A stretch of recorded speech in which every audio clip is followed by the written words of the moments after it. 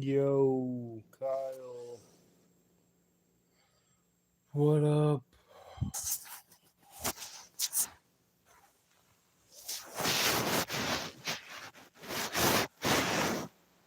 Nobody wants to join the panel, so I went live on YouTube app. Shrooms. What's up? Shrooms.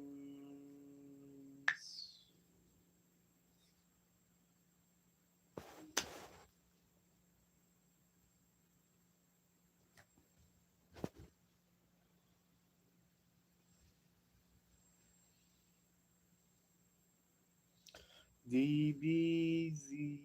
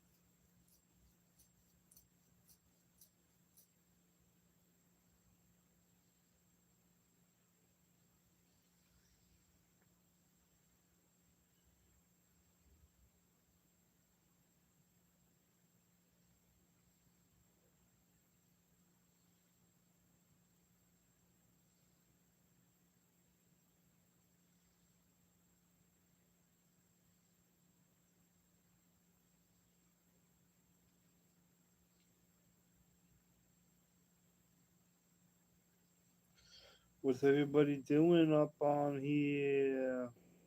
This camera sucks dick up on here.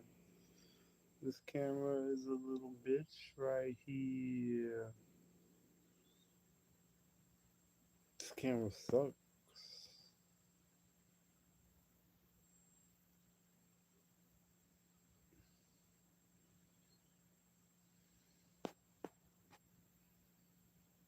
Bouncing around, bouncing around. I be bouncing, I be bouncing, I be bouncing around.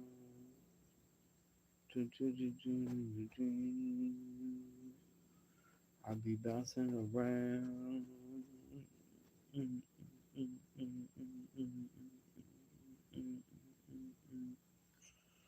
I'm done bouncing around.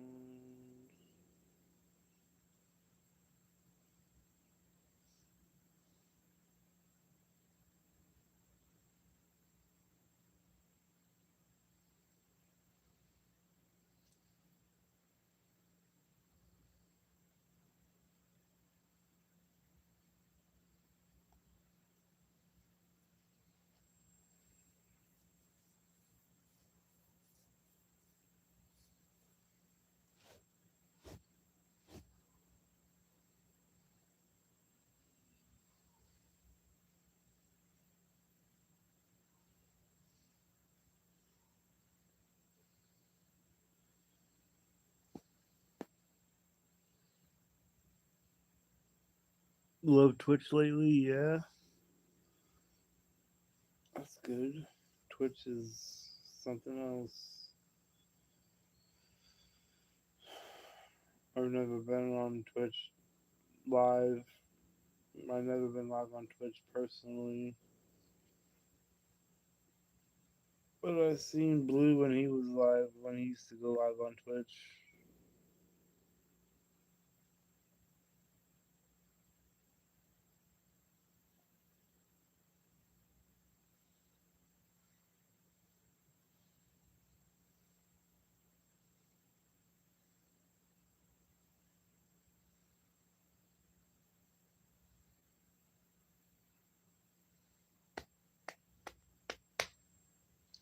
Gotta support the homies. Yeah, yeah. Gotta support the homies. Yeah, yeah.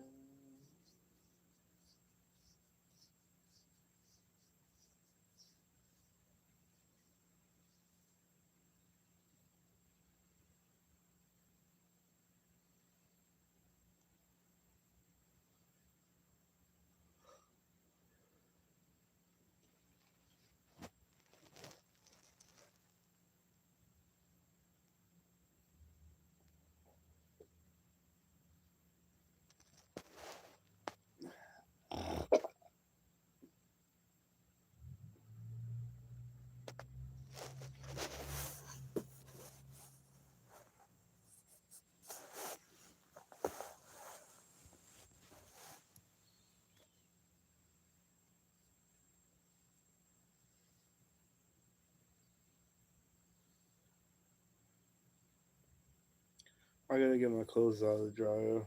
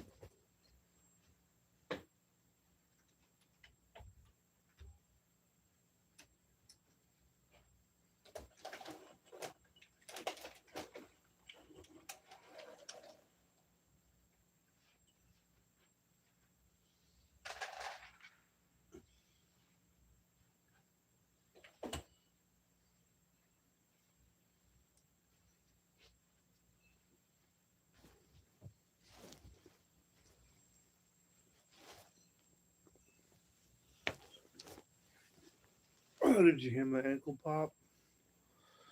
That shit went poop. That shit went pop. Don't stop till the casket drop.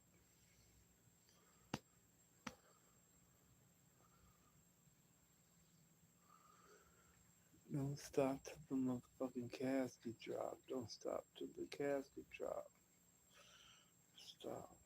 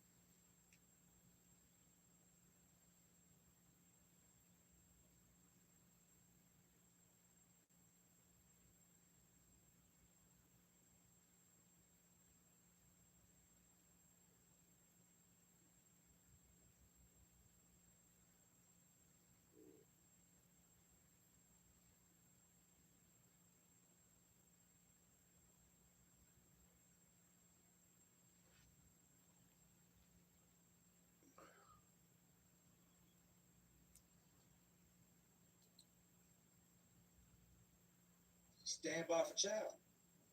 They pop all the cell.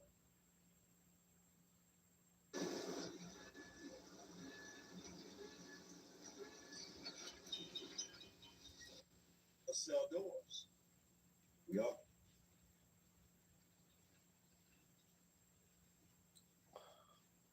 Zillow for Warcraft. It's a Zillow page with World of Warcraft homes. The hype is here. The hype is real.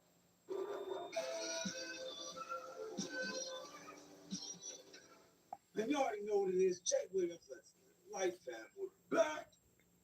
You see that? Peel my potato like new money. Dude, man, my face looks so much bigger, but please believe, ain't nothing fall off. I'm at like 196, man. I cannot seem to get below 196, no matter what I Peel cut my out, when I potato. stop eating. No more late night eating. I still cannot get below 196. It's irritating. Peel What? my It's a work process. potato.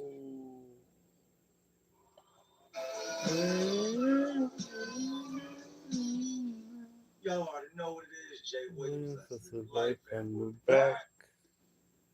As y'all can see, peeled my potato. Had to come off. Got a little itchy. But that's what it is. So today we're going to talk about prison snitches. A lot of what I'm going to tell y'all is going to shock y'all. Because for a lot of you guys, Prison all you potato. know is what you see on TV. You are a potato, motherfucker. Don't always believe what you see on TV. I've seen it go from bad to, what? Y'all ain't going to do nothing? Y'all know how to seen it. Y'all know how to deal with it. So let's relive it. Now, you think of snitches, you think of somebody that's hated, somebody that nobody messes with, somebody that has been shunned and cut off by the world. Oh, you told on somebody? Nah, we ain't messing with you. It's like that in some cases. You think of snitches, you think of the movies where you see everybody stabbing the guy running around with a snitch sign around his neck, or he's got to live in the hole for the rest of his life because he can't come out in population. Might be the cases in the movies. It's not generally how it works. I've seen guys that were Yeah. on the same exact case, had the same everything, except one guy told on the other. That guy got a lot of time. This guy still got some time, but not as much. And they coexist. Not coexist as friends, but they just coexist. I've seen it go bad, and I've seen it to where absolutely nothing happened. That's the first story I want to give y'all. I want y'all to pay attention to what I say, pay attention to what can and will happen, and do your best not to ever become one of these stories. Now, anybody that's done time will agree with the fact that if you've done a large amount of time, you have to forget people to meet new people. You forget people that you knew on the streets. In 10 years, people I met in the beginning of my bid, I would run into 7, 8 years down the road. I wouldn't remember them, wouldn't know who they were. But I do remember a lot of the stories, just not some of the names. I remember when when I first got to Greensville, the gangs were just what they've always been. They were jumping. Man. There was just a lot of them. Their numbers were big, and if you messed with one of them, you messed with all of them. That I will give them. When it came to being a brotherhood, actually treating each other as family, when it came time for any type of war, they were on that shit. If you wanted to get at one of them, you better strap up because it's coming. Well, I remember this young blood dude they had, and this dude, I don't know how long he had been there, I don't know how long he'd been down, but don't remember his name. That's why I told you you'll forget names. But I remember the dude, I could still kind of somewhat, vision what he looked like. And he was a younger, scrawny dude, um, troublemaker to say the least. You know what I mean? He stated some bullshit, but he didn't really ever get locked up behind it. He wasn't poking nobody up, stabbing nobody. If they told him to fight with somebody, he would. He more or less like to get into shit when there was like a bunch of people involved because he was such a small dude. From my understanding, this dude had been in the prison a while now. He'd been around there for a couple of years. Everybody knew him, knew of him. He'd been throughout different buildings, different pods, and moved around a little bit here and there. I never had no issues with dude, never really dealt with dude. And for the most part, the only issues they had was when they had beef with another gang or they were running down on somebody next door to somebody. Several years after being there, we get this guy that shows up that has come from a higher level prison that had a murder charge, that had been locked up What's up, Stu? a while. Come to find out, he had been locked up just as long as his young blood dude. When he gets there, he realizes, I guess, this young blood dude is blood or whatever, and we can kind of feel some tension. We see them talk a couple times, but you can tell it's not just like a talk you would have with your homeboy. It's more some secretive, hush-hush type talk. And it doesn't take a rock scientist to figure out that the bigger dude wants to do something to this dude. You can see it in his face. You can see it in his body language. We're just not sure why. Bloods push up on him. Everything all right? Yeah, everything's cool. You sure everything's all right? Yeah, everything's cool, man. Ain't no problems.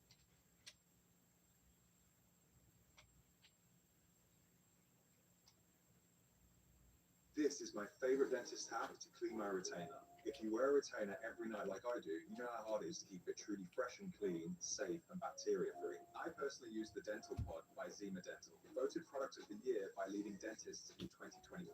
I've seen so many of my patients struggle with ineffective cleaning methods like brushes and tablets. These methods fail to completely eradicate plaque, leading to a cloudy biofilm building up, and that can cause gum recession and tooth decay. That's why it's so crucial to clean your retainer properly.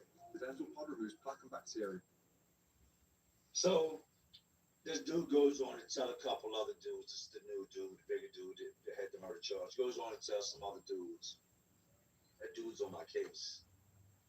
And when somebody says you're on their case, it means a couple of different things, can mean a couple of different things. It means y'all caught a charge together, y'all co-defendants, y'all went to prison at the same time. It can mean, this guy testified against me. So a bunch of different things it can mean. In this situation, it meant this guy testified against him. He goes on to tell some people we're from the same neighborhood. I caught a body. This dude caused some bullshit, a little trouble, and he told me. So the younger dude turns out just to be your everyday, average little dope boy.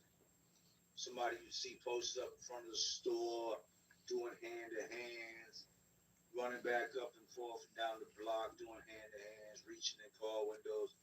He was just a dope boy. He goes one night, reads up, got a gun on him, gets jammed up with the police. Police take him, lock him up, charge him with all this stuff. He's got heroin on him. He's got shit he uses to cut the dope with. He's got his scales on him. He's got a pistol on him. Bro, you going to prison. No ifs, ands, or buts about it. This ain't junkie status. This is dealer status. And you got a stolen firearm on you. You're going to prison. Now, I know guys who went to prison. Their first time, possession of heroin, intent to distribute, a firearm charge, manufacturing charge, and they will get 15, 20 years. State of Virginia ain't playing with your ass. They will smoke your boots. They will lay you down in that courtroom. They will give you numbers that ensure that when you come up out of there, if your ass is hustling, you'll be doing it at a slower pace because you'll be much older, right? So young gets told off, goes to jail. From what this dude is saying, they start coming at this young boy. This is what the dude that had the body says. The police start going at the young boy, threatening with the time, this and that. Well, the neighborhood he lived in at the time was the neighborhood Mosby. Mosby Court out here in Virginia. Y'all already know any Mosby boys, hey, salute to y'all, man. Anybody from Virginia knows Mosby don't play. At the time you had, this is back in the day, it was like Mosby, Hillside, Guilford Court, Creighton. You had all these different projects James Blackwell that was just getting it in on the drug sales, right? Just so happens they had somebody get killed out Mosby. Cops didn't know who did it, didn't know where to look, didn't have no description, no witnesses, no nothing like that. But word travels. So just because the police don't know something, don't mean that everybody who is out there don't know what's going on. It's just one of those things where we don't fuck with the law, we don't tell the police nothing. No, you don't want to be that guy. This young dude gets jammed up, they start threatening with all these numbers and all these years in prison, or you'll be an old man when you get out. It's a stolen gun. You're a convicted felon. He had some bullshit felony caught, early on in life. When I said he's young, when I met the dude, he was probably 27, 26-ish, somewhere like that.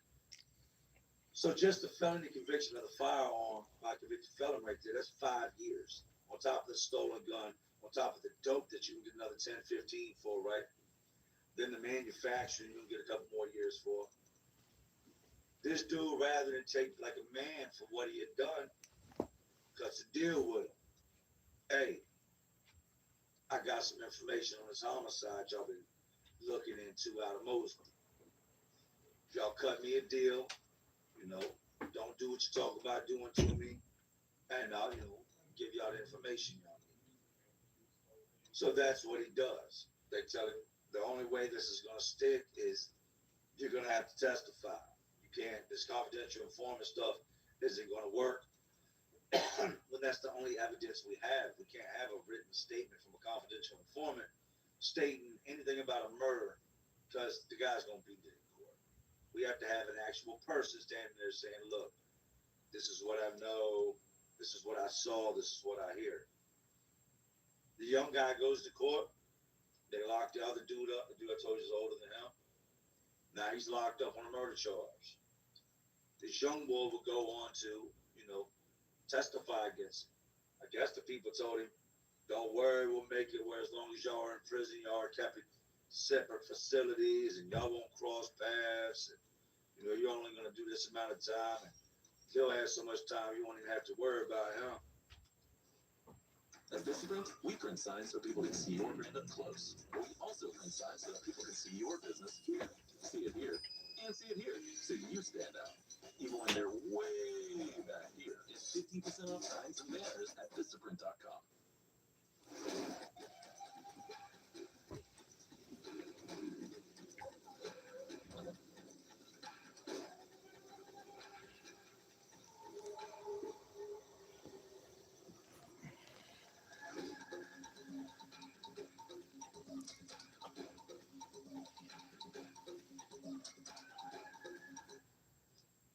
Might be the case in the beginning, but in doing prison time over years, all that keep away from each other shit goes away. This ain't jail. In time, y'all are going to cross paths. This guy started off, got convicted of the murder because of the young blood dude testifying against him. Went up in court, raised his right hand, told him he did it. This is what I know he did. And the guy got convicted. This guy has now told a whole bunch of different people this. And, dudes are asking, why you don't like dude, man? And he just tells them, he's the reason I'm in prison. When in reality, because I used to think the same way, he was the reason he was in prison. I used to be mad at all the people that testified against me. But at the end of the day, I realized had I not committed my crime, there'd have been nothing to send me away for. The blood dudes get word that this dude's calling their homeboy a snitch, saying that, he's on his case, he told on him, he got him put in prison. Now they feel some type of way, right? They tell him, we need to see paperwork. Like, we need to see actual court documents of him telling on you. And if you can't produce, court documents, we'll mess your ass up. Like, we'll fuck you up for lying. Like, you got one of our brothers looking stupid, called this dude a snitch and everything. We need to see the proof, man, or you're gonna get dealt with, right? Dude tells him, all right, I got to reach out to my people. It's been years now. I don't have the paperwork no more.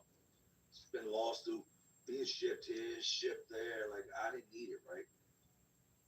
His time limit runs out. He can't produce this paperwork, showing this young dude testified against him. So the Bloods, they do, you know, what most gangs do.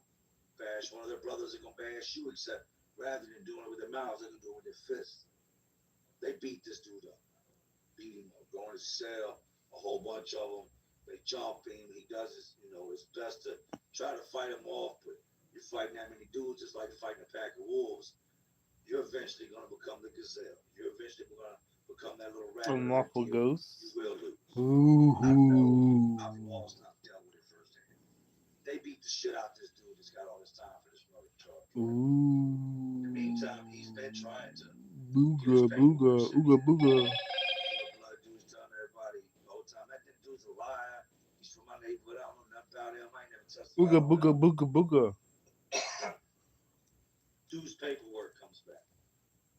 Dude gets his people to, you know, go down to the courthouse, pull up everything, motion discovery, all that, and they mail it in to him. He gets it, takes it to the main Blood dude. Main Blood dude reads it, calls a meeting, calls the young boy over there to the meeting, questions about it.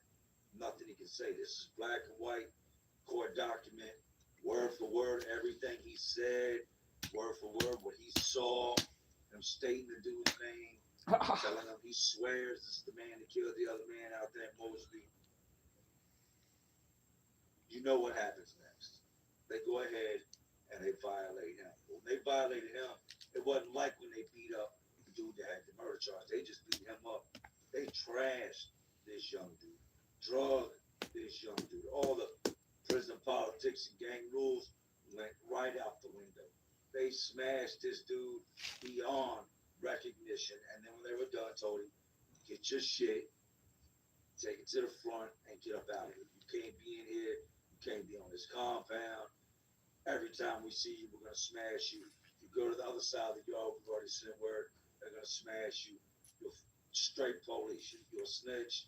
You done made us all look bad. We went to war behind you. We hurt this man behind you.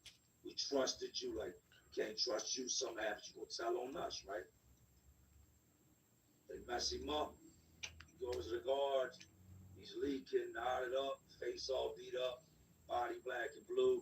He's dragging his stuff wrapped up in a sheet. Tells the guards he fears for his life. They get him out of there. I don't see him. Craziest part is the dude they initially beat up, that they thought was lying about the young dude that, you know, that he said it told on him. That dude would later go on to become gay.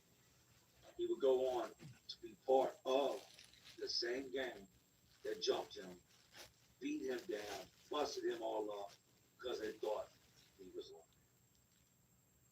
I want you to understand, if you're man enough to go out in the streets and commit crimes, you're man enough to think that everything's okay and that you'll just wear what comes with it, be willing to wear what comes with it.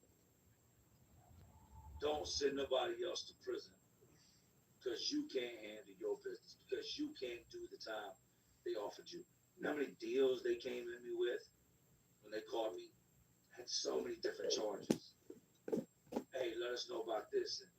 And you can go home today. You watch your son grow up. Jay, don't throw your life away.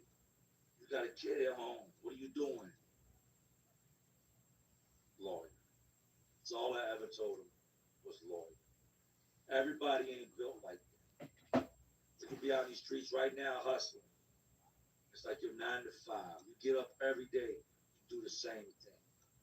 You get your work, weigh it out, bag it up, go out, do hand to hands all day, run back to the crib, get more work, back to the block, hand to hands all day.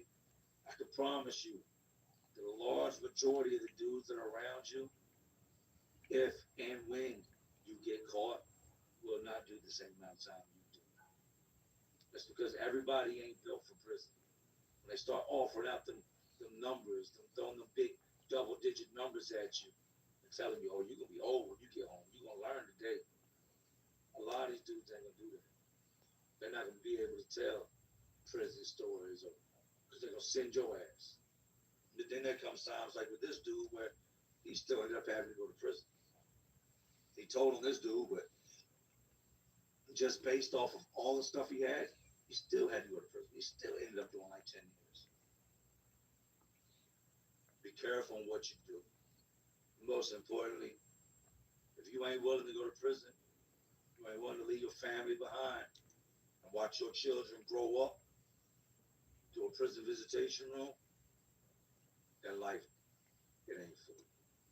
Now, real quick, in case y'all didn't notice, I had to switch to intro one.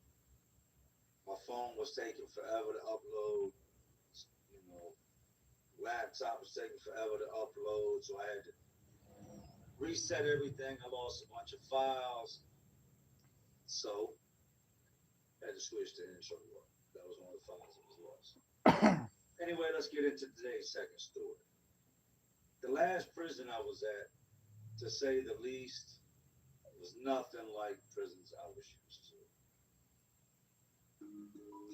We started using Finn Voice as soon as we learned about it. That really has turned our phone operation into a 24/7 availability for our customers.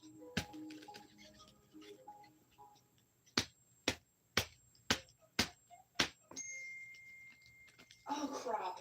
You order anything I can completely forget your friend's birthday sometimes, there is a solution for that. Edible Arrangements has always been my go-to for getting my friends gifts last minute. Happy birthday! I 100% plan those days in advance. They always deliver a wow factor with their gifts, and their stuff is always so high quality. Oh, and these bad boys can be delivered same day. Get anything from fruit to cookies to flowers at Edible Arrangements today. And maybe next time you won't forget your friend's birthday. It was a place that still had gangs, lots of drugs, minimal stabbings, a good amount of fights. But when it comes to fighting, you see that stuff in jail. You really live this life out here, you see it in the streets. It's nothing to even raise an eyebrow about. People get to fight, you'll glance over and then just look back straight. Because it's kind of just, it's normal. I get there, and one of the first things I realize is there's a lot of Telegram. They have this program where other inmates are writing inmates up. If an inmate sees me doing something wrong, he drops this little paper to the counselor called an awareness slip. So now I've got to get up in front of all the other inmates, explain what I did. This is on petty stuff, not big stuff. Big stuff, you just go to the hole, right? Well, here I am. I go through the first initial building. Not a lot of it there going on. Just the guys that are part of the program that have agreed to do this. They're telling, for the most part, everybody else there is new and we're just not feeling it. After about a year or so, I get sent over to, I don't get sent over. I've been living in 5 buildings. I was only in that first building maybe a month. And now I've been in 5 buildings a long time. I go to the hole, come out, they put me back in 5 buildings. Go to the hole, come out, they put me back in 5 buildings. They kept me in 5 buildings because 5 building at the time was like, it was like the troublemaker building. I was in 5B. I go to start tattooing, and no sooner than I get my gun set up, I get all my stuff set up, I have somebody burn for me so I can get my soot and make my ink. And it's hard to do anything in an open dorm like that because there's no cells. Everybody can see what you're doing. Everybody knows everybody's business. That night, I'm scheduled to start tattooing this dude right after count.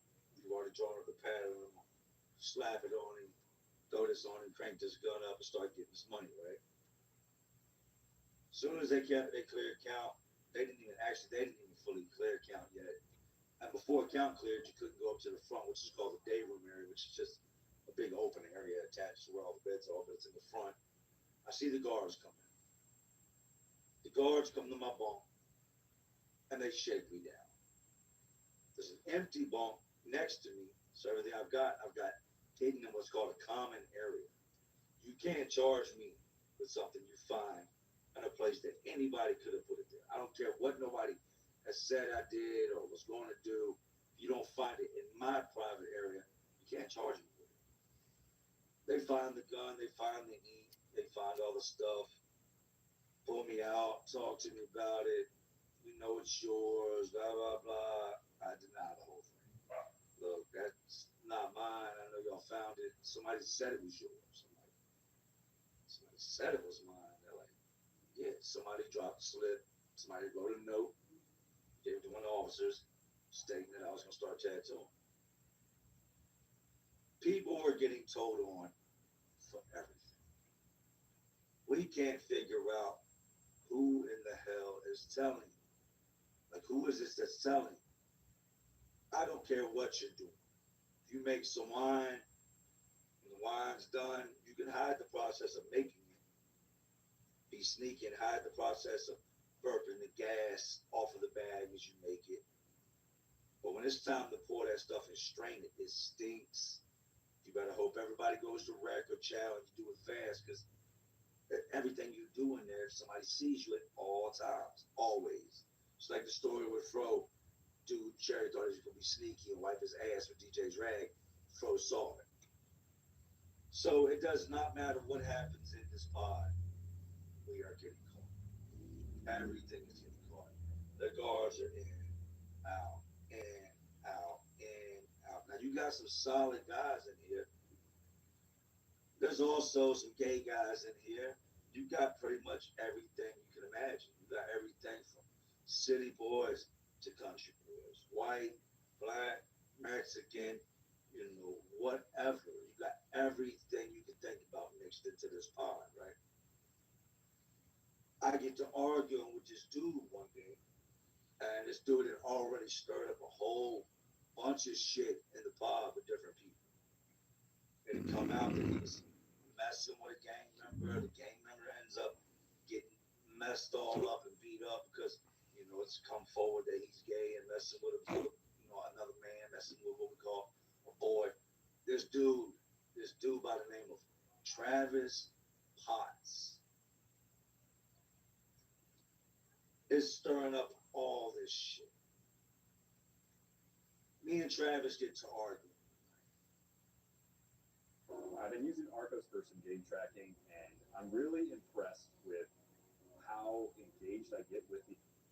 And Travis was known to fight, but he wasn't known to use his fist. Every time Travis would get into it, he would try to hit somebody with something. Like he would, this place we had the lockers with the combination locks. He would try to hit your ass with a combination lock. He would, grab a broom and mop. He would make his hands or try to swing it at you. He was just one of them dudes and he was a good sized dude. Openly gay, looked gay. And if you say how you look gay, you know what I mean. You say he looked gay. Yeah, good ghost impression. Me and this dude get into it behind something. Broken nose. I try to take it to the bathroom. That's I'm scared. You got me scared with that boo. Nobody can't see it. Nobody else can see it. Have my homeboys in them. Keep you from going towards the bathroom, from drawing attention. Travis called me all types of shit. Just running his mouth, white boy. I don't like that white boy shit. I would never call nobody a black boy, because just me saying black boy, see how it sounds? It's not cool. Don't call me a white boy. I'm a man. Treat me as a man. Respect me. Don't call me out my name. But me and this dude Travis, we get into it. Don't call me out my motherfucking name, homeboy. Don't call me out my motherfucking name. Come on, man. Come in here. I'm in the bathroom, like yelling out from the bathroom. Tell him, come in here.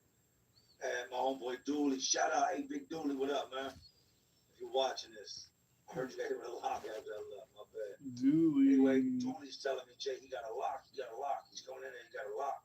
So I'm like, I don't give a fuck, I'm gonna take it from him, beat him with it, tell him, come on. Travis won't go in there, right? Short time later, the police come in, pull me out, take me over to the hole. They got like a little room, like a little area in the front that they'll take you to cool down and question you and make you sit there. Hey, look, if you don't calm down, you're going to the hole, sit in here a couple hours and chill out. I've had this happen on several occasions, right? So they take me over to the hole and they had me sit there, and I'm like, I'm cool. Why y'all locking me up? They're like, you were trying to attack Travis. You wanted to fight with Travis. I'm like, I don't know where y'all got that from, man. I'm not trying to fight with nobody. The guard said that. They're like, Travis said it. Travis said you called him in the bathroom in front of everybody, and then Y'all two can't coexist in the same area. We believe him. And when they said the whole "we believe him" thing, it's like that little light bulb, that little blink went off in my head. It's like, oh, y'all believe Travis. They believe Travis because we come to find out not long after this that Travis, the entire time, had been the one telling on everybody. Travis told on people for the simple fact of just to tell. He did it to eliminate his enemies. He did it to eliminate things he didn't like. Yet he's in the shower, having sex, leaving little mud babies all over the floor. But he feels type of way because guys are tattooing, or guys are making noise, or somebody got to fighting. Travis was just one of them dudes that just told to tell. I knew if I put my hands on Travis, I might as well just go ahead and call my people and tell them my release date's going to change because Travis is going to press charges. He's going to take it there. So me and Travis never got to bone. We never got to run the fade. They ended up taking Travis and moving him to the pod right next to mine. I'm in 5B. They put him in 5A to separate us, right? Because they knew now we can't coexist in there. Something will eventually happen. Something would eventually happen. But no sooner than he got next door, he started telling on everybody, and all the telling that was taking place where we were at died down. So I got to thinking about the situation, and I looked into Travis Potts. And I seen that Travis Potts was in jail and ended up catching more time because he took the metal bar. They pushed this cart in, and it's got food on it when they're in the jail. There's this metal bar, this big metal bar. Travis had somehow broke the bar off, commenced to bash another inmate with it. So Travis is most likely, most definitely, unless he had somebody tell on, back in prison. The craziest part of the whole story is that even after everybody knew Travis was telling, everybody knew he was a snitch, nobody did nothing to him. And I'm going to chalk some of it up to the fact that we were at a place where everybody there, for the most part, had 2 years or less and were about to go home. And doing something to Travis would get you locked up, add more time to your sentence, get you sent away. So there's a fear factor there of the fact that I can handle this dude, but am I really willing to spend more time in prison behind this piece of shit? Karma came full circle. Travis got out. Travis went back in. Travis attacked an inmate with the bar off the lunch cart. Travis is now back in prison. The beauty of it is I can guarantee you, when he gets to where he's either now at or where he's going, because he's now got violent charges, all that telling shit is going to get him dealt with. If he runs across somebody where he's at now, that was at Indian Creek with him, and say, man, he told on Jay, he told on this person, this person, this person, this person. The telling shit ain't going to save him. Because when you're dealing with a man that ain't got nothing to lose, I just pretty much summed it up. He ain't got nothing to lose. Somebody like Travis begins to look like something. Stay out of prison, people. So that was just a little bit on these jailhouse prison snitches, man. They exist everywhere. Like I said, if you can't do the crime, if you can't do the time, don't do the crime. Somebody once told me, if the crime you commit is worth the time you get, go do that shit. So I used to live my life. I do things knowing how it was going to end, knowing I was going to end up locked up. And to me at the time, with my stupid thinking, it was worth it. So I jump right out the window and commit my crimes and do my time. Don't commit crimes. Stay free. Watch your children grow up. Kids need you. Your family needs you. And if you don't have none of that, at least you have your freedom. Anyway, y'all know, man, these detention centers, prisons, jails, facilities, they're all just crazier worlds inside of this already crazy world we live in.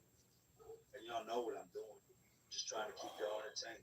Are you not entertained? Are you not entertained? As always, this is Jay Williams. all my realists, Martian realists watching, y'all still watching me.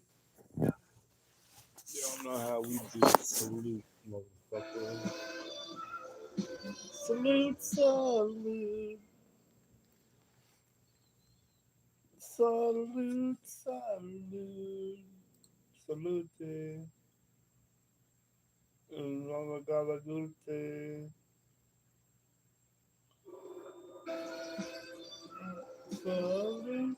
y'all already know what it is. Jake Williams, Leslie. Life, Okay, we're back. prison, rec yard. Mm. One of the most dangerous places you're going to encounter when it comes to being a lockup. Everything and anything goes down on the prison rec yard. You think you gonna hide from a man? That's the one place he can get you and nobody can help you. It's a giant fence all around you. Razor wire on the top. You're locked inside of it. You got beef with another man. Well, first of all, if you attempt to scale the fence to get away from them, they're gonna shoot you because they think you're escaping. So it goes without saying, there's nowhere to go. A lot of y'all gonna watch this video and be like, well, why would you even go out there? If that's how it is out there. That is your only chance of halfway feeling free. Going out there and feeling that breeze, the sun hitting your face, smelling that fresh air that doesn't smell like that stagnant cell, that cell really gets no air. That's a place where you can go to free your mind. Walk. You got something heavy on your mind, heavy on your heart. Throw a set of headphones on. Just walk the track and just think. You don't have to personally have any issues at the moment. But out there on that rec yard, you're going to see it. Everything you don't want to see, everything you've heard about, everything I talk about, everything you've seen on TV, for the most part, you're going to see it on that yard. You're going to see guys all caliber. You'll see weak guys, and then you're going to see the monsters. You're going to see people get hurt, victimized, taken advantage of. People playing, people mean mugging, people laughing, people smoking, people doing drugs. Any and everything you can think about, you are going to see on that prison rec yard. That's what we'll get into today. The rec yard. The yard.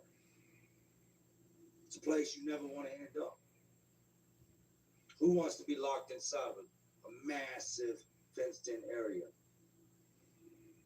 with all of society's worst?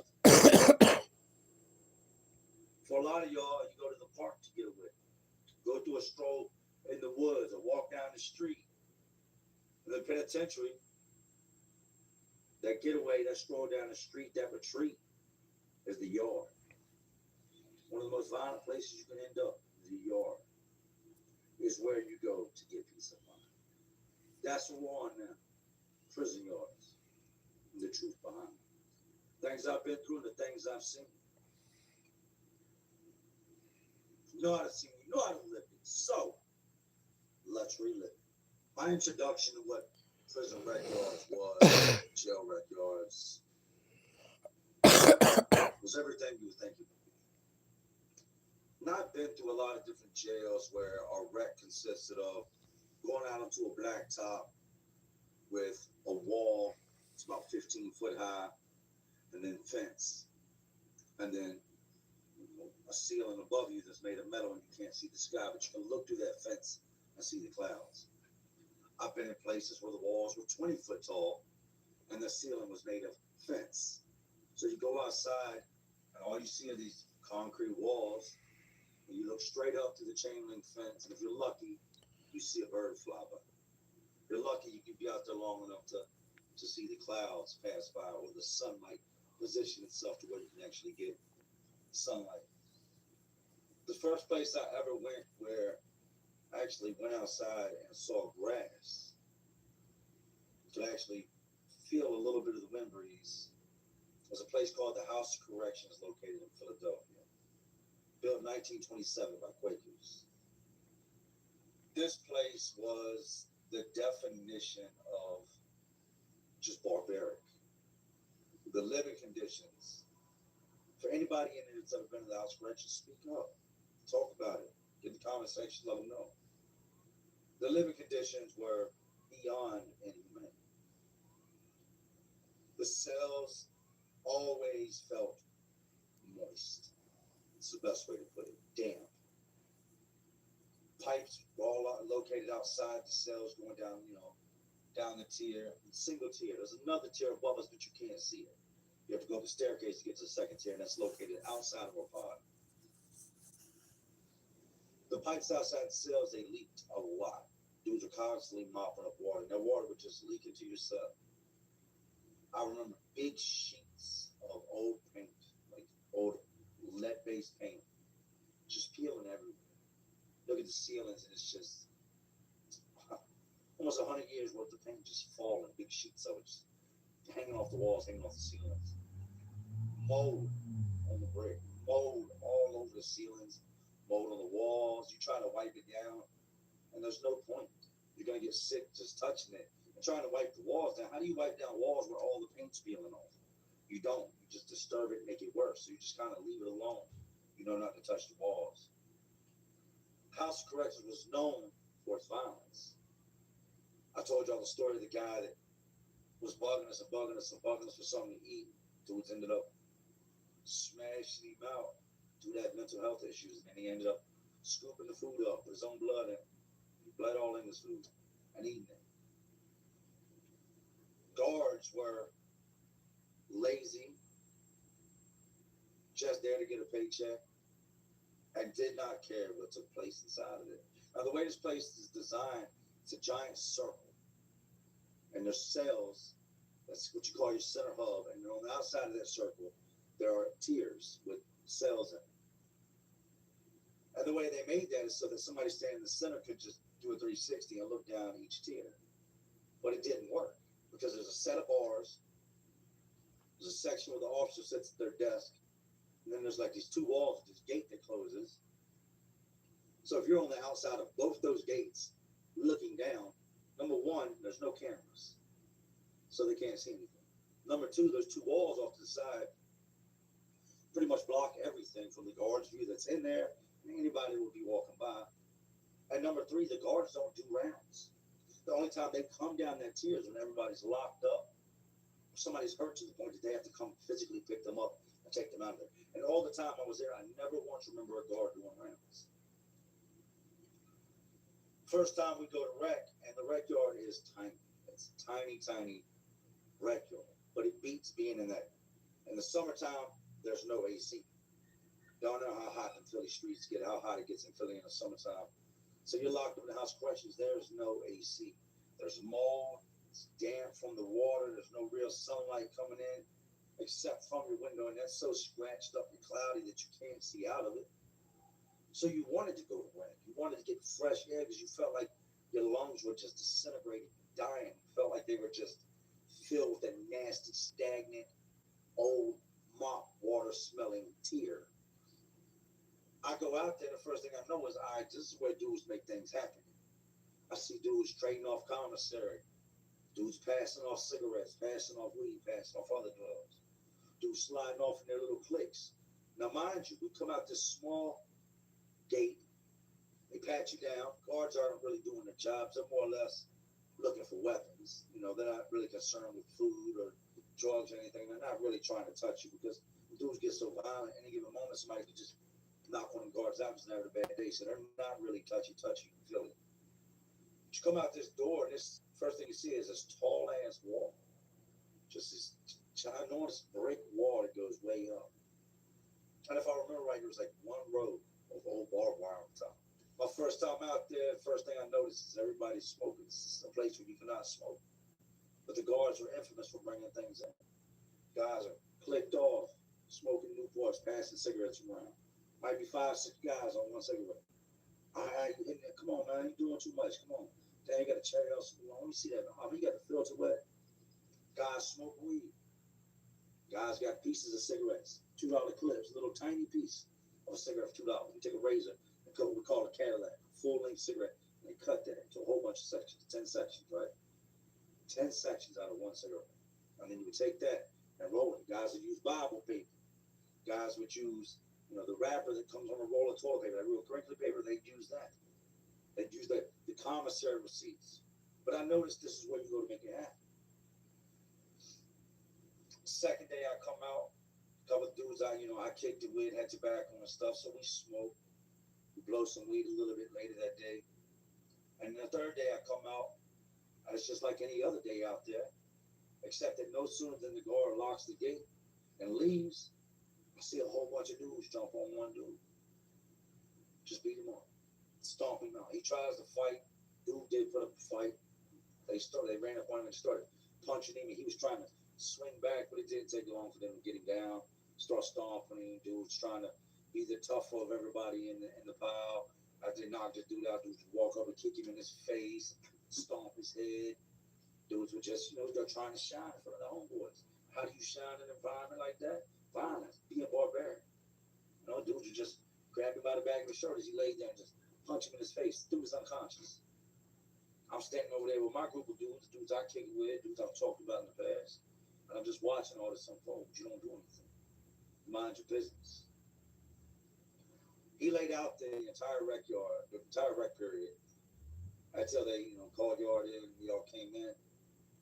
And he was awake, he was conscious, but he couldn't get up. They had done too much damage to him. And I think part of me now thinks, looking back on it, that he didn't get up because he was afraid if he got up, they would see, oh, he thinks he's still standing. And they would attack him again. So he pretty much laid there in and out of consciousness, bleeding really bad, damaged, just all mangled and beat up. The remainder of the rec period. We came to the gate. The guard would go shut the gate and notice the guy off the distance laid right beside the building. It's like, that's it, everything's brick. He's laid up beside the building, just all the way beat up. Officer radio, nonchalantly and calm. Hey, yeah, we got one, down such, y'all need assistance. No hurry, no rush to what was going on, and to the fact that this man might be dead. You could see he was moving. The fact that he might be dying. Nobody comes in and questions about it. Guards don't come through and say, hey, what happened to the man down in the rec yard? Nobody seen nothing? They didn't care. That would be the very first, aside from being in like other red cages and the ones I told you about with the ceilings made of fence and the walls with a piece of fence, that would be the first rec yard that I ever walked out on, that the wind could hit my face, the sun could shine on me, and I could smell the fresh air. I could hear the cars off in the distance, the traffic. That would be my first experience. Didn't happen on day one, day two, it happened on day three. I continued to go to rec over the months, and it would just be more and more violent. They would release you out there, and you thought you was going to hide from that man. You owed that man some money. You thought because he was over there that he couldn't get to you. Now you're on his rec yard and you're locked. The guards do not care. And he's been telling everybody. He's been plotting and planning about what he was going to do when he catches you outside. He sees you, and that's when he acts. Everybody else just, you kind of look, but you don't look, if that makes sense. Like you kind of keep your eyes straight forward, but cut your eyes in that direction. Because if a guard's to walk by inside and sees everybody's heads turned in one direction, then that's going to alert him that there's something going on over there. So in a sick kind of way, the convict code helps these guys do these things and get away with it. Because we're trained. Part of the penitentiary rules is you don't look. Mind your business. Don't be staring over there, drawing attention over there to what they got going on. So mind your business. You minding your business means that the next man is allowed to do what he's doing.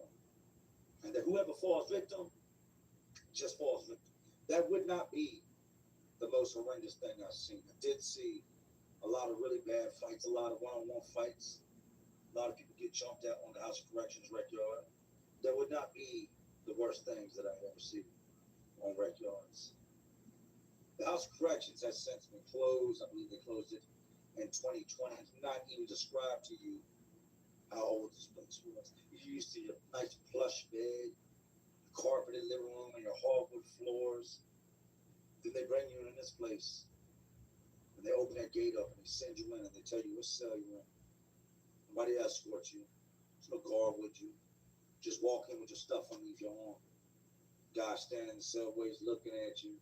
This is a narrow tier with cells down both sides and these tables right in the center. And you just walk by, I'm looking at them. What's up? What's up? Hey, what's up? Hey, where you from, bro? You shout out your section, Southwest. Oh, that's what's up. Hey, you over here, man. Come here. Come here. Hey, you know such and such?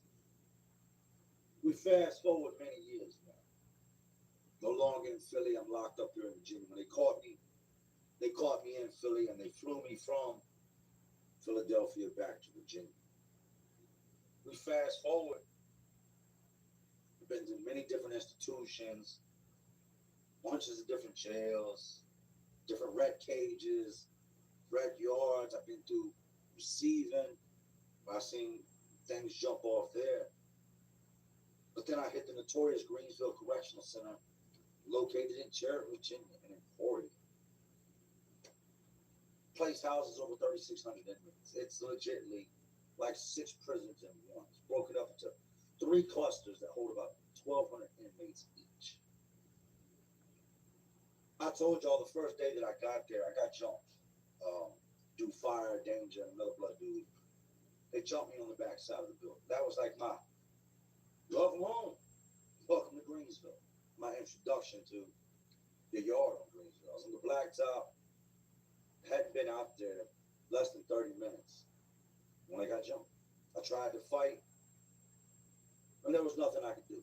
But it set the tone for things. It let me know, all right, you ain't in Kansas no more, Dorothy. Ain't no Toto. This ain't a dream. Shit's real. Dudes here are real violent. You see it. You sense it. You know it. You don't have to see it. And you can just feel it. It's written on the men's faces. It's written in their physique. These guys walking around with bodies that you can only acquire from being locked up. From doing hundreds of thousands of push-ups and pull-ups and pushing steel. Lifting heavy ass weight, 300, 400, 500 pounds, to the point that the bars been.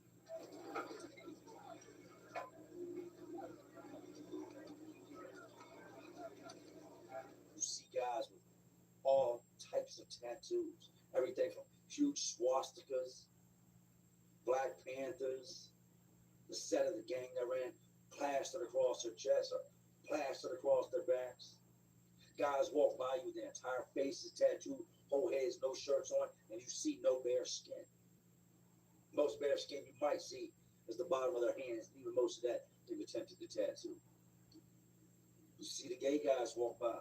Some of these dudes got on booty shorts, shirts tied up in knots, groups of them.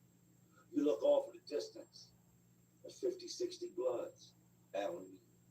You look over here, there's the Muslims having a meeting. Look over there, you got your 5%ers clicked up. You got your Aryans clicked up. You got Crips clicked up. You got GDs clicked up. And then you just got all the other dudes that are just caught up in all this. I kept a solid dude or a couple solid dudes around me most times. Then we had Night Rack. The guys have been there, they will tell you. Night Rack would come back in the summertime. We only had it during the summer. So usually around, I want to say it was like May, June, they would start Night Rack. That means from 6:30 after count clears roughly between 6:20, meaning all inmates have been accounted for. They come over the loudspeaker at 1800 hours. Count is now cleared at 1800 hours. Count is now cleared. Commence movement. They come over the loudspeaker. Stand by for outside rec. 100, 200 by. Stand by for outside rec. Doors will be closing in 5 minutes. Means you got 5 minutes to get your stuff out your cell. And if you want to go to rec, head towards the back gate that opens up to the rec yard. You just kind of mosey around and hang out till that gate opens. And then they release all 3 buildings at once. And hundreds of guys come pouring out these back doors. Some of these guys are dope fiends. Been sick. Might have been on lock. A week, 2 weeks. And they're looking to cops, so they're on a mission. Walking fast, trying to get to their favorite local drug dealer. Then you got other dudes that are in relationships, and his man might be in that building. That love struck and they ain't seen each other in 2 weeks now because we've been on lock. He's trying to get out the door so he can go get up with his boo chain. Got gang members trying to click up with other gang members and find out who got tore off on the shakedown. You got guys that want to work out because if you don't work out and you're accustomed to working out, oh, we call it falling off. Man, I'm falling off. Look at me. Man, I'm shrinking. To us, if we ain't lift the weights in 2 weeks, we feel like we're scrawny, we're small, we're weak. You get out there in that red yard and they shut that door. There's no office out there. There's a tower off in the distance, outside of 3 layers of fences, 3 sections of razor wire out there in the distance. Sits a tower with a guard with a gun that just stands there, leaning on the rail on the top of the tower, way up, just kind of glancing around. On them hot summer days, you don't even see that guard. That guard's inside of that tower with a fan blowing on. Because they don't want to be standing out there for 2 hours while that sun beats on them, while the sun's going down. But then when night rain roll around, there's sections of the wreck yard, especially down what we call Cracker Beaches, where it's all the way to the end of the wreck yard, and that's what we bring the death row inmates in to execute. Right there at the end of our wreck yard. It's dark. Pitch black down there. They have these huge lights, like softball field lights, that light up to illuminate the wreck yard at nighttime, so the guards that guard in that tower can see. So that vehicle that drives around the prison 24 hours a day, driving by, can see if somebody's dying or something. But down at this section, it's pitch black. That's where we would all hang out. If you didn't want to be seen smoking, you got some weed rolled up, you go down there into the darkness. If you were looking for somebody you wanted to hurt them, you went down there and you waited in the darkness for them to pass by. And in the moment that they passed by, guys were either going to grab them and drag them over to the shadows, run up and push them, or you would just come out of the darkness and attack them. One of the first altercations out of God knows how many, probably hundreds, that I can remember happened down there past Cracker Beach. And it involves something I've talked about in the past, a rock. Now, I don't know the 2 dudes that are in this story. I don't know why they were beefing. I didn't know the beef was coming. But it's like I've told y'all in the past, you can feel it. It doesn't have to be 100 people getting ready to do something. It could just be one. And there's something about the violence in the air or the oncoming danger that you can feel. And I remember it's like 5, 6 guys walking. And these aren't your typical tough guy prison dudes. It's a group of white dudes. There's a taller white dude in the center, got his shirt hanging out of his back pocket. And we're down at this end just chilling. If I remember right, my homeboy brought us some wine. And that was our purpose for being down there, as we were drinking, and we didn't want to be seen with these cups. They see 6, 7 guys standing around with cups. So no, Brandon, these guys got alcohol. So we just clicked up, and I see this group of guys coming. And then there's little cliques of guys all around doing what they're doing, smoking weed, leaning back in the corner, shooting dope in their veins.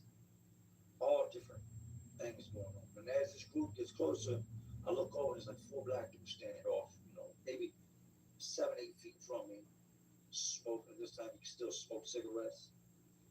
The guys pass us, go by, and I see the one dude reach down and pick something up underneath the shirt. He just run up and bust this dude in the back of his head. It was a rock that he had dug out the ground, a rigid ass rock. And he just ran upside this boy and just hit him one time. Boom! Cracked his head wide open. He falls over into the dirt. Laying there, blowing. Body twitching, doing this weird shit. And I just looked at him. You know what his homeboys did when he got smacked with that rock? Nothing. They jumped, watched him hit the ground, looked at the dudes that were with the guy that just attacked him, and they kept walking. They never made a lap to come back around to see if this guy was okay. He eventually got up, bleeding all off the back of his head, blood running down his back, kind of looked around, had no prior acknowledgement of what happened to him, no idea what he was doing on the ground, why he was on the ground, who attacked him, where all this blood was coming from, where his friends that he was just laughing and joking were. And he stumbled that way. He would go up there and sit on we had these picnic tables out there at the very front, and then these softball bleachers. It was a big ass softball field. He'd go up there and sit at the picnic table next to the bleachers, blood gushing out the back of his head, waiting for the door to open so he could go back inside, trying to avoid detection from the guards on the way in, because when they see you bleeding, they're going to take you and put you in the hole. You've just been attacked. because you won't tell him on that yard who it was, who on that yard attacked you. He didn't know. But even if he did know, he couldn't tell anybody. I watched him make his way in, slide past the guards. They never even noticed that. Blood all over the back of his head, blood matted to the side of his face with dirt stuck to it. Some boys just left him there. Handball was a big thing. There's several sports, a lot of people don't know this, that are actually played in prison. Basketball being one of the biggest things in prison. We got a full court blacktop outside, and then we got a half court. The half court is where I was jumping when I first got there.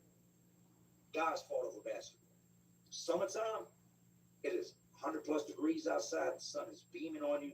Your skin is burning. Virginia is a very humid state. It's not like the West Coast. Out here, when you sweat, you're drenched. And then that sweat gets sticky.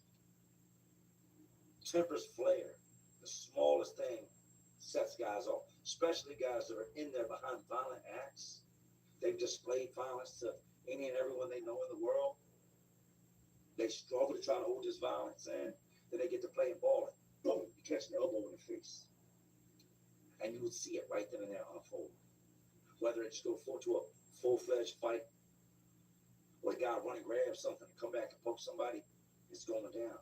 That guard in the tower, we got one guard overseeing 1,000 people. Fast movement going on everywhere. This guard doesn't catch it. Handball, I've mentioned. Out back in the building, you come out the door you come out of, when that door closes, there's a wall. We had these little blue handballs. Dudes, boom, would play handball. But you could never really get a solid handball game in. No sooner than you would get started playing handball, boom, boom, boom, boom, you and your partner versus that dude and his partner. It's almost every time it was inevitable. Y'all get into the game, and you see a group of dudes approaching you. Hey, yo, let us get the corner real quick. They'd slide up in the corner. Boom! Go to rumble. And one man will be left. Handball game is over. You gotta wait for somebody to come get this dude up now. Unless you're gonna grab him by his feet and just pull him out the way, which I've seen done. I've seen guys literally take a knocked out man, grab his feet, and pull him off into the dirt so they can continue to play handball, minding their business. For the most part, the yards I was on were set up similar. There was a big yard, and then you go through a fence to a smaller yard. Smaller yard over there was where the weights were, where the blacktops were for the basketball. Then the big yard and your softball field, and down at the very end of it, you had your little volleyball area. There was a huge track, dusty ass track with rocks and gravel and just dust, littered with old cigarette butts that people had thrown, could still smoke. And guys would we call it spinning the track. We'd walk circles around this track, day in and day out. Middle of summer, sun beating on you. Everybody's out there with no shirt on.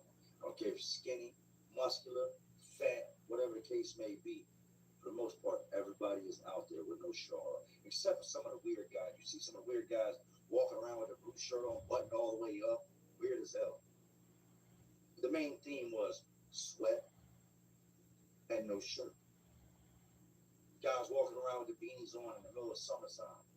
Timberland boots, the Pro Tims, the ones they sold us. State boots, tennis shoes. All of the distance you hear people talking, people walking by, you hear people talking.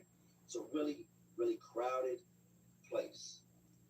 During the shakedowns, I would look out my cell window and see the guards out there walking around with the metal detectors, swaying back and forth across the regular. Because the yard is where we hide a weapon. You keep one inside the building somewhere you can get to, but you always kept one buried in that regular. You go out there, you count the fence post.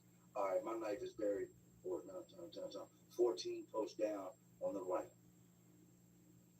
Take a mark or something, put a mark on that post. And you know that buried right at the base of that post is where your knife is. And we bury them there because if they walk by with a metal detector and it hits on metal, well, of course it's going to hit on metal. There's a metal post in the ground, so they wouldn't discover it. That's the knife you don't want to get stabbed with. The one that's been out there through all the seasons, that sits in the ground day in and day out, rusty. It's covered in everything, dirt, stuff people have dumped out, the weather, the rain. Then somebody gets it out, runs up and attacks you. A lot of times it's not the knife that you got to worry about. It's the infection that comes from the piece of rusty steel that has been shoved into your body repeatedly. I'd seen guys get stabbed on the rec yard and take off with a knife still hanging out of them. I'd seen guys run and have guys chase them, still stab them. I'd seen guys fall, guys get on top of them and stab them and stab them and stab them. I've seen guys get stabbed or cut and then take their shirt and hold it up to the stab wound and then get another shirt put over top of them. So once again, they can make it past the car without being detected, not knowing whether it just went into their intestines, not knowing if it just hit a vital organ, their bleed. And their main concern is not their health. It's not going to the hole. What does that tell you about how bad the hole is when you would rather deal with the stab wound and not know if you're going to die than go sit in the hole? I've seen guys be attacked with everything from baseball bats, horseshoes, the rocks, any type of weapon you can think about. Adapters that you plug in televisions with, hot liquids. Fights were normal. Gang initiations, normal. Watching a guy come out there and you can see he's got all these other gang members with him. It's the first time you've really seen him clicked over all of them. You've seen him walking with one or two of them here and there, and then another different group of them here and there so they can feel him out and see he was solid. And now it's time, they call it bringing him home. It's time to bring him home. They go over to that same handball court. That is a blind spot. That guard in that tower cannot see that. It's a flaw in the design of the prison. It's a place that cannot be seen by the guards. There's a camera hanging on the side of the building that dudes have broken with rocks over the years. The thing is tilted, hanging down, wires exposed, lens gone. It's supposed to watch and be there for your safety, but it doesn't work. It's outdated, it's old, it's gray, it's huge, like the size of an old school camcorder, and it's just tilted down, hanging from the wires, looking at the ground. The guys take their newest recruit over in the corner. The other gang members surround in a circle, so that you can't really see what's going on, but you can see it. If you were just playing handball, you just slide off into the group of gang members and just stand there till they're done. Because they asked you to step out for it. So you're not going to roll out. You're going to stand there waiting for them to finish what they're doing. They take the new guy in there, and I've seen guys go in that corner and get their things off. 3 of them try to jump on one, and that boy be in there, boom, boom, boom, stroking them, hitting them, knocking them down, going at it. And then I've seen guys go in that corner, get completely demolished. Because they didn't hold their own, they get left on the ground, battered, bruised, broke up, bleeding everywhere.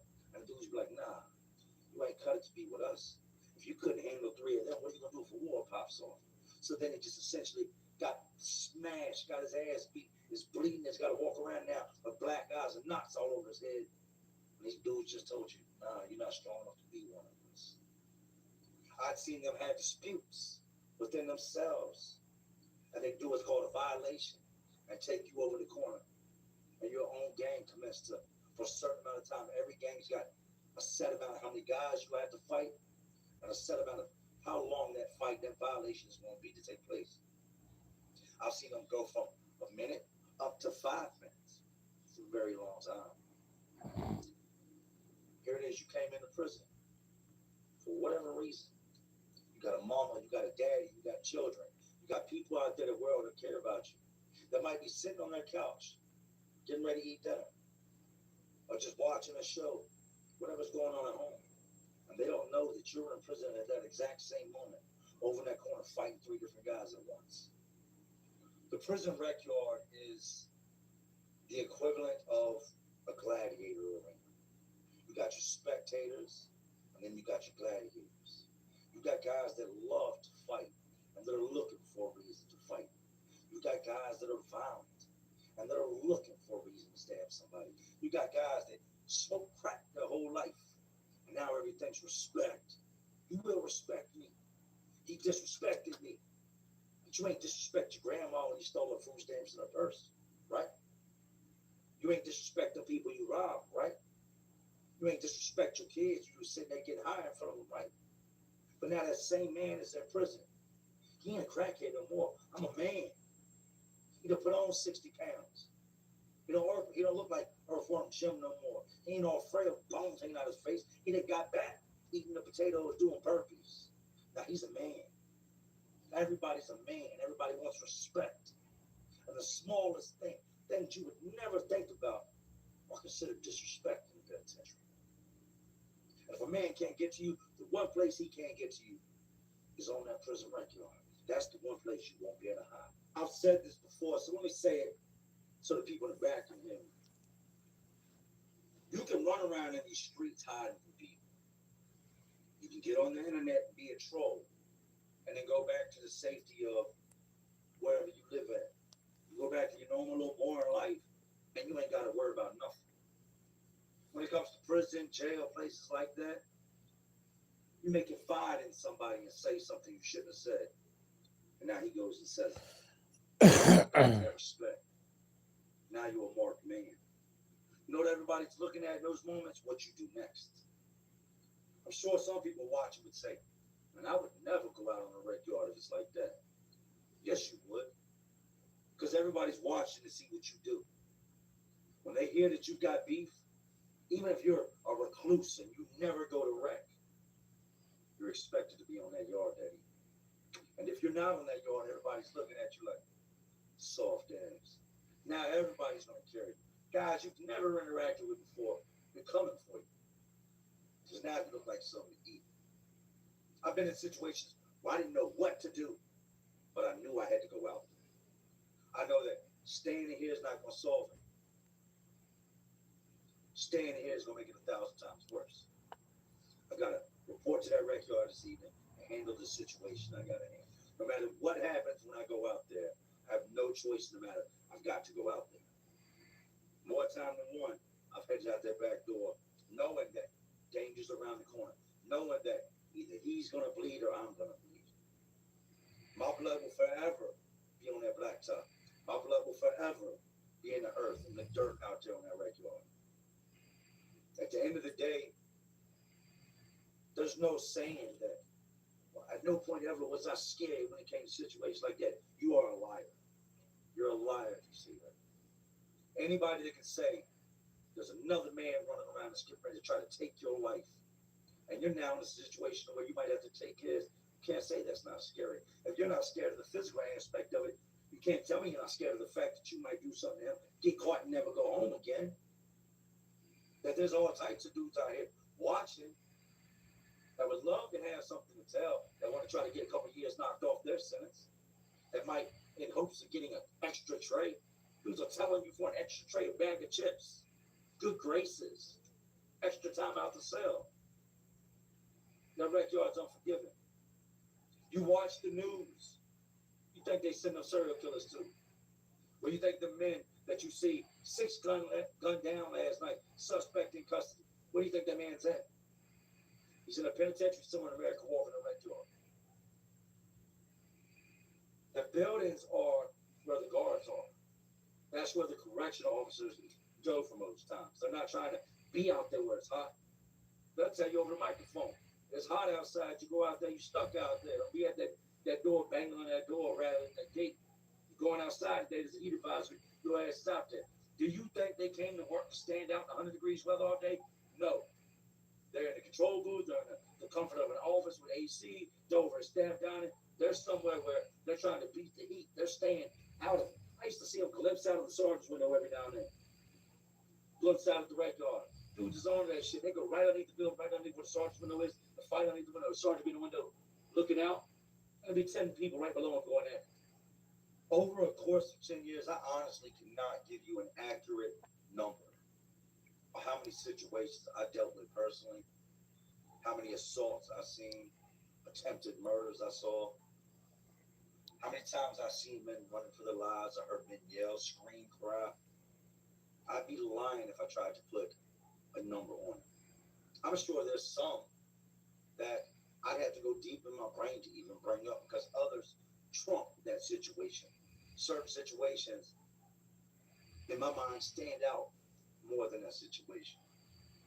Seeing guys get robbed, come out with the intent on buying some weed, have $50, $60 worth of commissary on them.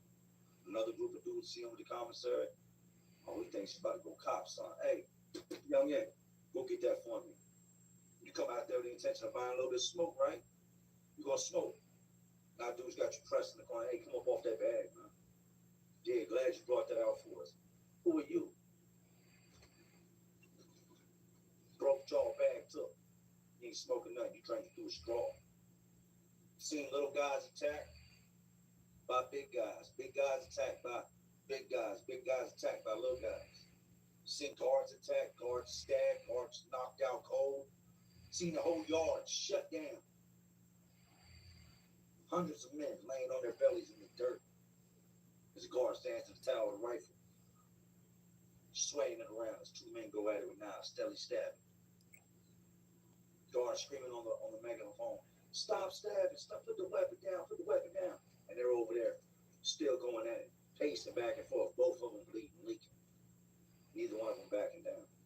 And all you can do is just lay there in the dirt and look and be glad that you're not the man with the holes in you and that you're not one of the men holding the knife.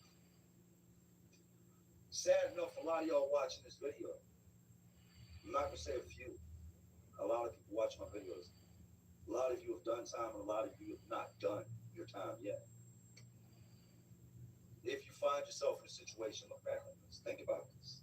Next time you go to do whatever it is that you do, whether you get high, you're trying to get well, you're out here stealing or you commit crimes, remember this is just part of what comes with it. You can put all this together and compile and get a compilation of everything that makes it what it is. It's just a small portion of what you can expect. You can run around in the streets ripping people off, lying, putting on a mask and pretending to be tough. Go in there and do it. You're not going to be able to run from what's coming. You rip somebody off, they might not catch you in the pod, might not catch you in chow hall. But one thing's for sure, the moment you go out there right door, they're going to get you. Speak on somebody's name, troll somebody if you want to, talk bad about them, call them a liar, do all that. And then mosey on out that door like you would at your grandma's house that you live at, like you would when you go walking down the block like everything's good.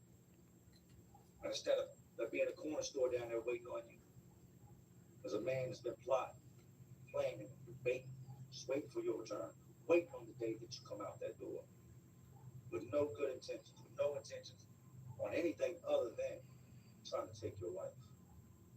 I've got 3 different guys that I had cellmates or good friends of mine at one point in time to my home this year. I look forward to them coming you home. I'm gonna turn the camera on and just let them talk. I've been there for situations they've been in. They've been there for situations that I've been in. And one thing they'll tell you, I'm not a liar. And another thing they'll tell you is I never ran. I never checked in. I never disappeared from my problems. I faced them head on. Even when every hair was standing up on the back of my neck and I knew this is going to get bad. I've got to become somebody I don't want to be. And I'm facing a man that most people never have to face in their lifetime. But I would still make the decision to go that way and not that way. I'd rather die standing on my feet facing my problems than on my knees with a knife in my back. That's why y'all see me, I'm so adamant about these stories. I'm so adamant about the channel. There's a lot to be learned. There's a lot to gain. You may look at me as just a prison YouTuber. For me, this is an outlet, and it's a way to give back. It's a way to teach, reach, speak out, to help others. And leave your gun at home. Can't take your gun with you. Can't take your homeboys with you. Nah. You get there, it's you. You say I'm part of a gang. Your gang might be the one messing your ass up. They might X you out and then stand by as watch as other gangs jump on you. Other dudes jump on you. What you're not going to do is go in there and run things like you did out here on the streets. Not going to happen. You're going to go in there and you're going to do what everybody else does. Or you're going to do what they don't do. Become a coward and go somewhere and hide. But one thing all men that go to prison will do is walk that. You're not all guaranteed to make it up off of there. But you are guaranteed to see violent things happen.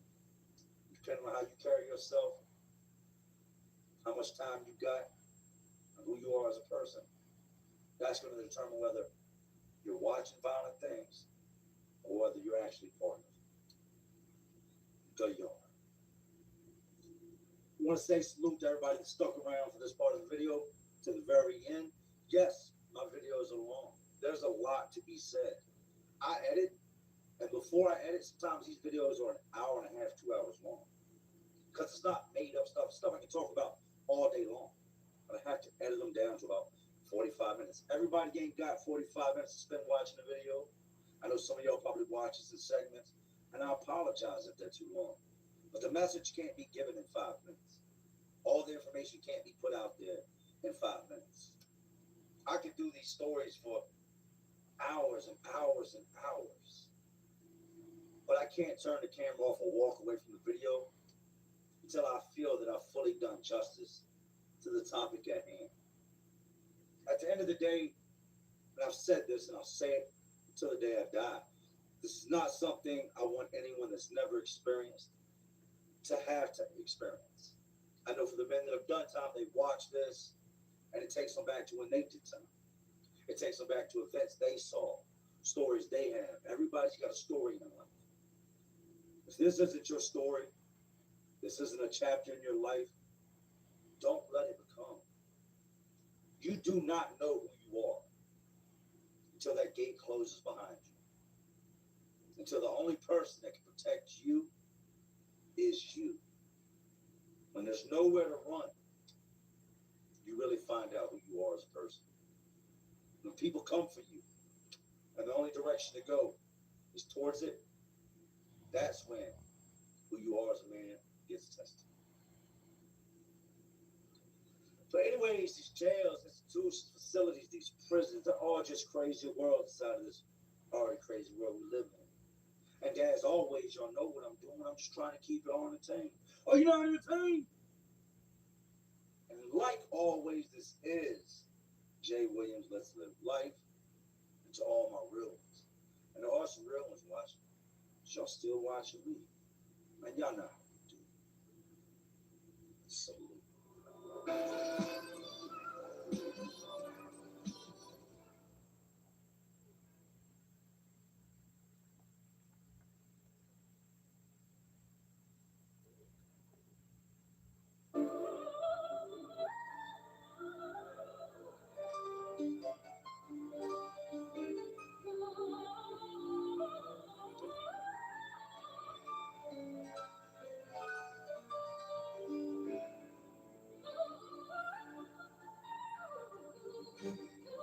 Feed a little magic. Data Feed Watch. Do you want to know why more and more people are switching every day to Freeway? Easy. 1. Low prices. 2. Tickets, accidents, young driver, it doesn't matter. And 3. Saving drivers money on their auto insurance for more than 30 years. Save money with Freeway and click here to get your quote today.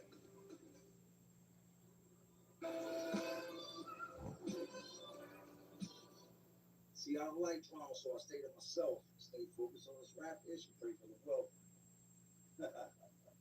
Man, you already know what it is. Check Williams. Let's life, and we're back. We're back with the second part of 10 ways to make money while incarcerated. 10 ways you can make money if you find your stupid locked up. If you're one of those people that just has to try, just has to go get the free t-shirt, the tattoo. If you're the guy that just cannot stay out of trouble and insist on getting locked up, you might want to pay attention. If you're somebody that's just curious on what happens, that you don't see in the documentaries, that you don't see on television, that guys really don't tell you this, the video could be for you as well. But that's what we're doing today. 5 more ways, 5 more breakdowns of how to make money while locked up. I never understood when I would see guys broke or just going without in there, and just it used to boggle my mind. It used to puzzle me. Like, how do you not? You don't have nothing. You got all these dudes around you. There's so many ways to make. You can't come up with one way to make money. You can't come up with one way to get a suit, a stamp, an envelope, nothing. Maybe you got out. You need to watch this video. Me myself, I was always a guy that outside of prison and in the streets, I worked a job. I always kept a job. I always believed in having several hustles. But outside of that, when I was in the streets, I had several hustles. I knew how to make money, even though it was the the wrong way of making money. And no, it's not right. Don't glorify it. Stupid. Levity being locked up, handcuffed time and time again. Wasted time, missed out on everything in life, everything around you you see that's beautiful. I missed out on because I wanted to be that guy. But in being out here in the streets since an early age, I learned how to hustle. I learned how to turn nothing into something. I would find out what people wanted, how I could get a hold of it, and then give it to them. And that's what we're doing today. Part 2 on how to make money while locked up. 5 more ways. You know how to see it. You know how to live it. So let's relive it. When I think of ways to get money while locked up and different guys, type of guys that I saw getting money, so many different come to mind. But one in particular stands out. It's not the drug dealer. It's not this guy. It's not that guy. It's the hustle man. Who is the hustle man? Let me break down the hustle man. Then we'll get into a story about hustle man. The hustle man is the hustle man. That is the guy that can get you anything. He is hustle man. If you live in any big city, that guy that comes up to you just randomly just trying to sell you things that you have, what the hell I want a yard known for? We ain't got no grass. I'm in a building. That guy, or the guy that's always trying to sell you something you just don't need, it's hustle. In the penitentiary, summertime is when you really, really, really see the hustle man. And they're out on the yard. I got the shakes that'll make you quick. I got the fries that'll cross your eyes. I got the burgers that'll. These guys are walking, they got sweatpants, they got jeans, they got fresh white tees, socks, boxers. Then, if you want anything else, they can get it. They take requests. I told y'all about Jingling. Jingling was a cheek buster.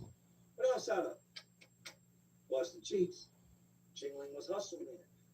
He would get things, he would spot his victim, figure out what they liked, and he would go get it. And then he would dangle it in front of their face until they just had to have it, and he had to have it. And there you go.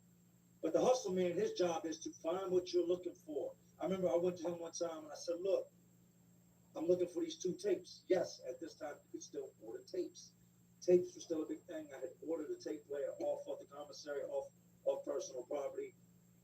And they had just stopped and let us get music in prison that had cursing on it. We're like, what? We can only get the clean version?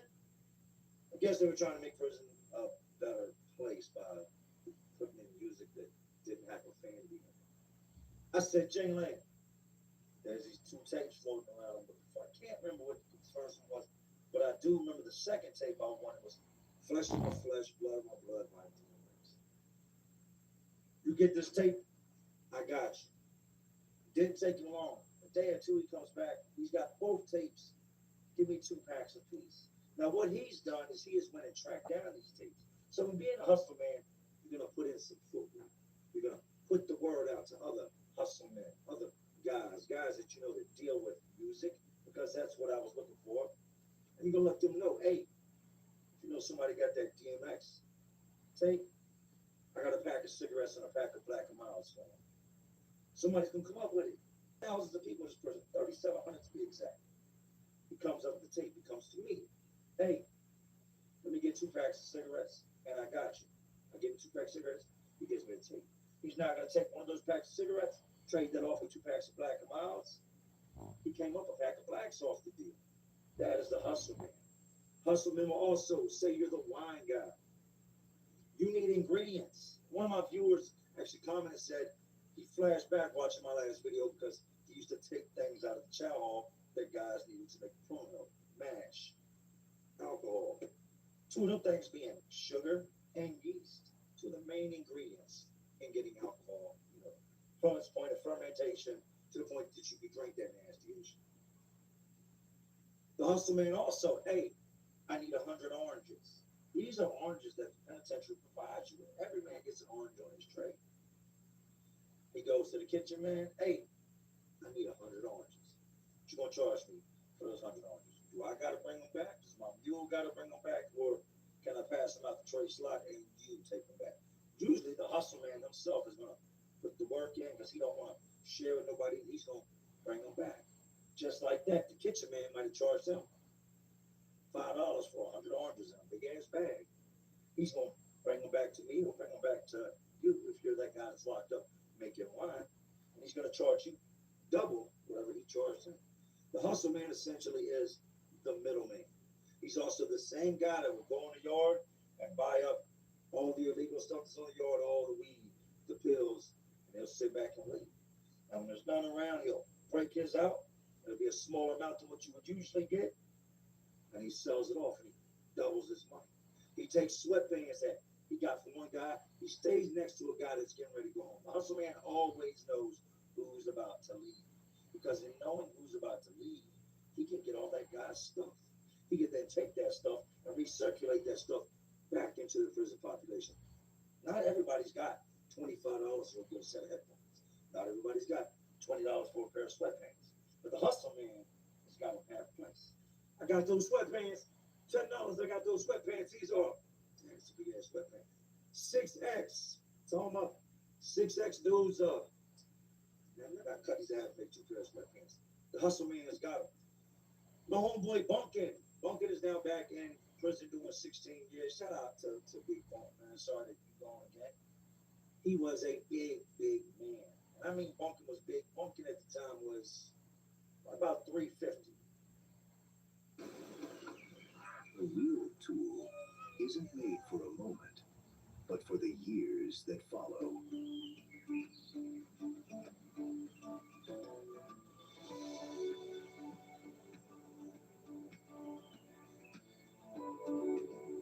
Time passes, Limo stays. With you every season. Limo One Plus Robotic Mower.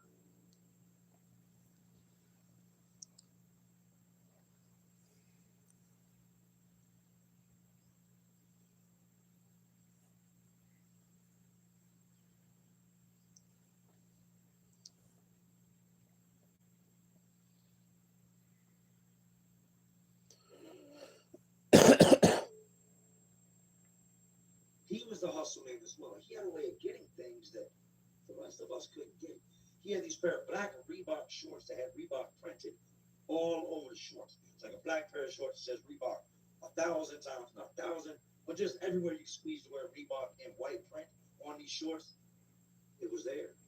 When Bunkin left, he left me all his stuff, all his blues, CDs, CD player, everything that was his that is common to do amongst friends when a friend goes home. He leaves me these Reebok shorts that are, I can't even stretch wide enough to show you on camera. They're massive. They're probably every bit of a 5X. I don't know what am I gonna do with some 5X shorts? In comes the hustle man. Hustle man comes to me. You got the shorts Bunkin had? I do. What you want for them? What you want with them? Man, what you want for the shorts, man? You ain't gonna keep them. Why you acting like you don't want to sell them? What you want for them? They're exclusive, man. What do you want for the shorts, Jay?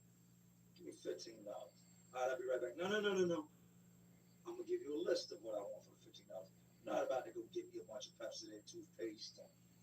No, I'll give you a list. You go to commissary, bring me the stuff that I ordered, and I'll give you the shorts. I give the shorts to Hustle Man. Hustle Man then takes these shorts over to the guy that sews. That's another hustle. Sew. Takes them over to the guy that sews. Hey, break these down, turn them into skirts. You're not gonna believe me when I tell you this. I go out in the yard a couple days later. I look around, and what do I see? The boys. You always see the boys, the gay guys. There's something a little bit different about them than what I'm used to seeing. What am I seeing? They're wearing skirts. Skirts that say Reebok all over them. The hustle man is taking the shorts to the guy that sews. Had the guy cut these, make them in like little tube skirts, and has now sold these skirts for $10, $15 to all these random boys. So he then took that $15 and flipped it and turned it into 60. Being the guy that knows how to get his hands on things, can seek out what the next man is looking for, find it, get it, acquire it, tax a price onto it, and sell it to the next man is by far one of the greatest hustles there is. Even out here in the streets, anybody that's ever been into the, getting high, doing drugs, you go down to the projects, you might not come up on nobody out there hustling. But there's always somebody out there that knows where to get it in. And what he's going to do is, he wants some. He wants a percentage. Either you're going to pay him or you're going to give him some or buy him some. That is the hustle man, essentially. He's the guy you pull up on that when you need something, he can go get it for a price. Shout out to the hustle man. Next way to make money, without a doubt, and one of the smartest ways to make money, which also comes with a lot of risk, is making alcohol. Who doesn't like to drink? Even a man that does not drink will drink while he's locked up. What I got to lose? My life sucks. I have failed at everything. I'm about to drink away my pain. I'm about to drink away my sorrows. The act of making alcohol is relatively easy.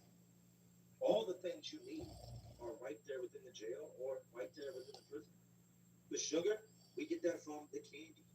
Candy is sold right on commissary. They would used to know. Believe me now, the guards got slick to it. They would watch whoever was buying large amounts of candy, check commissary slips. The hell do you need 30 bags of candy for? Hard candy. Oh no, we need to shake it. About 3 days, shake him down. I guarantee that candy's being turned into alcohol. Candy, fruit, and some type of yeast. I can get raw yeast because we had the main kitchen ingredients wrong. You would mix those three. You take these oranges, you peel them apart, and you put them in a bag. Now you're gonna have to pay for the oranges unless you're gonna go to the chow hall. I've actually gone to the chow hall. Let me get that orange. Let me get that orange. Let me get that orange. And get everybody's orange, cut the line on my jacket, and fill the inside of my jacket up with oranges. Get a couple of my homeboys to do it. If I can get out of it with 30, he can get out of it with 30, he can get out of it with 30. We just got out with 90 oranges. We can make 5 gallons of wine. Them oranges peeled, put in the bag, smushed all up. That candy gets dropped in. Throw a cup of yeast in. If you don't got yeast, we use honey buns or we use bread, something of that nature. And then we start pouring sodas in. I like the orange sodas, and then I like the butterscotch. I like the butterscotch. I thought they get butterscotch in there with the orange soda or the butterscotch and the root beer or the root beer barrels with the root beer soda. Mix all that stuff together. So now you got your candy. You got your yeast, which is bread, a honey bun, something of that nature. And you got your fruit. You put it in this bag, you tie it in a knot, you wrap it in a blanket so it stays warm, and you put it off to the side. What's going to happen is it's going to start to ferment. And as it ferments, it's going to release gas. And this gas is going to fill that bag, and you're going to watch that bag that's got all this stuff in it. It's a big bag of just bleh. It's going to start to swell and swell and swell until you got to do what's called burping. You have to untie that bag and let the air out, let the gas out, or the bag will explode, and then it's a very, very bad day when the bag explodes. I've had it happen. Payment strategies are evolving. As customer needs change, new technologies are shaping tomorrow's transactions.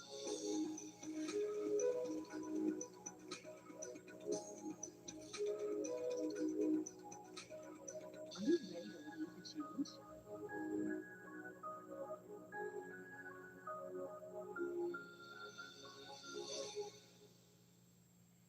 You want to look good? You want to feel good? You got to snack good. None of your favorites. That's a bad day. It's all bad when the bag pops. But you burped this bag. We had these holes in the side of the toilet that worked as a vent to suck air out the cell. I would burp it. Let the air out the bag. That's the act of burping. Right into the vents on the side of the toilet. It would fill back up. Air would expand.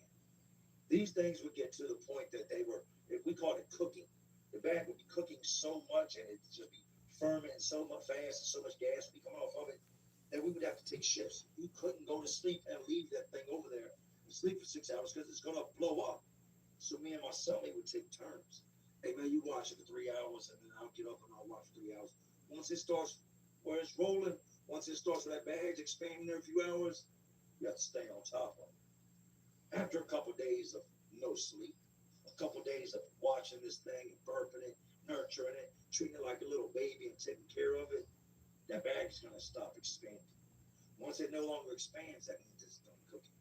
When I say cooking, this does not require heat. That is just the word we use for what's taking place. Once that bag no longer expands, there's no longer any more gas being released into the bag, and you see that it doesn't swell anymore, it's done. I would holler at the chow hall guy. These guys are required to wear hairnets. Anytime they cook, anytime they serve food, they gotta have gloves on and a hairnet. You've seen them in the movies, old prison movies. They got the hairnet on. It's a true fact. You have to wear hairnets. I get that hairnet, and I usually get a few because they're not the greatest, but they work. And then I was strained. I get a gallon jug that they put this chemical cleaning solution in. I take it to the shower, to the wash sink, and I clean it out until you could drink clean water of it, until it was like the day it was produced. And then I would pour this bag into cups, and I would put that strainer above that jug, and I would strain the stuff through it so that just the liquid came out and all the nastiness stayed in the hair. 5 gallons. You're talking whatever you really want to charge for a cup. And around the time we were charging, it depends on who it is, between $6 to $8 a cup. 2 cups are going to get you nice. 3 cups are going to get you lit. 5 cups are going to get you put in the hole because you're going to act the whole entire food because you're going to be in prison and you're going to be drunk. Alcohol, the act of taking candy they sell you, the food they supply you with at your home. These are all things that are readily available all around you. That for less than, I think when we make 5 gallons of it, it would usually the whole process, including the sodas, the candy, the bread, the oranges, the whole thing would be under $20 to make 5 gallons. Now you're charging $8 a cup. And we would get, I think it was, don't quote me on it, I want to say we got 8 cups to a gallon. So them 8 cups, $64. Multiply that times 5, you're now $300 and some dollars from what started off as $20. $20 in candy, sugar, honey buns, and oranges is now turning to $300. But it doesn't always work that way. Me, I used to be a heavy drinker. Me, even when I was locked up, if I get my hands on alcohol, it's going down. I would drink. I would keep 2.5 gallons for myself and then sell the other 2.5 gallons to other guys. It would be like twice a week we could do 5 gallons. As soon as that 5 gallons was done, boom, we drop another 5 gallons. So 10 gallons of alcohol in a week's time. $8 a cup. You're banking. It was a great hustle. It's another one of those turning nothing into something. Ingenious, ingenuity, knowing how to hustle, how to make something out of nothing. Who doesn't drink? Everybody wants alcohol. Alcohol was one of the things that was always in demand. You didn't have to sell the alcohol. The alcohol sold itself. When guys would smell that smell coming out the cell, and they'd be on it. We'd have to cover the smell up, especially when we were making clear, which is liquor. When you're making it, it smells so bad. You walk into the bar, you smell it. If you're an officer, you walk in there, and these guys are burping. I'm in the act of burping it. You're going to smell it. I'm going to light an incense. I'm putting baby powder in the air. I'm doing everything I can to mask the smell. And that don't work. I'll take a bag of popcorn. I'll go to the microwave, and I'll throw it in there for 10 minutes. You know what a bag of popcorn that's been popped for 10 minutes smells like? Terrible. It smells like 10-minute burnt popcorn. And that's all you smell. You cannot smell anything over the smell of burnt popcorn, or even worse, a burnt soup. I'll take that popcorn bag, crush that ramen noodle up, put it inside that bag, throw that bag in the microwave, and I'll let it burn. I've burned it to the point that the bag caught on fire. But it covers up the scent of the alcohol. The guards got hit too. They used to come in and smell the burnt popcorn or smell the burnt noodles and be like, all right, whoever's making alcohol in here, we ain't stupid. We smell the noodles, y'all need to be tightened up. And there'd be somebody up in the front going, nah, man, I've accidentally burnt my popcorn. It's your popcorn? Let's go to your cell. You're the one that burnt it. You're probably the guy making alcohol. And we would drink the nastiest, what we thought tasted good, but the nastiest wine you could ever imagine that would get you super lit. Gone. I mean, just completely smashed while locked up. Making wine. That is truly the definition of taking a little of something and turning it into a whole lot of something else. 2-3 batches of wine, and you've made enough commissary to now live for the next 2 to 3 months. I had one of the most highly sought after jobs you could have while in prison, being the maintenance man. For anybody that's been locked up here in the state of Virginia or has done time in prison here in Virginia, you've dealt with the maintenance man. You have to deal with the maintenance man at some point or another. And we'll get into why you have to deal with this guy, why you would have to deal with me, and how at one point or another I was going to get in your pocket. Here in the state of Virginia, if you're a maintenance worker, you work with what's called a green shirt. You have correctional officers, you have your staff, just like in the kitchen, you have the kitchen lady. She is not an officer. She is a woman that works in the kitchen, that comes from the outside. You didn't inherit this, you built it. Every late night, every dollar earned with Relay. See your cash flow clarified. Every account, every move, instantly visible. Real-time dashboard.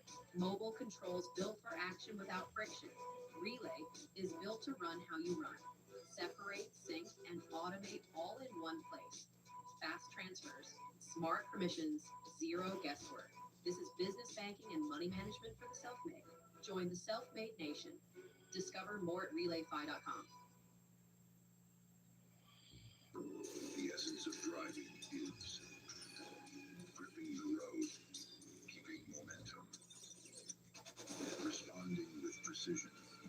A brand by Hankook, a tire that fits. Laughing, official tire partner of TGL. That knows the kitchen like the back of her hand. When it comes to the maintenance department, you have a maintenance man, also known as a green shirt. He's good with his hands. He knows how to fix things. He was hired by the prison to fix things. He's not going to do a lot. He has the know-how. He's got the knowledge up here to fix anything, but his job more or less is to make sure that it gets done. He goes around, he finds employees. 3 guys to a maintenance crew. There was 3 maintenance men, which were the green shirts, which each had 3 guys that worked for me. Good men. I salute y'all. Thank y'all for treating me like a human being while I was locked up. Thank y'all for everything that y'all taught me that I carry to this day. Things that I use in day-to-day life to feed my family. And being the maintenance man, you could get your hands on things that nobody else had access to. Black tape, electrical tape, can be used for a million different things. Hot glue, like you put in a hot glue gun, can be used for a million different things. Cable cords. It's crazy. You sleep on the top bunk, and on the property commissary, they only sell a 6-foot cable cord. With me being the maintenance man, I can get you a cable cord that's 20 feet long if you want. We have spools of cable. We put the ends on. We clamp them down. Give me your order. What do you want? A 12-foot cable cord? You want this to be able to reach around the cell twice? Bet, I got you. The cable cords was a big hustle. If you're on the top bunk and the little shelf on the top bunk, from where you screw your cable cord into where your TV sits, is about 9 feet away, which means you have to leave your television sitting down on the bottom for the guy on the bottom bunk that you don't even like to watch all day, which means you're on the top bunk, leaned over the side, staring down at your television. So a big necessity, something you're definitely going to need, is a much longer cable cord. The only person that can get you that cable cord is one, the maintenance man. We talked about the repair guy, Mr. Fix-It. Mr. Fix-It needs me on a regular basis. Mr. Fix-It needs scraps of wires. There's this stuff called flux, that when you're soldering, you need flux. We would use it to sweat pipes, to solder pipes, if you may, but it's actually called sweating pipes when you solder copper. You put the flux on the pipe. Having flux that comes in a little white container is a necessity if you're a guy that solders and fixes TVs. But there's much more. Here in Virginia, they came in and they tried to figure out a way to cut back on the penitentiary bills. Our water bill is too high. We got 3,700 people locked up. How can we cut back on the water bill? What can we do? They came in and they installed these buttons. You can flush your toilet twice within an hour. If you push that button more than twice, it would lock itself and it would not flush again for another hour. It would take 60 minutes to reset before you can flush again. Twice. Whenever you use the bathroom, we do what's called a courtesy flush. When it drops, we find you and you flush. To try to keep the smell out the cell. The next man don't want to be in his bunk, watch TV, and smell what's dropping out your bowl down the toilet. So you constantly are flushing. If it's coming out, you flush. You'll hear the toilet. Do that twice. Now the toilet's locked.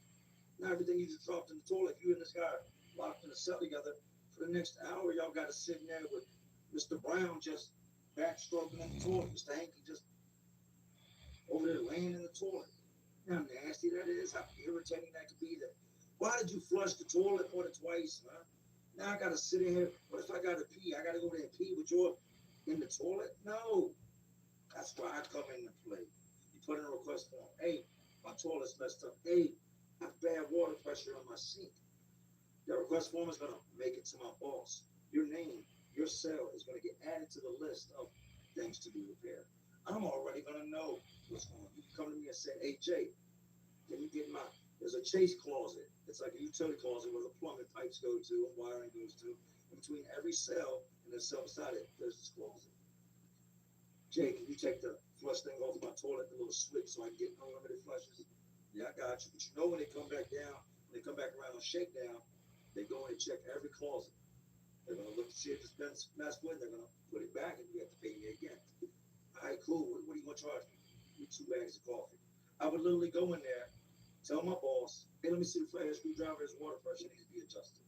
And when my boss isn't looking, I take the screwdriver and I got my left hand and I'm adjusting his water pressure, turning the pressure up on the cold water. I reach up, click, click, click, flip that little switch. I've now turned off the little thing that limits your water. There are other things, guys, in there.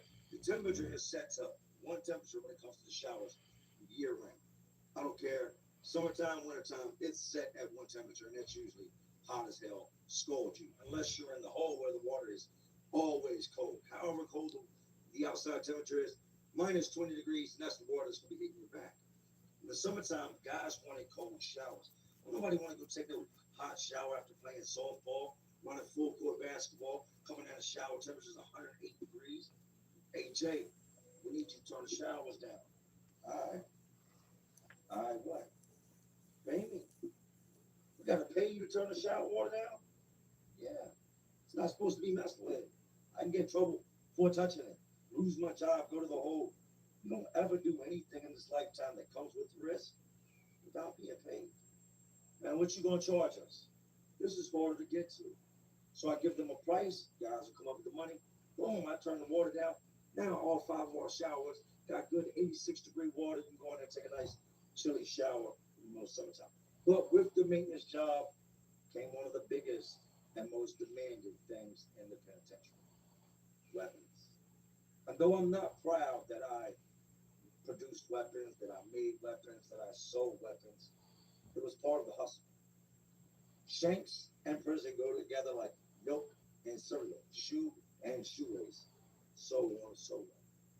Guys will find themselves in a situation most guys can't just make a knife.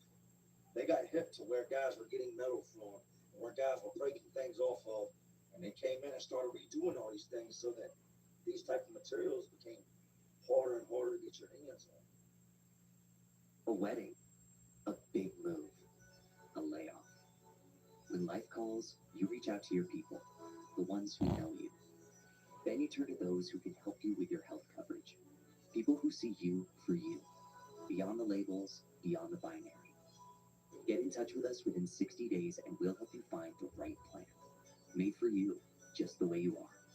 When life calls, call us next. Cover California, for the love of Californians. I work in a maintenance shop. There are pieces of metal laying over there that are from this big up to 3 feet long. Also, a grinder that we grind with the metal in the maintenance shop. The lawnmowers that go around the outside. There's a lawn crew that cuts the grass at the prison. Penitentiary grass is always about this high. They cut grass nonstop, either push mower, rod mower, but you have a grounds crew that cuts the grass. These lawnmower blades are constantly sharpened. They would bring the mowers in, we would take the blades off, we go to the grinding wheel, slinging sparks, sharp. There were days that I stood over there for 4 or 5 hours straight, sharpening buckets full of lawnmower blades. My boss is sitting at the desk on the computer or kicking back, taking a nap, and while he's in the midst of doing that, I pull out these pieces of metal and I get to sharpen them. I'm right in the maintenance shop, inside the prison, using tools that are provided by the prison, metal that's provided by the prison. And here I am sharpening these weapons, making weapons. I then take these things and we we had a maintenance cart that we would push around with all our tools on it. And I would stash them on the maintenance cart. And then when we made our way back to the building, back into general population, back around the guys, when nobody was looking, I already had somebody, usually my cellmate or somebody I was close to, that was going to take the pick off. They was, somebody's going to run distraction, they would come by and pass it off to them, and they would keep it moving in that direction, or this direction, that direction. The good thing about making weapons was the amount of money that could be made from making weapons. The bad thing about making weapons is knowing that at some point or another, somebody's going to get hurt. I used to justify it by saying, well, if I don't make it, somebody else will. Just like drug dealers justify selling drugs. If I don't sell it to them, somebody else is going to sell it to them. I'd also seen situations where weapons I had made had come into play, and I now had to worry about it. That's a scary feeling when you know what that man's holding in his hand and what it's capable of because you made it. You know how sharp it is. You know that no matter what it hits, it's not going to hit. It's not going to ding. It's straight iron. It's steel. It's a piece of rebar that's been grinded at the tip that's 12 inches long. It's not big into selling gangs. Nah, I'm not supplying weapons for all these gang members when they're the number one people in here that cause trouble, and I'll be the first person that they tell on because I'm not a gang member. Remember, it's not snitching if it ain't your homeboy. Somebody told me one time, you snitch on a white dude that ain't snitching. It's kind of the same thing with some of these gang members. And I ain't telling none of the homies. I ain't telling none of my homeboys. I wouldn't give weapons to dudes that I really felt like were just going to go out there and start attacking. But I did keep weapons available. The maintenance gig by far is probably, I would say, as far as prison jobs go and hustles go, top 5. Not to mention you get paid by the hour. You get to go all over the prison, the parts of the prison that nobody else ever sees. I've seen the warden's office. I've been in the guards' break rooms fixing stuff. I've been in places that other inmates would never see. I've legitimately been in every single cell in Greensville Correctional Center. Every cell. There's not one that I have not been in there because we welded the. They took these when they closed Southampton Penitentiary. They brought in these ladders that they really welded from the bottom bunk to the top bunk. Prior to that, you had to step on the stool, step on the counter, and then hop up on the top bunk. They brought these ladders and these metal ladders, and we welded them to the side of the bunks. I literally welded a ladder in every single cell in Greensville. The maintenance gig, by far, hands down, one of the best jobs you can get. Looking back on it, if you get in there, take the blessing for what it is. Do not produce weapons. Do not hand out things that are going to hurt other people. Did I make money by doing it? Yes. I had a million different ways of making money. And if I could go back and do anything different, I would not have made weapons. But the maintenance gig coming in today at, these next two I'm going to mention are kind of one and the same. You have the mail room. This is the place that all mail comes to. It all gathers here. It comes in from a mail carrier, and I've seen them come in. They come in big baskets. Thousands of men locked up. Thousands of letters coming in. And they come in these big baskets. They go into the mail room. They're then sorted. Some facilities allow inmates in the mail room. Some do not. Some facilities have one officer and all the rest of the mail room is inmates. You got to think, with that much mail coming in, it takes a lot of people to sort through all this stuff.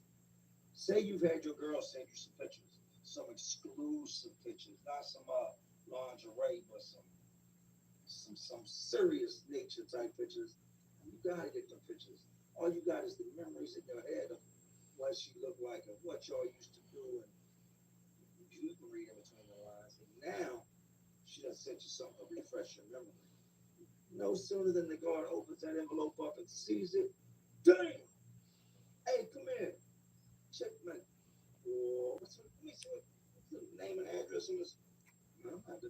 Yeah, now they're looking at your girl's pictures. Not only that, you can get a little piece of paper that says your pictures are confiscated. They do not meet the criteria. They were partially nude or nude.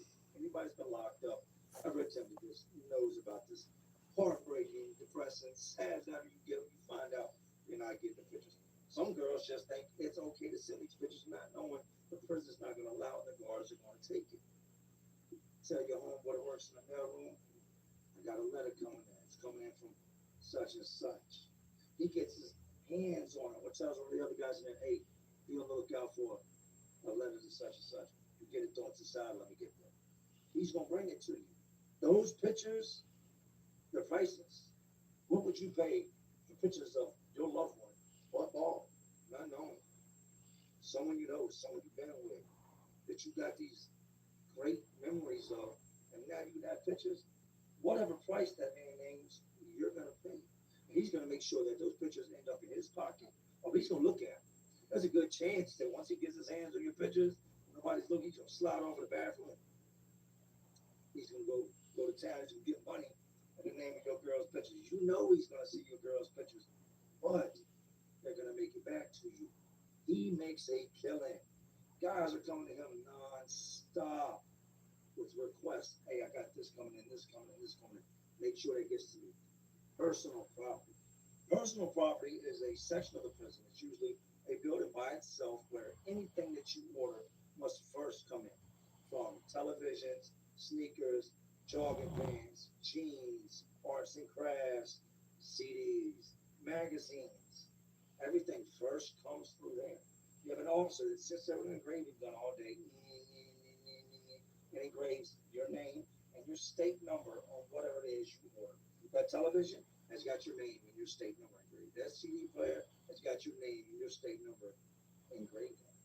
Personal property is also the place that everything gets confiscated. TVs, CD players, things you get caught with that you're not supposed to have. It all goes back to personal property. During shakedown, they come in with a big folder. And in this folder, it's got everybody in that pod's property slips. The property slip shows everything that you have purchased since you've been in prison. When they come in your cell shakedown, they come in with that piece of paper. Man, boy, you broke this. You ain't got nothing. They look over the TV on the counter. You just there again. You know TV on the slip. You got a CD player, you got beard trimmers, you got 4 fans, you got everything. But this piece of paper says you ain't got nothing. That stuff is gonna get confiscated. It's gonna go skirt back over the property. At which point they say they destroy it. You're supposed to throw it in the trash. It gets compacted and taken out in the back of a big tractor trailer. But in reality, what happens is that guy in personal property, there's trash in property. They're going to spit in. They might throw the McDonald's cup in. They ball paper up, throw it in. They shred paper. It goes in. That trash can has now got to be removed from there and wheeled out to the dock and compacted. That guy that works in personal property has got a better idea. My homeboy T had the greatest idea. What if when that trash can goes to the dock, instead of just having trash in it, it's got all this stuff that's been confiscated? What if it's got 2 fans in it, a bag full of CD players, a whole bunch of CDs, all this stuff that's been confiscated? When they took smoking out of the prison, they would confiscate whatever tobacco they found, and they would took it over to personal property. T starts loading these trash cans up, some out to the loading Dr. Smitty.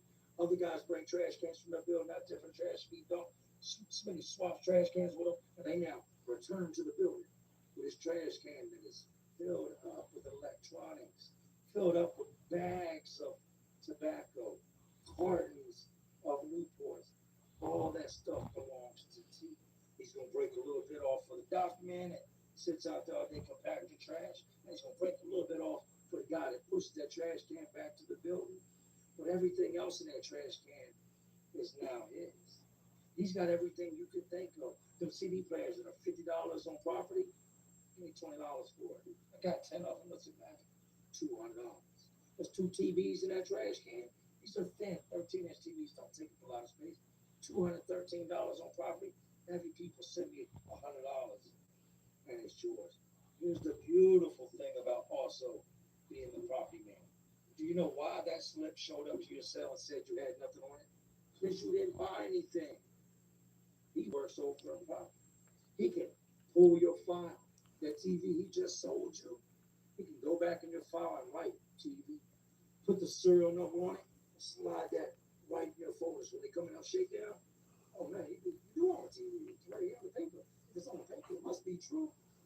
Now, when that TV comes to your possession, another guy that hustles in that is going to be needed. I told you, everybody gets a piece of the cake. The tattoo man comes into play when it comes to personal property. can engrave plastic. He can put a paper clip on a tattoo gun rather than a tattoo needle and take a razor and scrape the plastic where that name was engraved.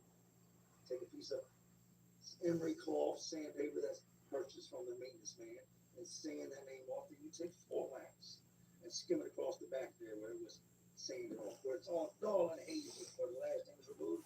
You're gonna wax it after you purchase the sandpaper from the maintenance man. You've had the tattoo man come over there. He's gonna now engrave your name and your state number, just like they would over the property. He's done this so many times that he's pretty much mimicked the lady that sits over a property all day, because they usually put their initials beside it. They used to engrave things. I got it down. It was PT at the time. Was a lady that was worked over there. She put PT and then a circle around it. I got it down to a T, to the point that I almost had her writing down pat, and then her initials down pat. So that guy that works on property, everything that's getting confiscated is going back to him, and it's making its way back in the population. Actually, the guard's like, I know I confiscated this last week. I know I took this. How am I taking this again? You can't accuse, you can't prove he did anything without being able to prove he did something. Another thing with the personal property are those freak books. Mr. Nasty Time. The books that come in, y'all don't notice, but most penitentiaries do not allow magazines in there that show penetration or anything.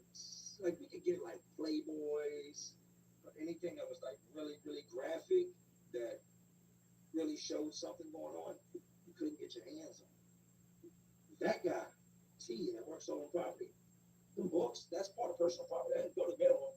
That comes to property. That's an outside vendor that's coming to him. He's coming back with all of them. Do you know just one of those pictures, one, can be photocopied, and 100 copies of just one picture out of that book will be made in black and white form, and things will sell $2, $3 for that one picture. That entire book, that entire, we call it a freak book, that entire magazine has never been cut apart, has never been contaminated, that is fresh into the penitentiary that nobody else has seen. That magazine is worth hundreds of dollars. For you to get that magazine from him, he's going to give you an outrageous price, and you're going to pay it, because there are not many things that bring you pleasure in here. Not everybody messes with the boys, and that relief, that seeing that woman, seeing that act, that familiar feeling, the release of just everything that comes with that moment is much needed, and men are willing to pay whatever they got to. Personal property, mailroom, two of the greatest hustles there is. Once again, this is something that prison supplies, and you just step in between, make sure it gets from point A to point B, and you're eating good. Fast. This last one is one that by far I've probably seen the most money, which is the inmate advisor, the jailhouse lawyer. Every jail, every prison has an inmate advisor. If you catch a charge while incarcerated, just a jailhouse charge, not a charge that's going to require you to go back in front of a judge, but you have broken one of the rules that the prison has in play, they're going to hit you with an institutional charge, which can be loss of canteen, loss of good time, loss of visitation, loss of phone. There's so much that can happen when you catch one of these charges. You have the right to an attorney, just like on the streets. That's what an inmate advisor is. He is the inmate that's locked up that knows a little bit about the law. Some of these guys know a lot about the law. Don't get it twisted. Some of these guys are great at what they do, but most of them just know prison policy, prison politics. They've been around long enough to know, the loopholes, how to get around this by doing this and doing that. You're going to catch charges. I don't care who you are. Guards at times will not like you and write you up for absolutely nothing. I've been written up for stepping over the yellow line. I've been written up for not being in my cell the moment. Hey, lock down. Hey, I'm going to grab a cup of ice. You're in an unauthorized area. You didn't lock down. You got a charge. What? There's 70 other people that still ain't locked down. Disband direct order. You got rolled up. Now you got to go into the inmate advisor. Hey, man, look, I'm about to go home. If they find me guilty in this charge, it's gonna change my release date. I'm gonna be in here another 13 days, another 52 days, like all over this guard not liking me. Look, calm down. This is what we gonna do, right? First of all, what was the charge? Oh man, that's bad. They always want to try to make you feel more stressed than you should be. Oh man, that's bad. Yeah, that's real bad. Damn, I don't want to see you 52 more days. All right, look, here's what we're gonna do. He's gonna run it down to you. He's gonna make it sound great. He's got a way to beat the charge, but you gotta pay to play. Hey, look, I'm gonna spank that charge for you. Matter of fact, I might be able to holler at the hall guy or the maintenance guy when he's in there this week working on something and get him just to pull the charge off the desk and disappear. But you gotta pay. Man, look, I just want to go home, man. I don't want to catch no more time. This guard wrote me up. The inmate advisor is a friend indeed when a friend is in need. He's going to charge. These are also guys that do things that I really did not like. They would prey on people's hope, on the hope of one day going home. Say you haven't even caught an institutional charge. Say you're just locked up doing your time. And this guy gets wind of your case and he sees you over there all the time with your folders and you're writing appeals, you're doing your habeas corpus, and you're doing all these different levels of appeals to higher courts trying to get back in court, get some of this time with them, just get out. The inmate advisor is the guy you're going to work close to because he knows the law. I have seen some of these men. This is a fact now. I've seen some of these men sit with guys, get them back in court, get their sentences reduced. I've seen inmate advisors get guys released from prison and they still be in there themselves. That's got to be a terrible feeling. But good feeling. It's good knowing something you did got this man out and got him home with his family. He's free. He's out in the free world again. He's with his kids. But you're still locked up. You did something for him that you can't do for yourself, that nobody can do for you because there was an error in his case. Men will pay whatever you ask them to pay. Because let's look at it like this. Put a price on freedom. There is none. These guys will instill hope. Hey, look, I can work on your case. Yeah, look, I got a friend that's a lawyer. I'm going to push your case this. First thing we're going to do is we're going to attack this section. We're going to attack this section. You got your people sending him money like he is Johnny Cochran. And this guy is sitting there. He's filing motions. Damn, you got turned down. We talked about this. We knew this was going to happen. We're going to push it to the next level. Don't worry about it. We ain't out to fight yet. Man, you sure I'm going to get out of prison? Look, I can't make no promises. He's not going to tell you no, because at the moment he tells you no, you're not going to pay him anymore. The inmate advisor banks. There are some guys I've seen that are good guys that barely charge anybody anything, but they all charge. They have to charge to, A, make it worth their while. Their whole life revolves around legal work. They're wearing the same uniform as you. They lock in a cell just like you. They just have better work. They know better wording. They know, case logs, case numbers. They have all these books with all these different cases in it. They've been doing it. Some of these inmate advisors out there have been doing this 25, 30 years and have never gotten anybody out. Now I've met inmate advisors that have been knocked out 25, 30 years and have gotten 4 or 5 guys out. But their main job is to help you beat that institutional charge. Their main job is to make that sergeant, that lieutenant, that officer that don't like you, that wrote you up, look stupid. And them officers do not like anything. The one thing they hate the most is you making them look stupid, or you proving that they lie. When that paperwork comes back that you beat the charge, you see it in the hallway like, yeah, stupid, right here again. Dumbass, I beat you, dumbass charge, dummy. Learn how to read like woman. I can read and wrote. What are you, 5, idiot? Wrote. I've seen them beat them based on the dates put on there, putting the signature in the wrong place. There's so many different ways that you can beat a charge while locked up. But the main thing you need is that inmate advisor. And the main thing he needs is your money. Once again, and I want y'all to look at most of these things I've mentioned in this part 1 and part 2. A lot of these ways to make money are tied back to jobs that are given to you by the prison. They're tied back to jobs that you're already being paid for.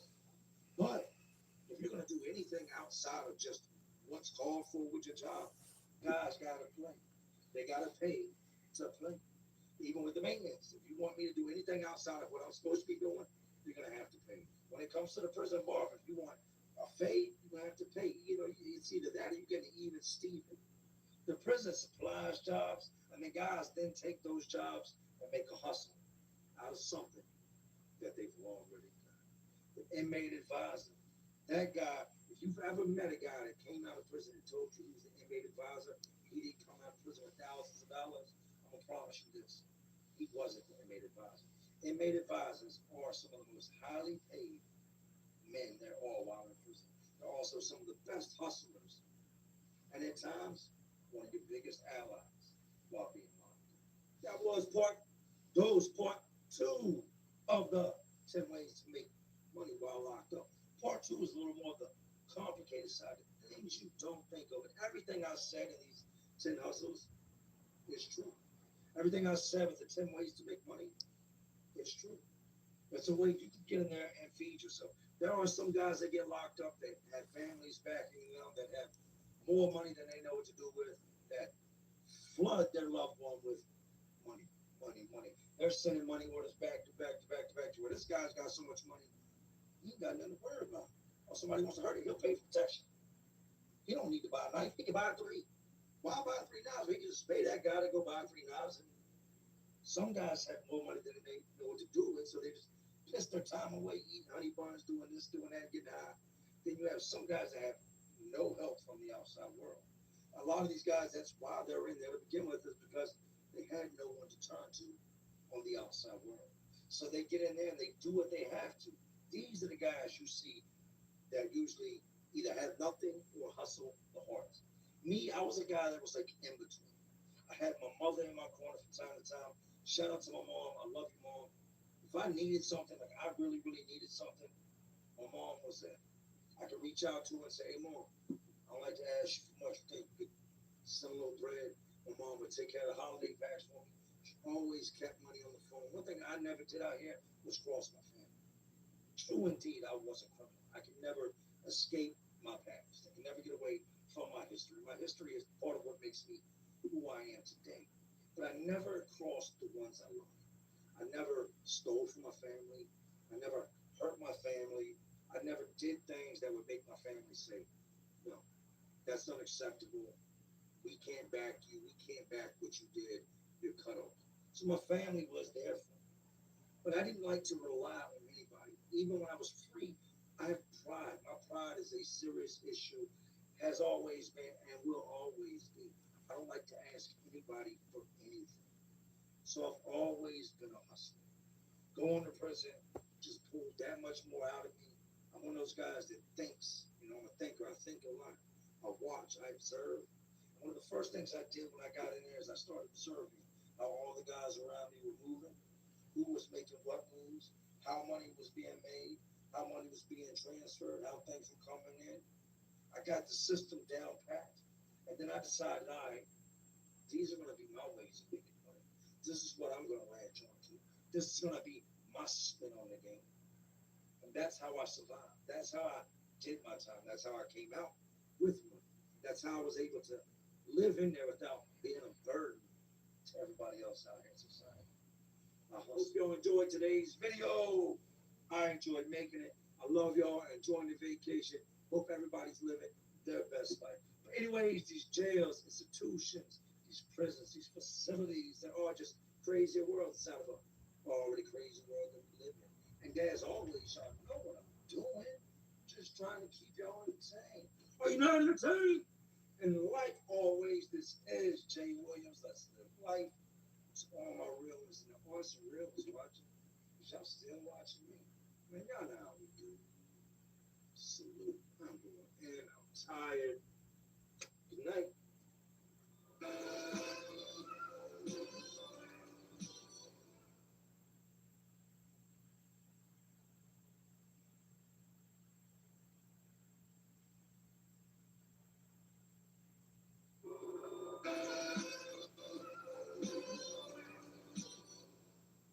I did it my way.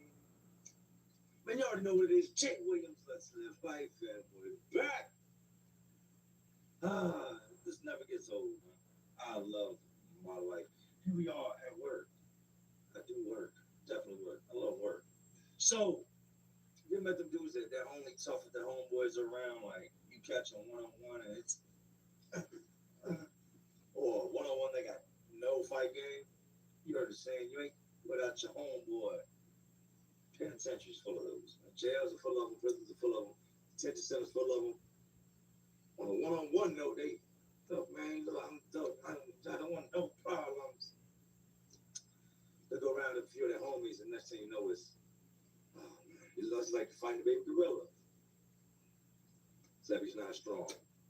That's what we're doing today. You ain't issue without your homeboy. Dudes getting tough when their people show us up, being tough in groups, not being able to stand on your own. You take these dudes and you look at them in everyday life or in prison, and nobody likes them. They got nobody well. If something was to hit the fan, oh man, they're in trouble. But they got a couple friends, and it's a whole different story. I've seen a whole lot of guys that was soft as baby cotton, and their homeboys show up, their heart is dying. So that's what we're doing today, man. You ain't issue without your homeboys. It's Friday, but we'll get into the whole Friday, payday thing in a couple minutes. Anyways, I know how to see you, know how to live it, so let's relive it. Throw some gas in the trunk real quick. So growing up, man, every neighborhood's got that set of brothers, them bullies in the neighborhood, but they're usually only tough if it's two of them. My neighborhood had that group of dudes, Charles and Jeff. Two dudes from out my way that together, they would jump you, chase you down, take your bike, whatever it calls for. If it's stupid, it shouldn't happen, they do it.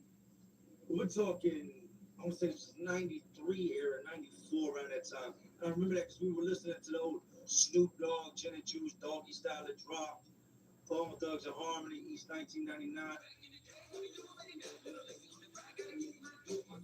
And all that was out just during that time frame. We weren't like a lot of kids, man. We didn't have the money to just go out and buy, the basketball goal. You're talking $300-$400 at that point. It ain't like today where you go to Walmart and get one for $120. No, the things were $300-$400 back in the early 90s. So you know what we did? We had the basketball goal set up, hood edition.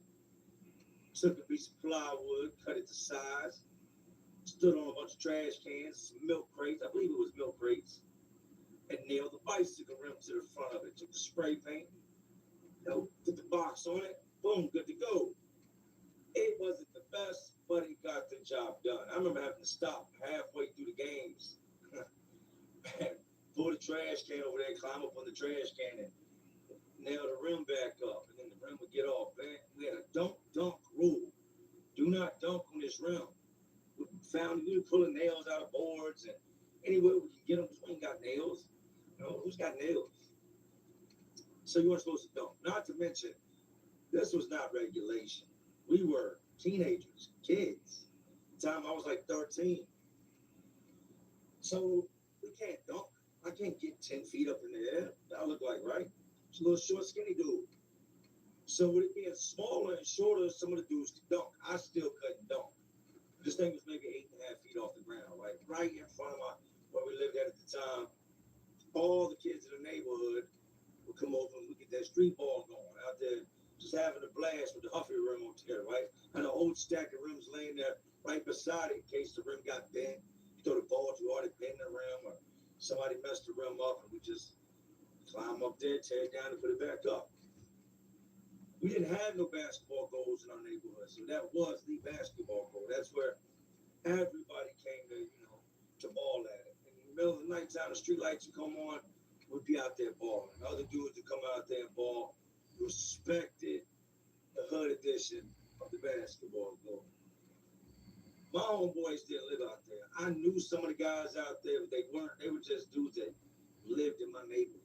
I just moved over there. We crossed over the tracks. And they moved maybe, I don't know, I'd say maybe 6 months prior to that. So all my friends, all my homeboys lived on the other side of the tracks. So these dudes out there that I would kick it with sometimes weren't really my friends. friends like that. They were just neighborhood kids.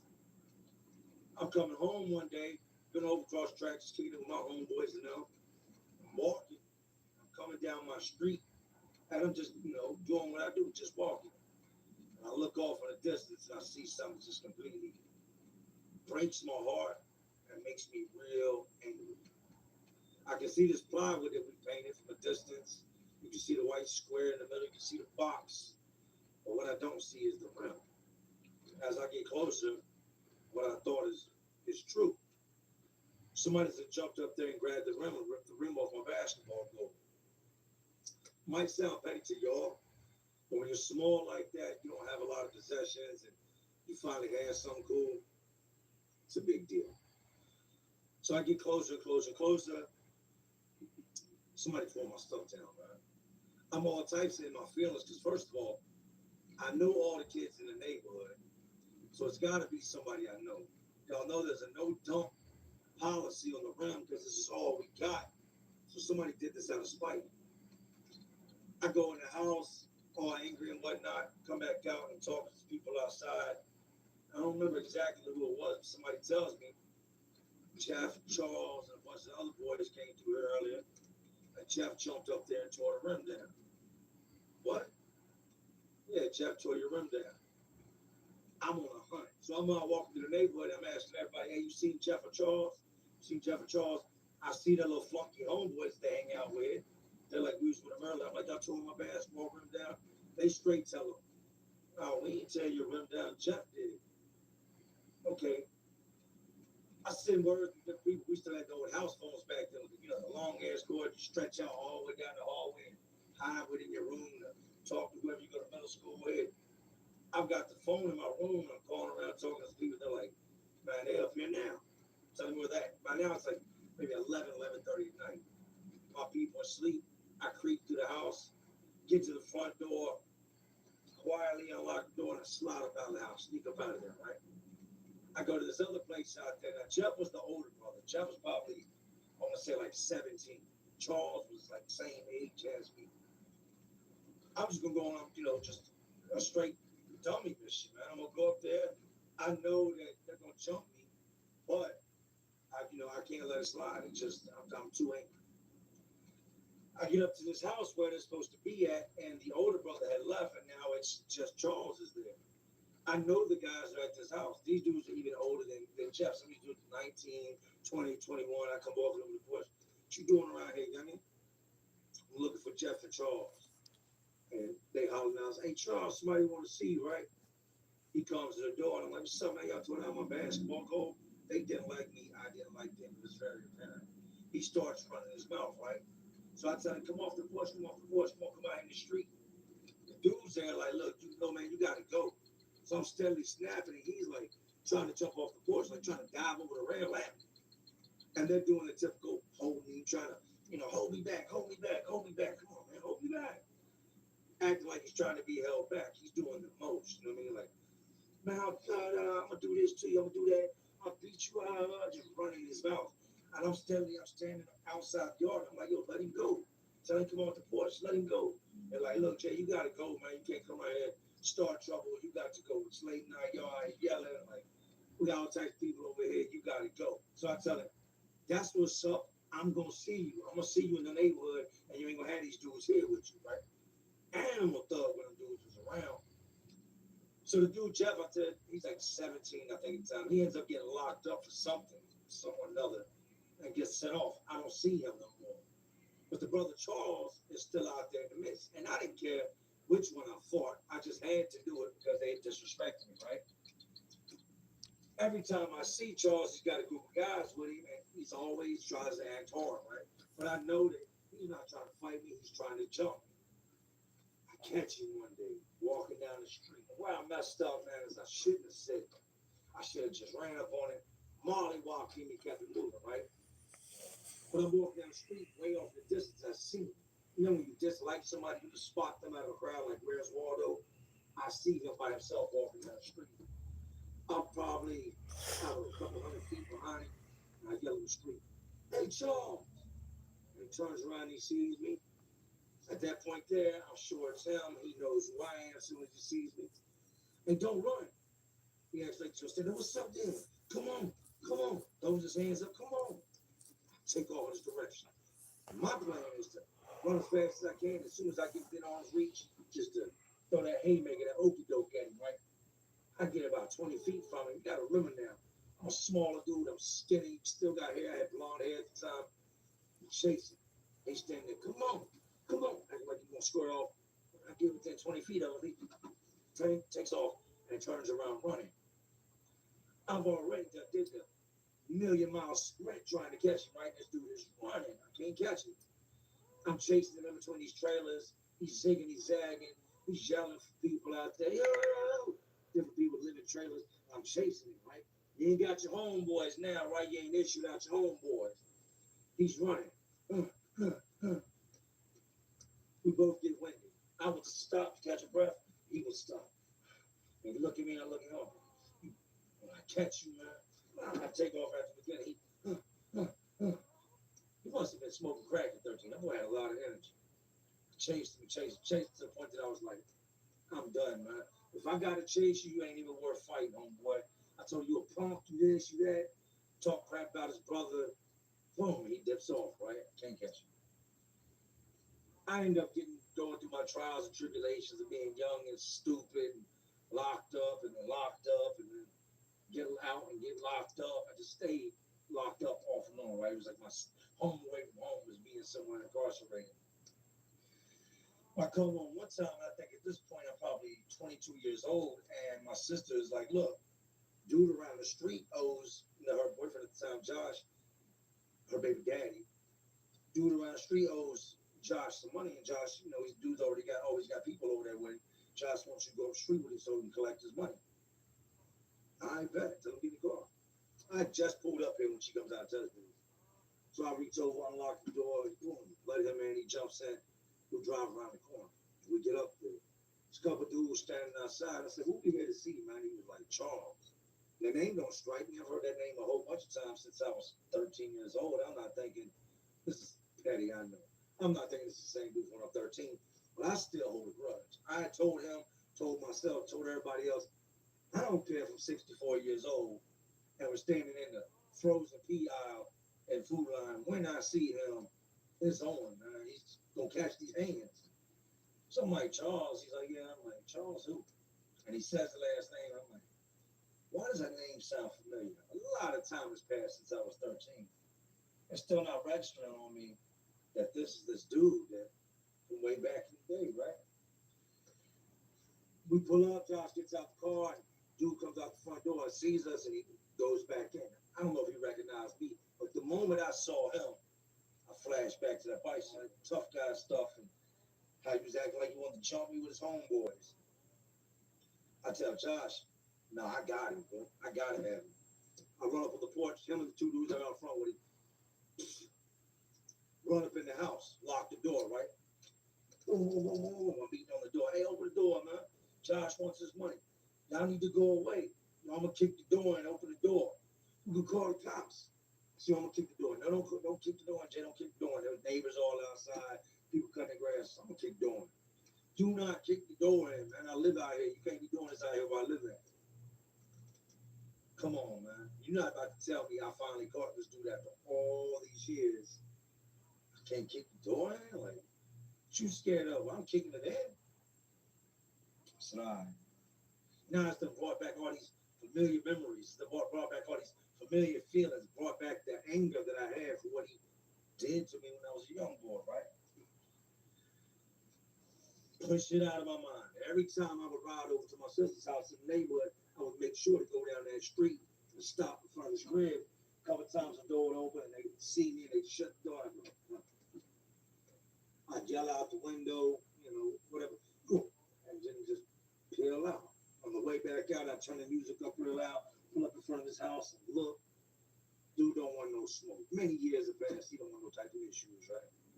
I get to a point where knowing where he lives at, having not done anything about it, it's starting to bother me. I'm losing sleep over it, especially when I drink, and that's why I don't drink, because I turn to a full-on moron. Like, I go all out stupid when I drink. riding around one night going to, actually, it was a friend of mine named Mike Vest. He's dead now. Rest in peace to Mike Vest. I'm going to pick him up, and I got to pass by where my sister and them live. And I said, nah, I can't let it ride, man. There ain't nobody here to stop me from kicking in the door. Whip up in front of the house, run up on the board, kick the front door in. Boom! One swift kick, breaks the whole frame. The door comes flying open. Wouldn't you know it? There's nobody there.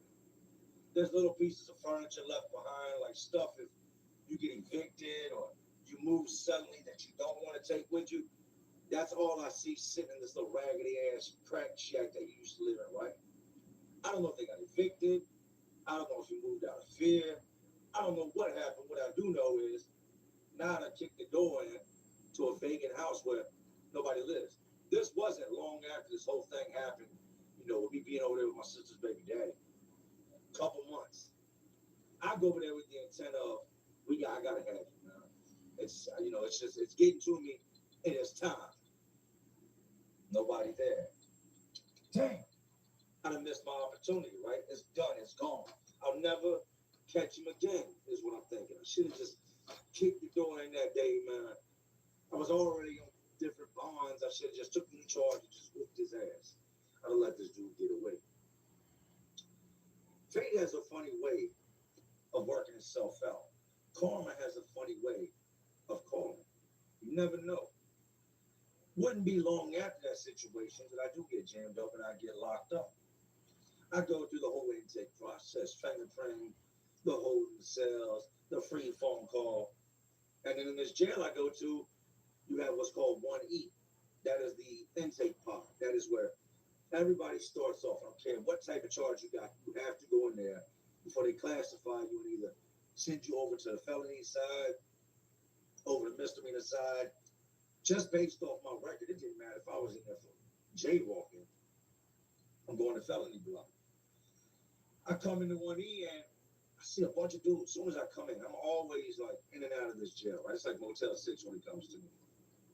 I come in and a bunch of the dudes that are in this pop right here, I know. Dudes that just recently got locked up. Dudes I know from the streets. Dudes I know from this jail. Dudes I know from that jail. I know a bunch of different people, right? And they come up and start talking to me. I'm standing there with this clear plastic bag over my shoulder with the little belongings and sheets and stuff they gave me. And I'm just trying to kick it with them before I go up myself. And I go up there to make my bed and lock in. I look up and lo and behold, what do I see looking back at me? Charles. You got to be kidding me. Oh, you was running. Oh, you was hiding. Can't duck me no more, man. Now it's time. Now, without a shadow of doubt, I got your ass. I make my way up to his cell, and I go to the door, and I look in, and he had already seen me. He's done backed up, right? Backed up, sitting on his bunk, looking at me. And I tell him very calmly, when these doors open, and they will open, I am going to beat your ass. Now, I don't want to draw too much attention. Too much attention is going to alert the guard that there's something going on, and they're going to grab him and move him up out of there to keep me from putting my hands on him. I go on down to my cell. I tell the cellmate, the dude that I get in the cell with, I don't know him. He's in there just got his little earbuds in, listening to his music, bobbing his head. We get to talking, and I tell him, I'm not going to be your cellmate long. Well, what's up? The moment these doors open, I'm going about 8 cells down, and if Charles stays in the cell, I'm going to mop the cell with his ass. I'm going to beat his ass. Well, what's going on, man? It don't even matter. I don't even want to tell him what's going on because it seems so petty. But I'm thinking back to how I felt when I was young, man, how disrespected I felt and how my feelings were hurt about that basketball goal and how all they had to really do was apologize and help me fix it. But that ain't what happened. I got completely disrespected. Acted like he was going to do this to me and that to me. And okay, that's what it is. I'm feeling all that anger again. This goes to show you I have a hard time letting things go. Once I set my mind to something, it's almost impossible to pull my mind off of it. Wouldn't you know it, the middle of the night, here they come with the car. Wheeling it down the stair, they're wheeling it down the top tier. They stop at his cell. I'm watching this cart now, right? So what are going on with the cart? No. stop at this dude's cell. He backs up to the door. They open the door, they put him in handcuffs, and they load his little stuff into the car, and they leave with him. I've lost my opportunity. He was right there. Right there. I can't kick that door down, but he was right there. And just like that, he checked in. He was gone, right? What's up, True Fam? It's your girl, Megan Medallion. This isn't for show. This is who I am.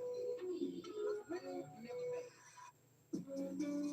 What's true, always last. It's about self. It's about purpose. It's about legacy. It's the new True Religion collection starring your girl, Megan Medallion. Shop it right now on TrueReligion.com. Never seen dude again after that. Didn't think about it much after that. The man I am today is dead, it's over with, it's petty. I get that now. Hard to let go of things that hurt your feelings, your emotions, your pride, things like that at times, right? But like I said, fate has a weird way of showing its face again. A few weeks back, I've got a good sized group of friends, man, guys that I care about that are still locked up. I'm loyal to someone I consider to be a friend. I'm not going to let you go hungry. I'm going to keep money on that phone. I'm going to make sure you're okay while you're locked up. Anybody that's ever done time on me will tell you that is 1,000,000% a fact. You are not going to go hungry as long as Jay is out here alive. Homeboy, my Mark gets out this coming September. Mark calls me. We just chopping it up, regular 1-2s like we do. What's up with you, man? How you hold your head? You all right? That's what's up, man. You about to come home, right? Damn, 25 years. You been gone a minute, man. Yeah, it's good, man. You're going to love it out here. Just build with it. Hey, Jay, real quick. It's a dude in here, man, that says he knows you and your friends. And he wants your number, but you know I'm not about to give your number to nobody without you saying it's okay. I said, bet. Well, who is he? He was like a dude named Charles. I'm not thinking, once again, that it's this dude. I done met Apollo Charles since this whole incident happened when I was a kid. I said, Charles, who? And he tells me the last name. He said, I'm on the yard talking with Woody. Woody's an old cellmate of mine. Me and Mark was at Greensville. Woody was my cellmate at Greensville. They know each other really well. They know each other in the streets. He's like, I was talking to Woody about you, the dude Charles, and they would come with his own boys and overheard your name. He was like, yo, what you talking about, Jay Williams? And he's like, yeah, that's my dude. He said, so me and Woody was talking to him about you. He's like, man, it's my homeboy. Hey, let me get his number so I can hit him up. He said, but I ain't giving you a number. So I give him a brief rundown on what's going on, right? Just so you can tell up things. Here's what's going to happen, Jay. Now that we know all that, you say no more, man. As soon as we hit the yard today, we'll grab Woody and a couple other guys. We'll go out there and we're going to put down on dude, man. Smash him out, leave him bloody and balled up, beat up, broke up right there on the rec yard. We're going to crash him. I sit there and ponder and think. Why? Because I'm a thinker. I sit there as he's talking, and from there on, it's kind of like Charlie Brown, wah, wah, wah. I'm not really listening to what he's saying because I'm thinking about my options and what I can do. And this without your homeboys, right? Nah, Mark. Huh? Nah. Let him live. You know what Mark said? Damn, dog, you really have changed. Yeah, man, I can't have that on my conscience, man. He did what he did. It was a long time ago. He clearly don't want to fight. I ain't no bully, man. You know, it's obvious. You know, and I know dude can't beat me, so I'm not no bully. Sometimes you gotta take those skeletons out the closet, come face to face with them, and then just throw them down. Just get it out in the open, face it, and then let it go. And that's what I did. But it just goes to show you, man. A, the growth, and B, that people become one person when they're around all their homeboys and they got somebody to back them up. You strip that away, and some dudes are the same dude. And then, well, you got some dudes that ain't without their homeboys. So back in the day, man, we lived in these apartments called Meadowdale Lakes. Meadow Run apartments out in Michigan. Place is off the chain. A lot of Spanish dudes, a lot of white dudes, a lot of black dudes, a lot of everybody out there. Robberies were something that just occurred all the time out there. There was nothing to hear somebody be like, damn, I got robbed last night, caught me slipping. You're gonna hand over all the cash, or I'm gonna splatter your grease paint mug across the state line. Run. When you hear things like that, you think you stay better prepared, but it's one of those things where you, in the back of your mind, you're like, yeah, not me. Not me. I got robbed out there, and that's what this next story is about, and how I ultimately got my payback. How dude wasn't ish without his homeboys, right? At the time, I had a homeboy named Terry out there. Terry was much older than me, and his nickname was Flash. He was a tattoo guy. He actually did the first tattoo I ever got with a gun. It was like a street machine on me. Terry did, which was like this travel dragon over there on my arm. I've been out there earlier that night. We're at this little park area, and I'm with this black chick named Champagne. She used to rap. We're out just smoking. She ends up having to go in. Everybody else has got to go in. So I'm like, yo, I'm going to swing up my homeboy Terry's house. I walked through this apartment complex, probably a good 10-minute hike from where I was at her, over Meadow Dale. Then across the street, you got Meadow Run apartments. So I'm like, man, I'm going to go check out what Terry's doing. Poof, I start walking, right? I'm hoofing. No bike, no whip, no nothing. I'm on foot. I get over to Terry's house, go in, kick it with him for a little bit, sit down, talk, shoot the bullshit, don't do much. It's getting a little late at night now, probably approaching 10:30, 11 o'clock. I want to say at the time I was like, I was young. I was probably maybe 17, maybe 18. So Terry's got to watch this kid. It's getting late. I said, all right, look, man, I'm gone, man. I ain't trying to hold you up on what you're doing. He had a girlfriend named Dizzy that was there also. Maybe they want to do their thing. I'm not trying to impose. I'm going to roll out. I get to hoofing. Back to my apartment now, it's not far from where he lives from me. It's probably, we lived in 3180, so I would say he was maybe 15 apartments down. But it winds around in the back of the building, and then there's a playground there, right? So I'm walking down the sidewalk, and I didn't hear anything. I just felt the presence. I turn and I look to my right, and there's a car creeping up on me. Lights off. You ever just know when something's about to happen, like you feel it in the pit of your stomach, that this ain't good? I got that sickening feeling in my stomach, right? Like in the bottom of my stomach right away. All right, I don't know what this is, but it's bad. I go to turn around, I'm like, you know what? I'm gonna double back to Terry's house. Terry had this big ass 45. It's like old timber 45 or something. I'm gonna double back to Terry's house, knock on his door, grab his gun, and at least whatever these dudes is up to, I'll be strapped. So I backtrack. I head over to Terry's apartment, knock on the door. He's upstairs washing the sun in the tub. Takes him a minute to get to the door. Meanwhile, I'm looking at this car. This car is parked, and I can see heads. I can't see how many people's in it, but I can tell there's a lot of different people in this car, right? At least 3. I can count standing at his door. Terry comes downstairs. What's up? Forget something? I look over the car. I start thinking about Terry, his son, his girl being in there. Terry's an ex-con. Hasn't been out of prison long, man. I mean, not long. Probably less than a year Terry's been out. Here I am, about to bring whatever's going on out here to his doorstep. I don't know what it is. I don't know if it's somebody, if it's something coming back on me that I did to somebody. I mean, is karma coming for me now? Is this somebody I done screwed over? Like, I have no clue who these dudes are. Terry, let's be with them. What's up, man? You forget something? You coming in? I look at him. I say, nah, man, I'm good, man. Well, what's up, then? Why'd you come back? Don't even worry about it. I'll holler at you tomorrow. He's like, you sure? I said, yeah, man, I'm sure, man. I'm gone, man. I feel off. I get to walking down the sidewalk. Now I'm walking in this car. I have to walk right past it. So I said, oh, hell no. I cut across the street, get on the other sidewalk. When I do that, the car backs up where it's at. It backs into another parking spot. Here we go. I cut towards the playground. I can actually see the front door to my mom's apartment. Like from the playground, looking straight at an angle, you can see my mom's apartment. I look over at my mom's apartment thinking, should I try to make a break for it? Should I try to run home? No. In doing that, once again, whatever I got going on, whatever this is, I can't take it to my mom's apartment. My little brothers and sisters are in there, and I can't take that risk, man. So I keep on walking. Cut over beside the playground, I hear the car door shut. look back behind me and I see the dude still walking. Like now they're walking towards the direction I'm in. Dude hits me with a famous line, man. And I know this to be famous now because I've seen it done after that. I've actually done it. It's nothing to brag about, but it is what it is, man.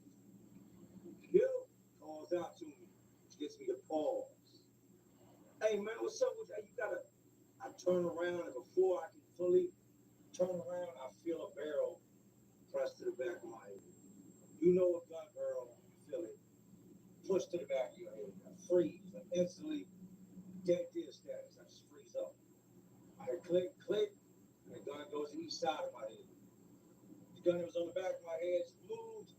The dude holding it walks around in front of me, and I'm standing there looking at this dude face to face with a gun on each side of my head.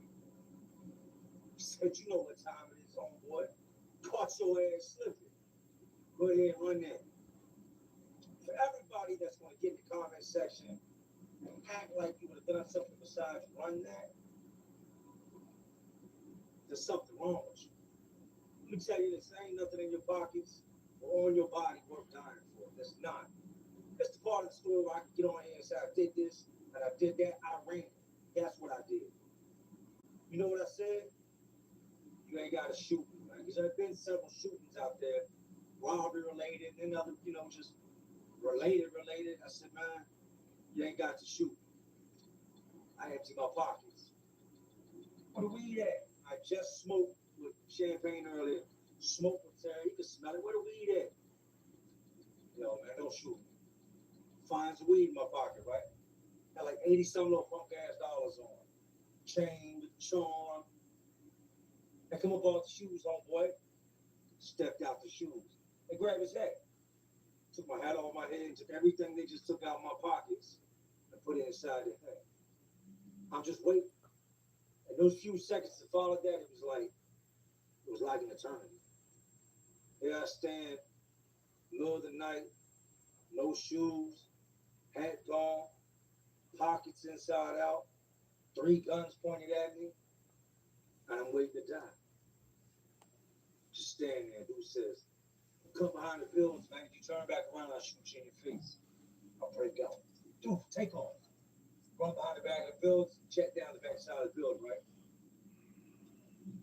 Run my home with dog's crib. I talked about dog in the past. I'm not going back. No, boom, boom, boom, boom, boom.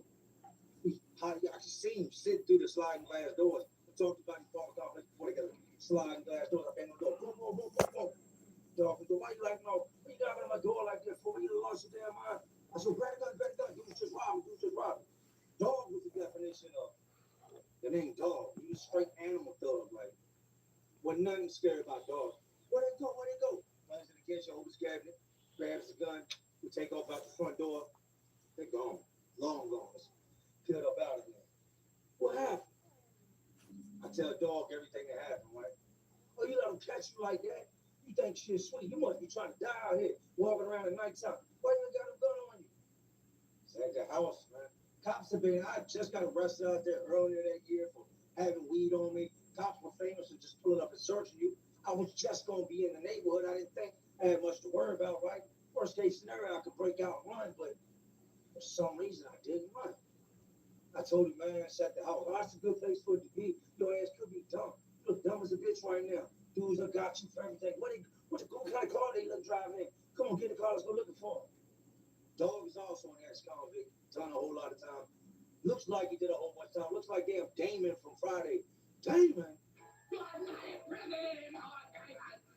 Yeah, that's who dog look like. I said, nah, man, they gone, bro. They're not in the neighborhood no more. They long gone. Oh, man, it's so messed up. Yeah, who you telling, man? Well, what you trying to do? I'm going to just go home, man. By now, my mom has locked the door. I was supposed to be there much earlier. I knock on the door. My mom comes to the door. Why are you coming home? So she starts snapping out, right? She notices I ain't got no shoes on. I had a Cleveland Indians hat on that night, right? The hat ain't on me no more. I look shook. You can look at me and tell something just happened. What's wrong? Nothing. Where your shoes at? What happened? So I got robbed. You all right? Yeah, I'm all right, man. I'm gonna call the cops. No, don't call the cops. You just got robbed. What do you mean don't call the cops? Don't call the cops. even at that age, I understood the game, man. I knew what it was. A lot of people, I'd have called the cops. I was in the game. I wasn't no innocent dude. I was a street dude. I wasn't out there in the daytime selling suckers and ice cream. I was out there selling things that was ruining people's lives. I understood what comes with the streets, man. I can't call the cops no matter what's going on. I can't call the cops. So I'm arguing with my mom. No, you can't call the cops. Well, you got robbed. I'm going, Mom, leave it alone. We're going about my business. I tell all my people the next day. Actually, I called a bunch of them that night. They all showed up out back. Come on, let's mob up. Let's go ride around. I said, man, them dudes ain't from around here, man. I know that to be fact. Because when we jack people, we don't jack in our neighborhood. We go to other neighborhoods. Dudes is long gone, man. We ain't gonna never see them dudes again. We're gonna waste all this time and gas and a whole bunch of rah-rah. We're gonna do this and do that. Riding around looking for some dudes we're not gonna find, man. All right, man, if you short, I'm talking about it was like 5, 6 of my homeboys showed up. We're ready to go do what we had to do that night. Nah, y'all going about y'all. You're getting Terry involved. I most likely kept Terry out of prison. Terry was OG status. Would he either gave me a gun or would have dumped on that car and he'd have left Dizzy and the son behind. With me not going to my house, I'm pretty sure if I'd have went through that front door, they'd have probably followed me in, laid my family down. So I had to take it on the chin. Keep in mind now, I told y'all, karma doesn't come with an expiration date. Karma can be any time during the rest of your lifespan. We fast forward a year now, and I'm at the mall. And let me backtrack 1 second. The one thing that bothered me the most that night about getting robbed, aside from getting robbed and thinking I was gonna die, is that the girl I was dating at the time, she had just graduated high school. We were the same age. She gave me her high school ring. You know when you got a high school sweetheart and one of them's got a school ring, they give it to you. So I had put that on the chain with my charm. So when they robbed me, out of everything they took from me, the ring was the one thing that meant something to me. All that other stuff, I could get back. I had on a pair of Nike Cortezes that day. No lie. I get some more Nike Cortezes. I can get another Cleveland Indians hat. Get more weed. I can get more money. It shook me up, but the ring was gone. So not only did they take the ring, but then I had to go to her and tell her, hey, look, I got jacked and somebody took the ring. So all around the board, it just made me feel like a punk. I'm thinking my girl's looking at me like I'm soft because I got robbed and a ring got taken. So back to the topic at hand. Fast forward a year from now, we're in the mall, walking through the mall shopping, getting this and that, his and hers, just doing what we do. I walk past this dude and I look at him, and the moment I look at him, I don't know where I know him from, but I know that it's bad. I got that feeling I talked about in my stomach again. I cut my eyes away from him, and he cut my eyes back over at him. And I'm standing there trying to figure, where do I know this dude from? I know it's bad, but I can't figure out how bad or who this dude is. His face pops into my head. That gun pops into my head.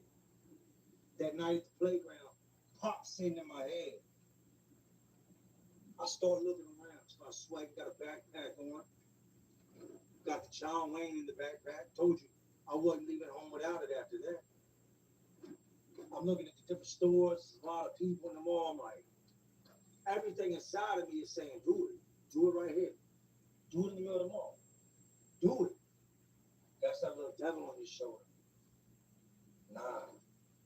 I can't do it in the mall.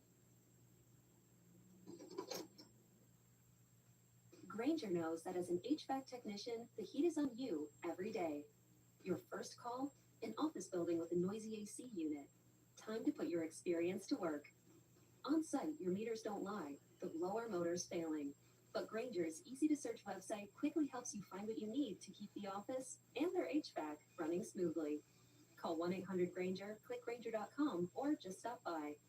Granger, for the ones who get it done. Now, I don't say nothing. I don't even realize that I'm having any type of reaction, but the girl I'm with snatches her hand away. She's like, what are you doing? What? She's like, why you squeeze my hand so hard? I guess in looking at dude and playing through my head the scenarios, I tightened my grip. When I did, I squeezed the hell out of her hand, snatched her hand away like, you lost your mind? I said, my bad. She's like, what's wrong? I said, nothing. I don't want to tell her what's going on because I don't need a coach. I don't believe that I should be telling a female anything about what I got going on in my head, what's about to happen. So I'm telling her, ain't nothing going on, nothing's wrong. You know what I mean? Come on, let's go. What's wrong? She can tell something's wrong. Now, dude is done past me. I'm like, hey, let's go back this way. Where are we going? Because let's just go back this way. So now we're walking behind the dude. He's headed towards the doors that go out the mall into the parking lot. We park that way. I tell her, go to the car. Jay, what is going on? What's wrong with you? What's going on? Talk to me. I'm like, just go to the car. Why? Just go to the car, man. Stop asking so many questions. She takes off mad towards the other doors in the direction of the car. I keep behind dude. Dude leads out the doors, walks towards his car, and I'm walking behind him. Meanwhile, I'm kind of trying to stay back so dude doesn't see me if he turns around, doesn't recognize me if he turns around. But at the same time, I'm scanning the parking lot trying to see, like, potential witnesses. Who out here is going to see me? Who's going to see what's about to happen? Depending on how many people's out here and who's around, that's going to determine what I can do. Man, there's a whole ass load of people in this mall parking lot. Acting too stupid isn't an option. Pulling that thing out that backpack and doing anything with it besides going straight to the penitentiary is not an option. So I fall back and I follow him until he gets closer to his car. This bum ass dude unlocks his door. He's got his girl with him. He unlocks his door. I'm walking right up behind the car as he unlocks his door. He leans in his door, reaches over, I guess because automatic locks ain't work, unlocks the girl's side of the car, and then stands back up. When he does, I just hit his ass. Boom! Stomp game, full effect. Punch game, full effect. You don't pull the gun on me. There are no rules to what I should, could, and am going to do to you. Spit all over dude, keep his face all upside the tires. I told him everything you can think of next to dropping that WWE elbow. I did out there. There's people running, don't know what's going on. This is what I love about society. Had that been me getting beat up, nobody would have said a word. But because I was whooping dudes' ass, you got people running. Somebody get some help. He's attacking this man. Help. Get this man some help. This man's beating this man up. Hey, stop, sir. Stop. Everybody's screaming at me. Meanwhile, my girl's clueless to what's going on. She's going to run out the other side of the mall and waiting for me at the car. I finished dude's ass off. Take my time. There for good, I'd say every good at 2 minutes. To the point that my toes are hurting from kicking this dude. I got a pair of all-star Converse on at this point. I'm kicking this dude. If you ever kick somebody with a pair of Chuck Taylors on, it's not a good idea. They're not kicking shoes. They're thin. It's going to hurt your toes. It's going to hurt your feet. My fists are already hurting from punching him on his face.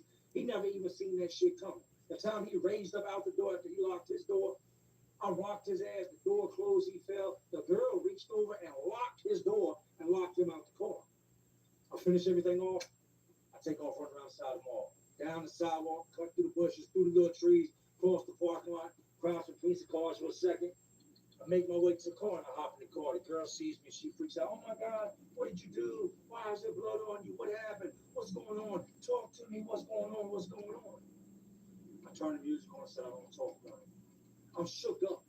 I'm not gonna lie, on the moment that I got behind dude and I wasn't really clear, I wasn't like clear-headed or fully, I didn't really know what I was gonna do. There was an aspect of that adrenaline that comes with when you're doing something you shouldn't be doing. There's the aspect of fear, because the only time I'd ever met this dude, seen this dude in my life, he robbed me and held a gun on me. So there was a certain level of fear there. And then there's that excitement of, you ain't shit without your homeboys. Your homeboys ain't here today. The only thing I do regret from the whole ordeal is not saying something to him before I took off on him and just started hitting. Because to this day, he probably don't know why he caught that ass whooping in that mall parking lot. To this day, he probably does not know that it was me. Well, if you're a fan of Jay Williams' Let's Live Life and that was you, well, now you know. Goes back to name without your own boy. I went through something a little different today, man. I wanted to get away from what we always do, which is just prison video after prison video after prison video. I want to get more into my life. more into modern day crime, man. Stuff going on in this world. Every single week, something crazy happens in America or across the world. And I would love to talk on it. I'm much more than a prison YouTuber. I'm much more than an ex-convict. I'm much more than just a guy that spent a portion of his life locked up. And y'all gonna see that coming here in the future. Like I said, I want to get as far away from this genre as possible. This isn't what I want to be my legacy. I can help people without having to talk about this all day. I'm smarter than that. There's more to me than what meets the eye. There's a lot more to me than what y'all have heard. Now, I want to make something very, very clear with today's stories. Nothing about today's stories makes me a tough guy. Nothing about today's stories is me glorifying violence or acting like it's okay because it's not. It's not cool. I led a very ignorant, self-centered, stupid life. My existence prior to coming home from prison was pointless. I had no real purpose. I was the definition of lost and ignorant. These days, I don't put myself in stupid situations. I don't do the things I once did. I will forever carry a part of who I once was with me as part of what makes me the man that I am. But never will I act like the man that I was. But anyways, as y'all know, it is Friday. That means it is payday. Gotta get the money, gotta get the guys paid. I've already done all that. I'm on the way home now. Thank God it's Friday. Yeah, I know I can't sing, but I like to. And it's my car, so that's what I do. But anyways, these jails, detention centers, these prisons, these streets, they're all just crazy world setup. Already crazy world we live in. And as always, y'all know what I'm doing. Just trying to keep y'all entertained. Are you not entertained? And like always, this is Jay Williams. Let's live life to all my real ones. And there are some real ones watching. Because y'all still watching me. Man, y'all know how we do. Salute.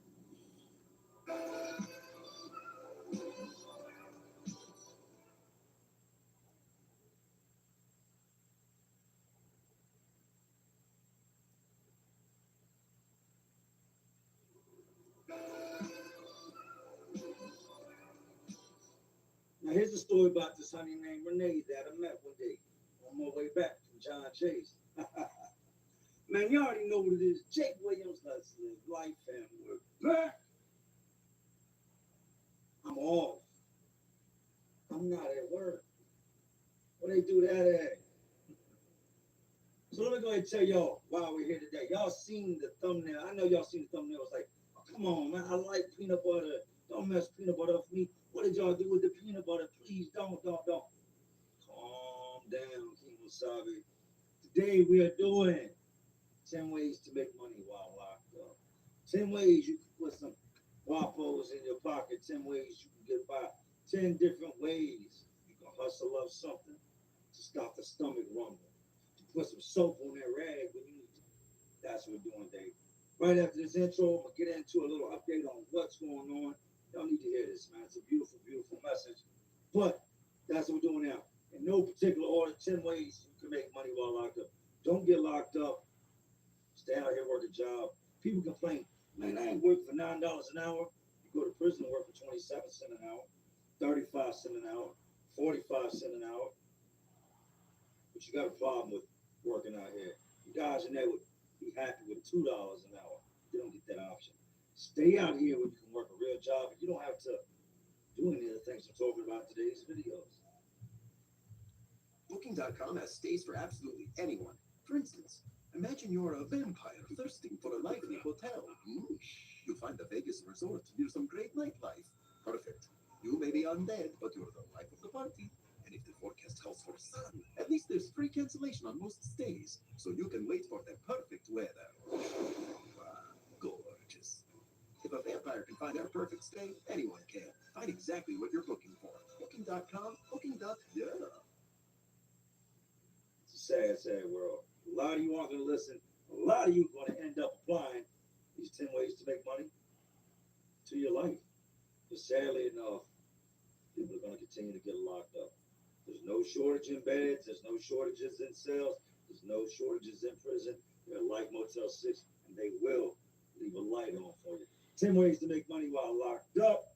You know how to see it. You know how to live it. So let's relive. So one of the things I looked forward to the most with going on vacation was just spending time with my family, spending time with my kids, being there in the morning to feed them breakfast, watch TV, story time, all that.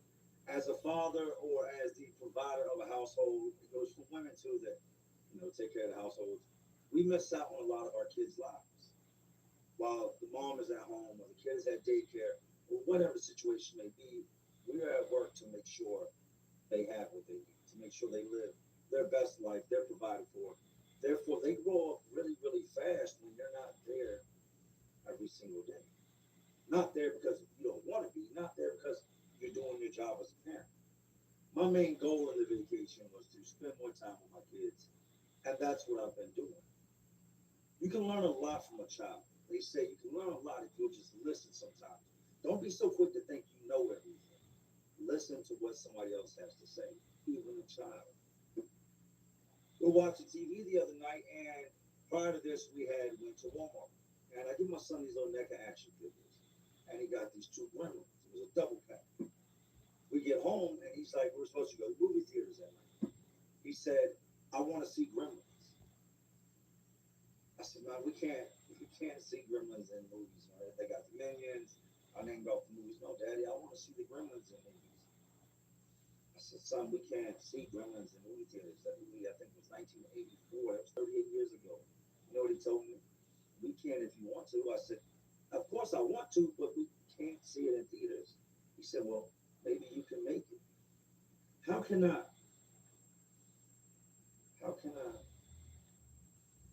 show this little boy Gremlins in theaters?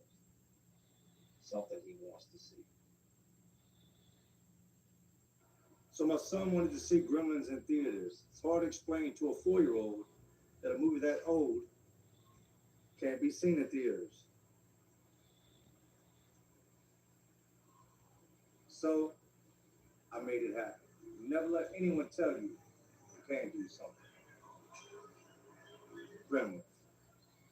Love y'all, man. Salute.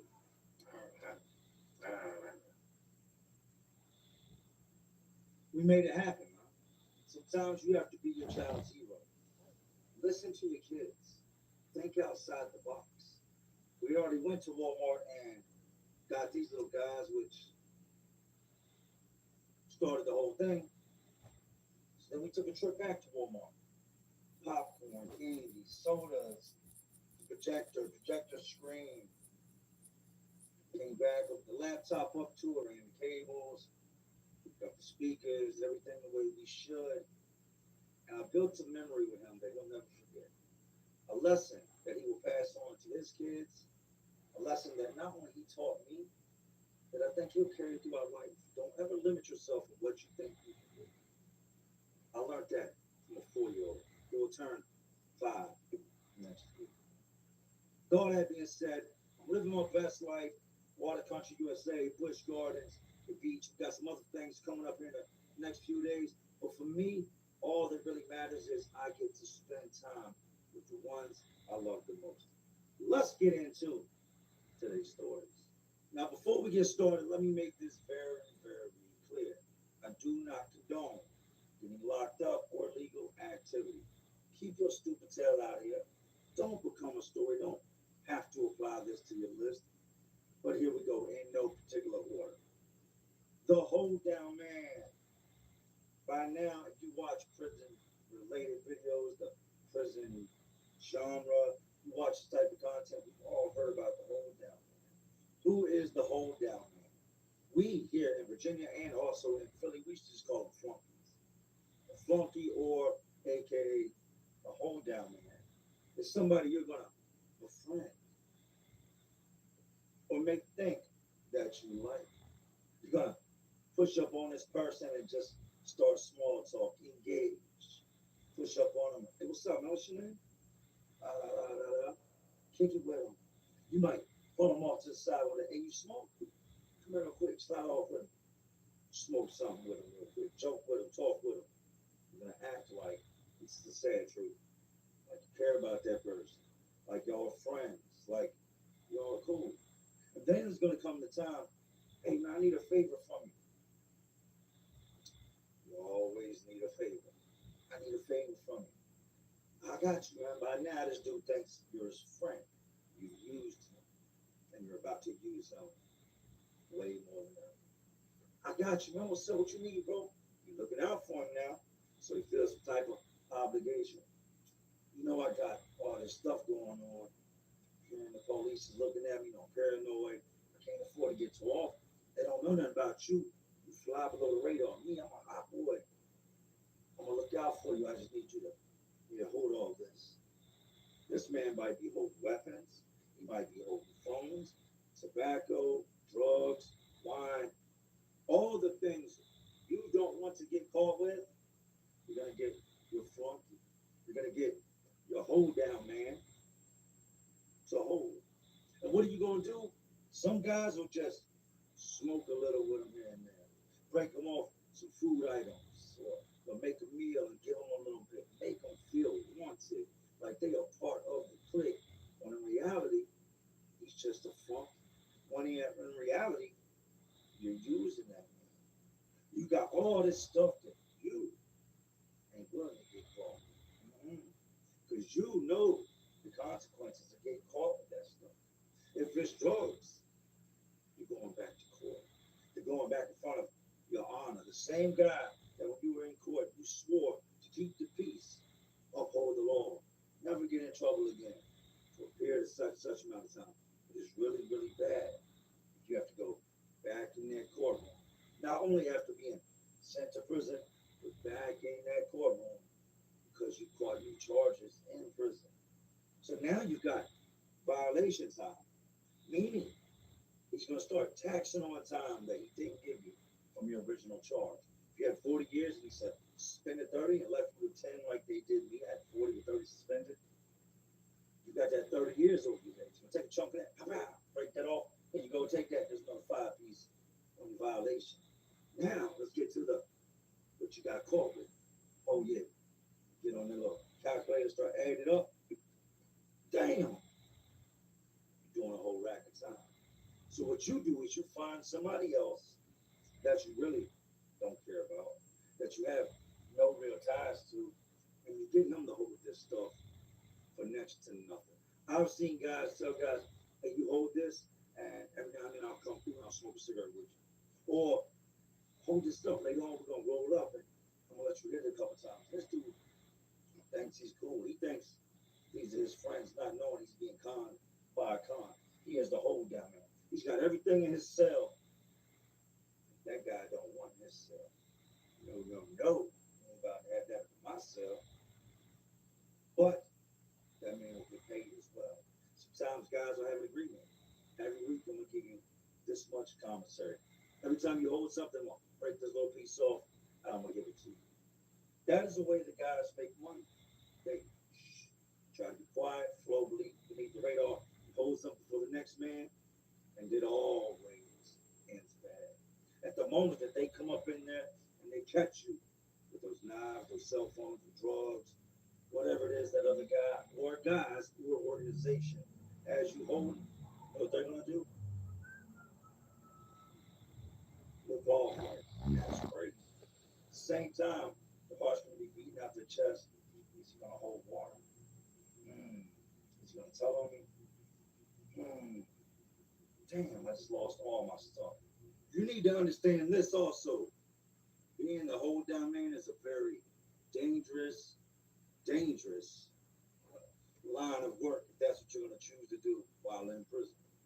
You may be holding something for somebody else get wind of it and come try to take it from you. You may get in a position where the guards run down on you and you have to flush it. Or say you just get caught with it. No matter what happens, you owe. So you just got all this stuff taken from you that you never ever be able to afford. If you could afford it, you wouldn't be holding for somebody else. You'd probably have somebody else holding your stuff. But at the moment that it gets taken from you, you got to worry about going back to court. You got to worry about getting more time. You got to worry about getting transferred. You got to worry about sitting in the hole. You got to worry about every move you had to make on the yard now being dead. But on top of all that, you've got to worry about the person that stuff belongs to. Because when it gets taken, he didn't take a loss.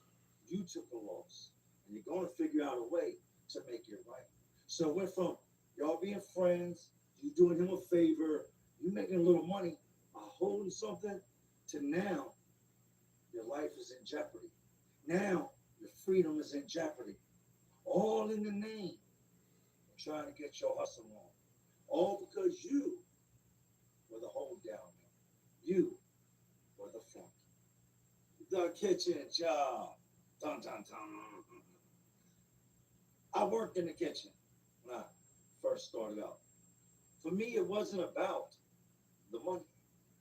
It was about getting out of the cell. It was about getting out of the building. It was about getting away from all these morons I'm surrounded by all day.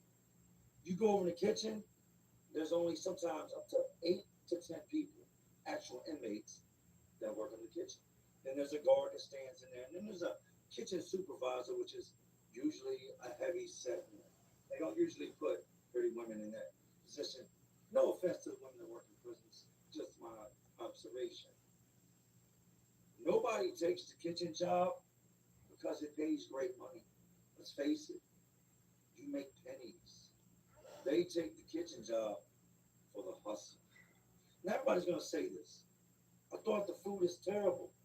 What would you be able to hustle out of a kitchen if all the food is bad? The food is bad. The food is supposed to be bad. It's punishment.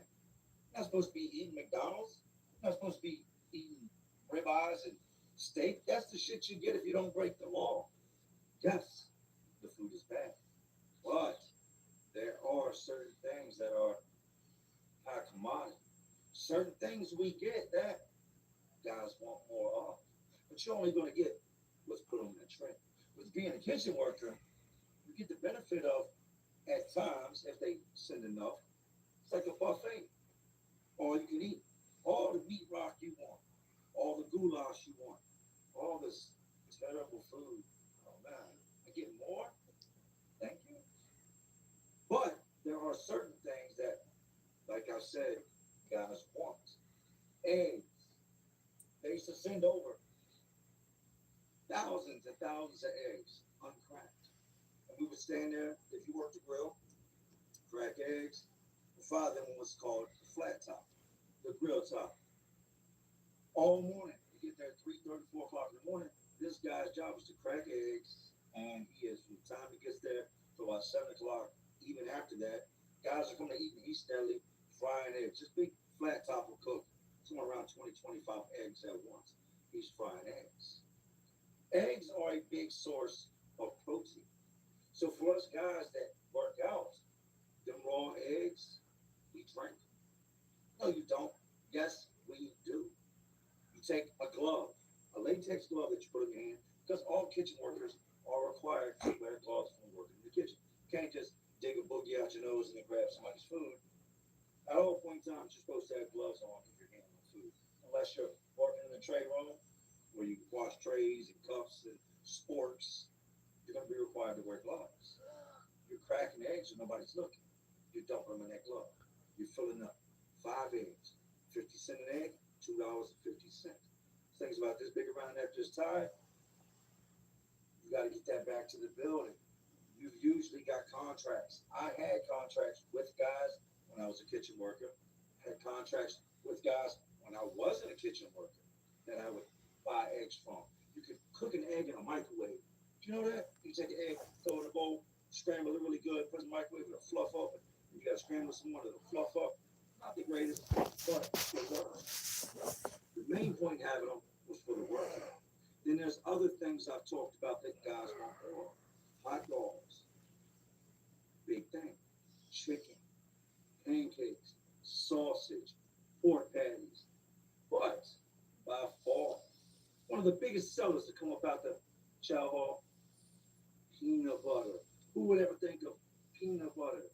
They send over these big pans, these big stainless steel metal pans full of peanut butter. Then they send over hundreds of loaves of bread. And you stand there and you make peanut butter sandwiches. Or some trays, if you have a special diet, they get a scoop of peanut butter on their tray. Guys would know in advance there's a menu on the bulletin board of what we eat for the week. They would know when peanut butter is coming. You would go ahead and set up contracts with guys for peanut butter. Now you can order Keefy peanut butter, it's a yellow top, off the commissary at $2 and $3. But you holler at me, Mr. Steals a lot out the chow hall. I'm gonna take a bread bag, put a lot of peanut butter in the bread bag, double this bag up so it don't bust. And you can take that bag back.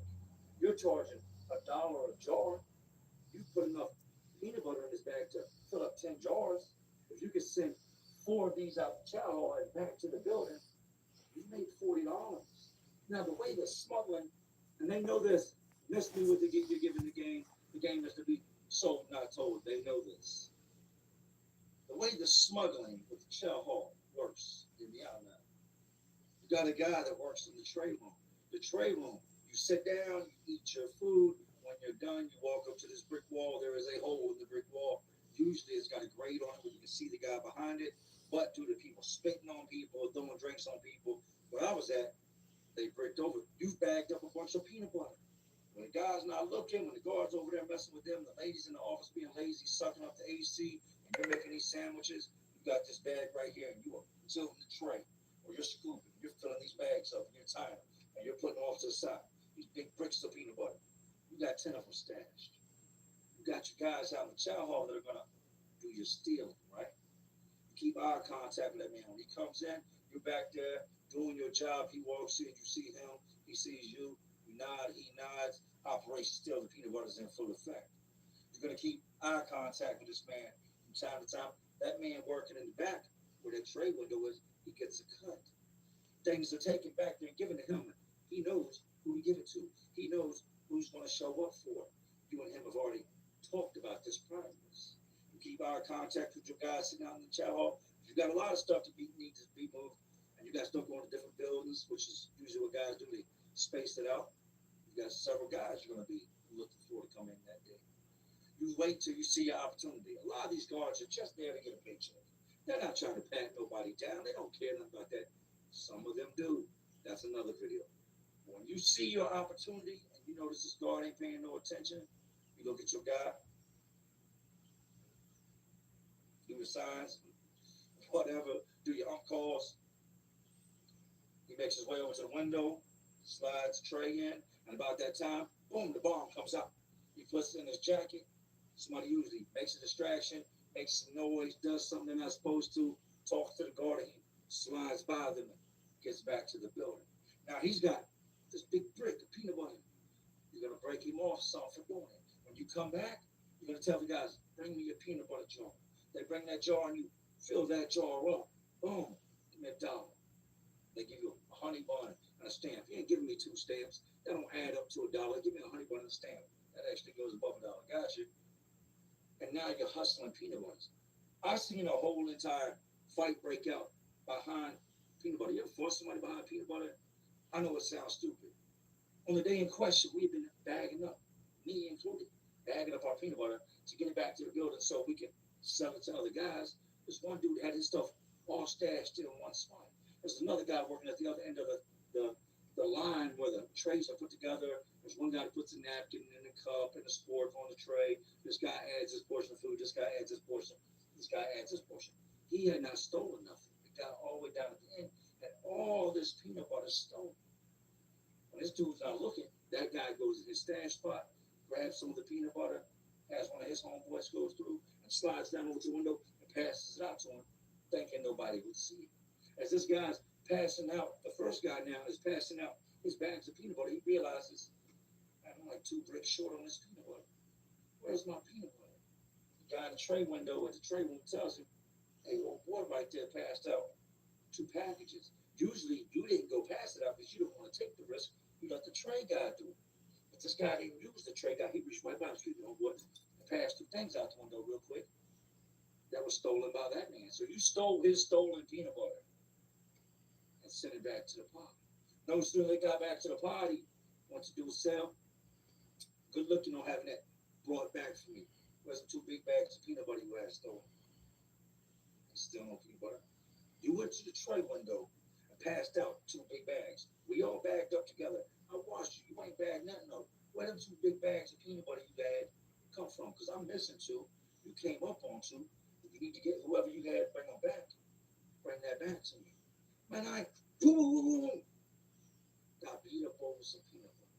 The chow hall hustle, making money as long as penitentiary's been around, and it's going to continue to make money. Guys can make phenomenal money selling what the state already gives you. I'm a hustler. I'm a hustler. Stupid. I had to readjust the truck. I just did 2 whole scenes. I can't even put the video. The rain was so loud you couldn't even hear me speak. The next guy on this list is Mr. Fix-It, the Tinker.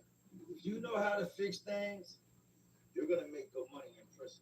If you know basic electronics, basic tool making, like how to take a pair of fingernail clippers and sharpen the corner of that fingernail clipper down and out, turn it into a screwdriver so you can take the screws out of a radio or out the back of a CD player for the states that have televisions. You can take a television apart. If you're that guy that knows how to work on things, you are going to make good money. The things you buy from property, CD players, televisions, Norelco beard shavers. They used to sell tape players, CD decks, the JP5s and JP4s. There's a lot of different electronics. Universal adapters that we used to use for tattooing that you could turn from 1.5 volts all the way up to 12. It was a big ass light bulb I just seen. These things are expensive. You usually have your people in the outside world send you a chunk of change when you first get locked up that you're going to buy all these things with. If one of these things break, what are you going to do? You're screwed. What are you going to do? You don't have $215 to get another TV. Mama, my TV blew up. I need a new TV. I know what to tell you. You know what we had to do to get that money together? We ain't got it. Then comes Mr. Fix-It. Where I was at for the longest time, we had a guy named Randy Chappelle. Let me break down what Randy looked like. Randy was like just a big, sloppy, honey bun eating, Snicker eating, blood type diabetic, Kool-Aid drinking, crack smoking, Fix-It guy. Love to smoke on the rocks. You have something that's broken, he would take 2 pencils, a 12-volt adapter, spin the wires, put a pencil on one side of the wire, a pencil on the other, touch it together, it glows red. You can solder with that. Probably think I'm lying. Swear to God, you can take a 12-volt adapter, 2 pencils, and solder. He knew a lot about electronics. Your TV blows up, you take it to Randy. Now you don't have to spend $250, but Randy's going to charge you $20 to fix your TV. Randy comes across TVs that are no longer any good. He goes inside of them, pulls out all the good parts. So he's got a cracker box or oatmeal box full of parts, extra parts, components, things you might need for your TV. Take him the money, take him your electronic. Randy fixes it. With every hustle, there's an upside to it, and there's a downside to it. I saw Randy get beat up one day, and here we come with the dope fiend larceny that a lot of inmates have.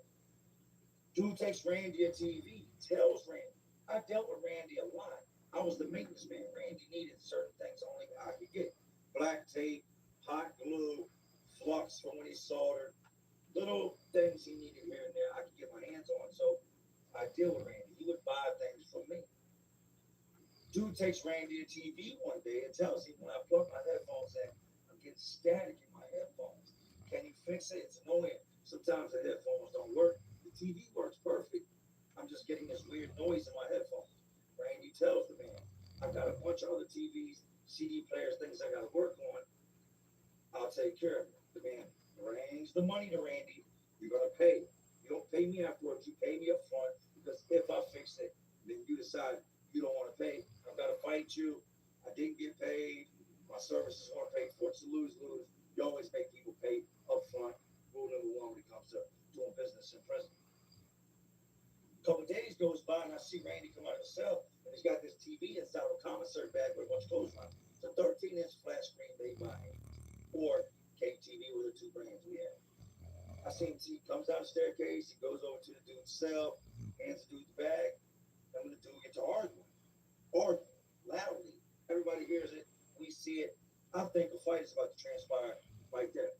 Randy's a big dude. That is the difference between being big and being big. Randy was big fat dude, not the type of dude that should be fighting anybody. The type of dude that after about 8 seconds, he was probably going to throw up on himself, fall over, pass out from lack of oxygen. They didn't get the fight in there. Randy gave him the bag back. They exchanged words, and Randy went on back to his cell to fix something for the next man.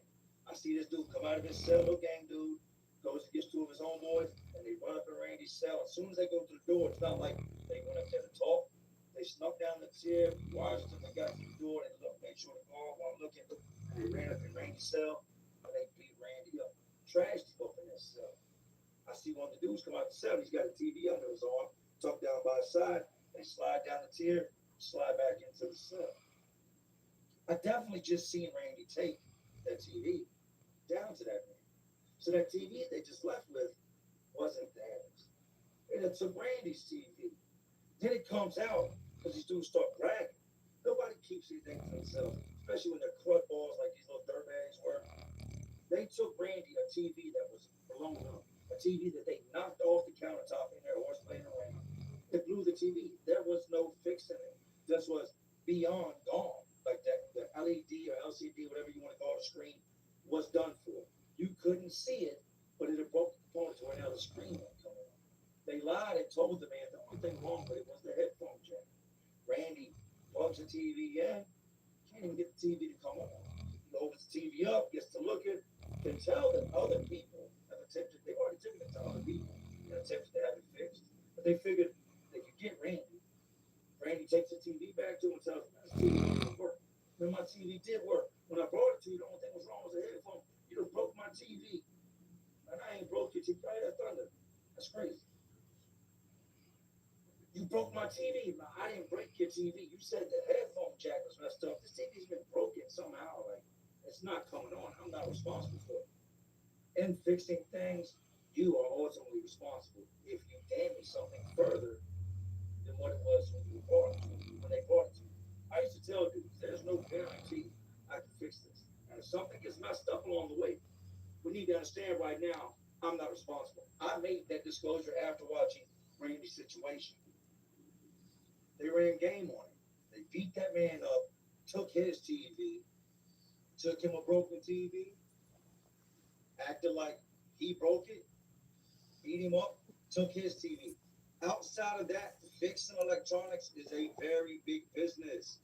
You will constantly have work. You will constantly make money.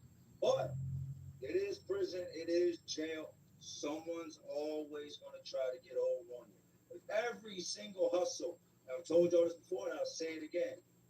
There's the good side to it, and then there's always the bad side to it. Because as we know, it always ends bad. This next one, man, it leads into a funny story. I guess it's not funny looking back on it. No, I don't care. That shit was funny. You're not even going to believe what the next hustle is. Candy.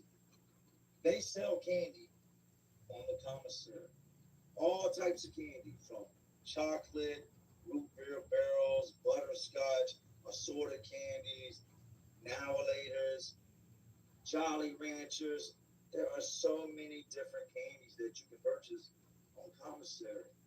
But guys are always looking for a way to take something that's already there and put your spin on it. That's all an invention is. Usually it's something that was already in place and you put your spin on it and now you can make money out of it.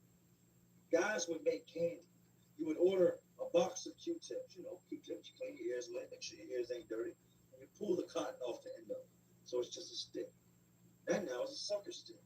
You would take these Jolly Ranchers, put them in a little medicine cup you get from the pill window, and you would melt these things down. until it's almost a liquid. Be very, very careful. Getting that stuff on your skin is all bad. It will peel layers of meat off. If it sticks to your skin, when you go to wipe it, all you're gonna see is white. It's you've now got a very bad burn from a Jolly Rancher. They would take this stuff and then they would take and put now laters on the inside of it. Peanut chews, make all these different type of candies. I've watched dudes make some amazing, amazing candy in prison. So you buy a couple bags of candy, $1.19, $1.29, $1.09, and you get all this sort of candy in this bag. Then they'll sit there with different bowls and separate the candies. Now they're making different flavors. Sometimes they'll sprinkle sugar or they'll sprinkle Kool-Aid on it to make different types of suckers. They'll twist them. They'll make shapes. Then we get our holiday packs each year, which has got different selections of candies, mocha, almond amaretto, different types of things you would add to coffee, and they would implement those into the candies. The candy game was huge. Guys would make peanut brittle. You name it, they made it. Somebody's always going to try to outdo the last man. You've got to think outside the box. He's got candy for sale. He's got candy for sale. What can I do? What candy can I invent that these guys ain't already made? So you've taken $5 in candy that you bought from the canteen, or somebody owes you $5. Hey, pay me with candy. Here's a list. Give me these bags of candy. You've now sat down, used your creativity, and you created these different suckers, these different lollipops. I had seen big round ones. I had seen like blow pops. You name it, I've seen it. We got this boy that starts making candy, and a boy being a gay guy, and nobody wanted to buy any candy from him. Dudes, man, I don't know what you be doing with your hands. You're dirty, man. Your nose is always running. I know you got that shit. Don't nobody want to buy no candy from you. But hands down, when you seen the candy that everybody else made compared to the candy that he made the best candy. I'm not a sweets person. I'm not big on sweets. I'm not eating all types of candy in prison, right? This dude started killing the game. Other dudes that feel this type of way now because they're on the yard or they're in the pod, they're walking around like a candy for sale, and they're not selling it like they're supposed to because this dude's got the best candy and the greatest prices. He calls himself being creative one day, calls himself being funny.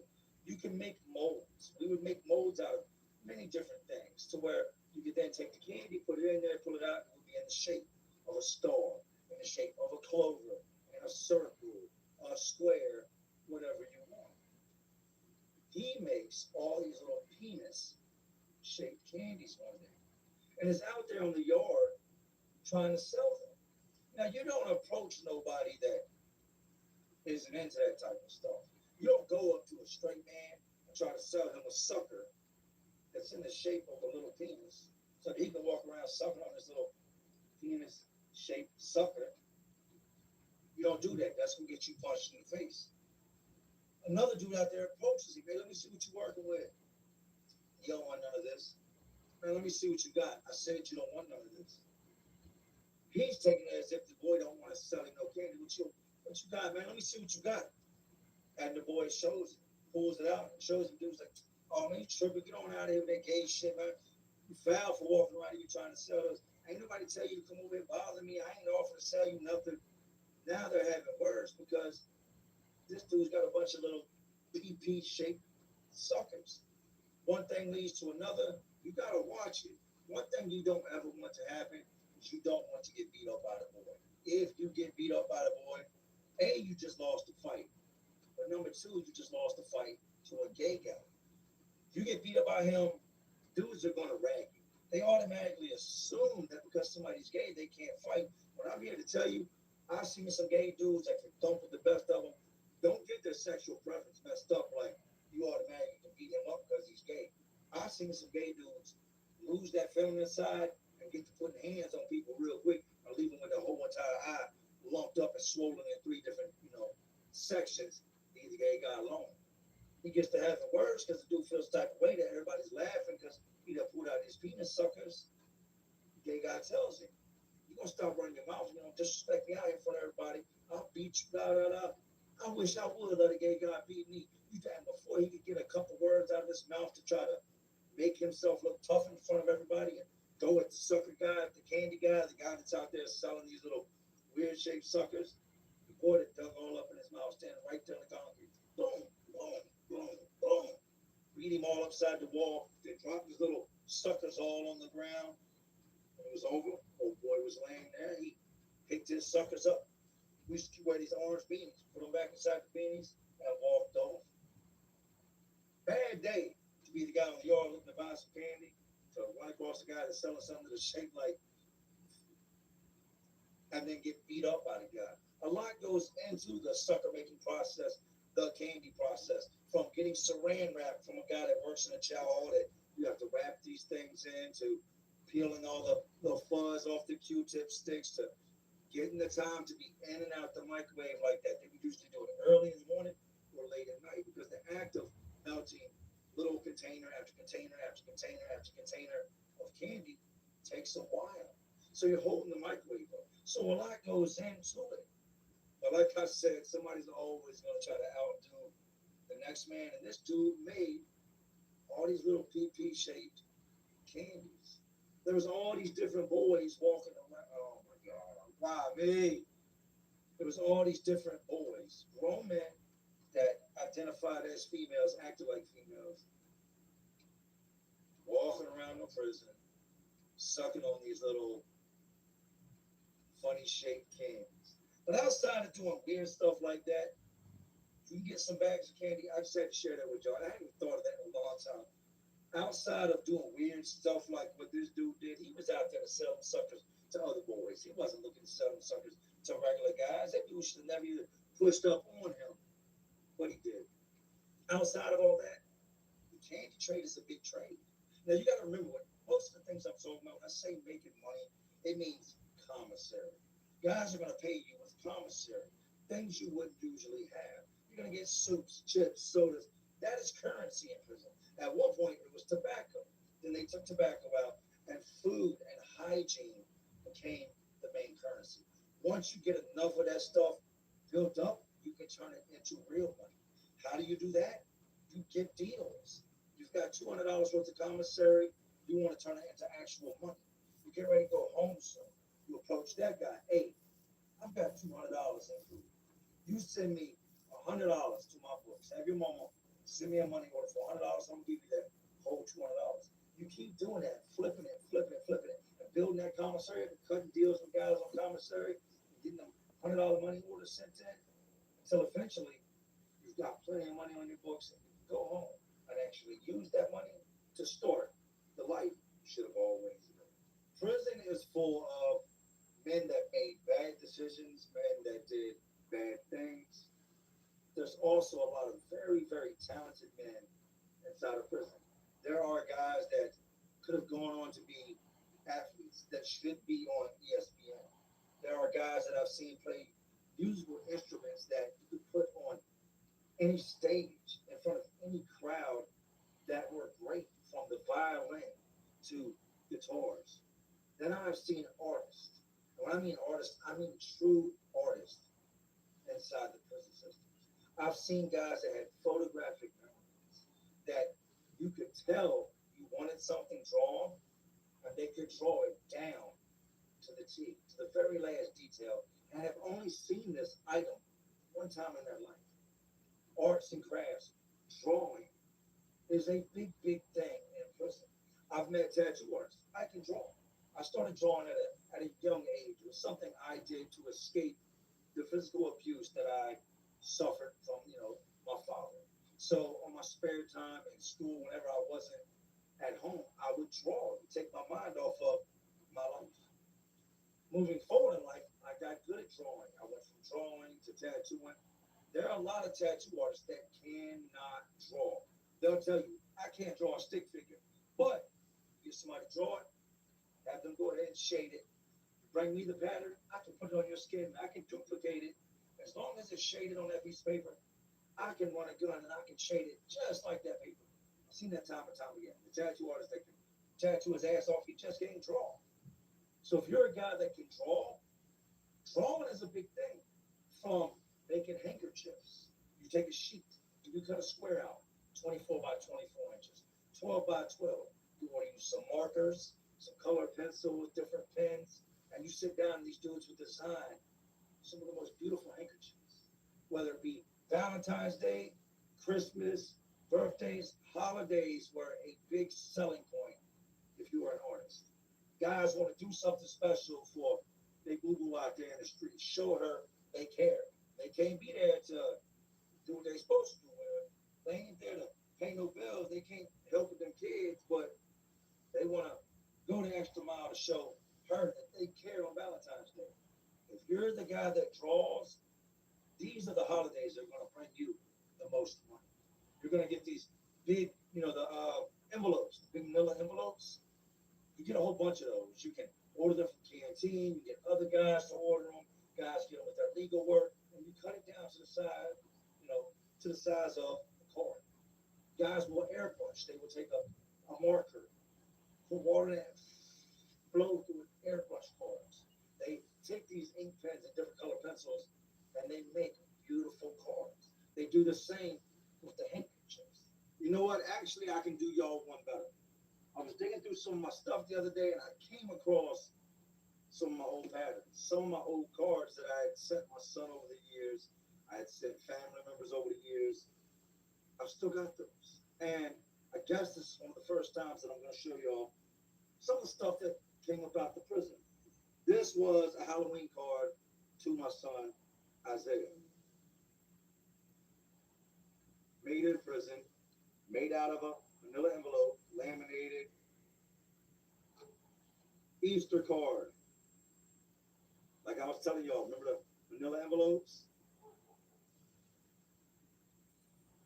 Birthday card. Who don't love Mickey Mouse? Such a failure in life when this is what my life has come to. Instead of being home for my son and actually experiencing these type of things, I'm sending him home happy birthday number 7 cards. He wasn't liking football at the time. He felt like he was too small. So I sent him this one home. Then just random cards because, hey, I'm locked up and I'm a great dad who has failed at being a dad. So I'm trying to make up for it by doing little things to still be a dad. Who don't love SpongeBob? Prison cards, man. It's crazy when you look back on it. A lot of these things brought back a lot of memories, but it just goes to show you, like, there's a lot of artists. There's a lot of good artists, and these are just, some of the cards that I had made over the years that I sent home to my son. This is big money. You're talking a card like this with the airbrushing and the shade and all the little details in it. It's a $5 card. This guy made 2 bags of coffee off of this. A card like this, SpongeBob basic design, it's a $3 card. Now when you get into the basic just manila envelopes or manila folders that are cut in half, also airbrushed, $2.50, $2 card. It's a big, big thing. A lot of tattoo artists, like I said, cannot draw. So you got a guy that can draw. He plays a part in the tattoo trade. If you're an artist and you can draw, you get next to a tattoo artist that can't draw, you draw all his patterns, and you're going to get paid. He has no way of making money if he doesn't have the art to put on somebody's skin. These were actually patterns of mine that were put on my skin, from the pumpkin to the demonic face, the filler squirrels. This is actually on my chest. It's Two-Face, the man with no face, who has 2 different masks. These were put on my skin and then shaded. Just some of what's on my body. It goes to show you, to the man that can draw, to the man that can get his hands on some blank paper, some pencils, some permanent markers, some water-based markers, you will never go hungry. You are a guy that will forever be needed inside the system. Guys want to show their appreciation. I know guys that had sugar mamas on the streets, older women that would send them money, come visit them. They had nothing to offer these women. So every now and then they would go to the guy and, hey, man, I need you to make a card for me so I can show old girl my signs of appreciation. And boom, she gets SpongeBob in the mail. Not really. They usually get flowers or something more along that line. But art is a big seller. If you know how to draw, you put that pencil to work. Guys are gonna see you out there at that table. You don't have to advertise anything. Guys are nosy. They're always looking to see what's going on. There you sit at the table drawing. Somebody's gonna walk up, look over your shoulder at what you're doing. Hey man, you can draw. Yeah, no shit. Can you draw something for me? Make sure right from the gate you charge. Do not start drawing stuff for free. Because when you go to charge the next man, what do you think? I'm a sucker. You drew it for him for free. How you gonna try to charge me, but you gave it to him? No, you charge from the gate. Get a baseline of what you're gonna charge and charge it. It is what it is. Everybody's gotta eat. Everything in prison is a hustle. You better be careful because, like I told you, everything's got a price tag. Maybe even you.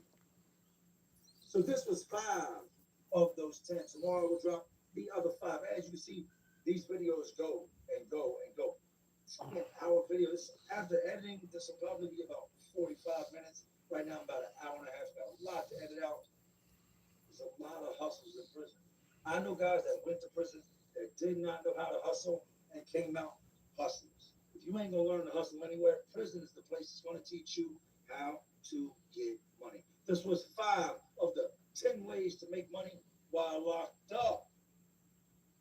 Crazy when you look at it. Crazy, crazy, crazy. I had to make a list. There's so many other hustles that I literally wrote down a list of just 20 and picked 10 of the not so obvious off of that list. I hope y'all enjoyed today's video on how to make money while locked up. Even more than that, I hope that you don't find yourself locked up. You might say, I don't make enough money at my job. Go get locked up and tell me how much money you make. Put yourself in a position to where you got guys trying to sell you little PP suckers or trying to swindle you out of your TV and trick you while you're fixing their stuff. There's always the good and the bad that comes with this. But if you can get in, if you do find yourself locked up, let me say, not if you get in there. If you find yourself locked up and you've got to depend on your people for everything, there's either one or two things going on. You're scared to death to get involved in something that could potentially get you in trouble, because everything I mentioned today, in one way or another, can get you in trouble while you're locked up. Or you just ain't got no hustling. Me, I was always a hustler. No matter what's going on, you can drop me off in the middle of the ocean, and I'm going to sell salt water to the fish. I've just got it in me. Some guys do, some guys don't. You see it in my everyday life. I brought that same mentality out of prison and applied it to the real world. I took trades and other things in there so that I could get out and make a life for myself. I did good for myself. Not to say that anything good came from being in prison other than finding out who I was and the schooling that, I went and got. That's pretty much what good came from prison. But while in there, I did hustle. I did take care of myself. I had a million different hustles that I haven't even gotten into. You can do so many on this. There are so many different ways to make money while incarcerated that it would blow your mind. But this is just 5 of those things. Hope y'all are having a great day. I'm loving the time with the family. Tomorrow we're going to do some family events. We've been doing a lot here lately. It was raining last night, just like it is today. I set the bouncy house up in the garage the night before last, put air mattresses up, and we pretty much it was like jumpology. The kids were flipping, tumbling. I had a great time. Makes me happy. Man. Things like that make me smile. I am enjoying my time off, and I'm making the best of my life. And I hope that you are doing the same. But anyways, these jails, detentions, these prisons, these facilities, they're all just crazy worlds inside of an already crazy world we live in. And as always, y'all know what I'm doing. I'm just trying to keep y'all entertained. Well, you're not entertained? And like always, this is Jay Williams. Let's live life. To all my real ones, now all some real ones watching, because y'all still watching me. Man, y'all know how we do. Salute. It is early morning. Look, still got my coffee. Let's get my day started. I love y'all. Peace.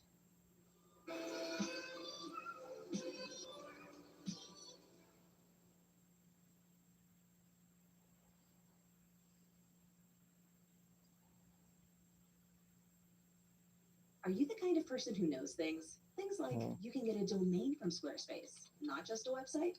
Well, now you are that person. Because now you definitely know you can get a domain from Squarespace. Something like whisperingbloom.com for your silent retreat. Or whisperingboom.com for your shouting retreat. Whatever your dream, a Squarespace domain and website brings it to life, all in one place. Get yours before it's gone with offer code MAKEITREAL for 10% off your domain or website. Terms and conditions apply. What I'm making.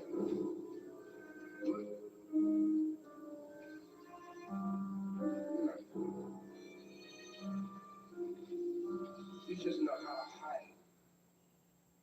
All right, man. You already know what it is. Jay Williams, Let's Live Life, and we're back. Saturday night live. This Saturday, no, Sunday. So Saturday, Sunday, we're back, man. We're live. We get over to where the comment section is. Salute to G Real, man. Let's talk about it. Said one thing you can't get back is time. I worked 2 jobs to maintain a house. Found out my wife got breast cancer. Stop chasing money. Yeah, that's a lot, man. That's a lot. You got a lot on your plate, big dog. It's a lot on your plate. Bag A, baby. Salute. Chris Relent. What's good? Joe Job 2020. We throw something. I hate the dead silence over here on YouTube when it comes to.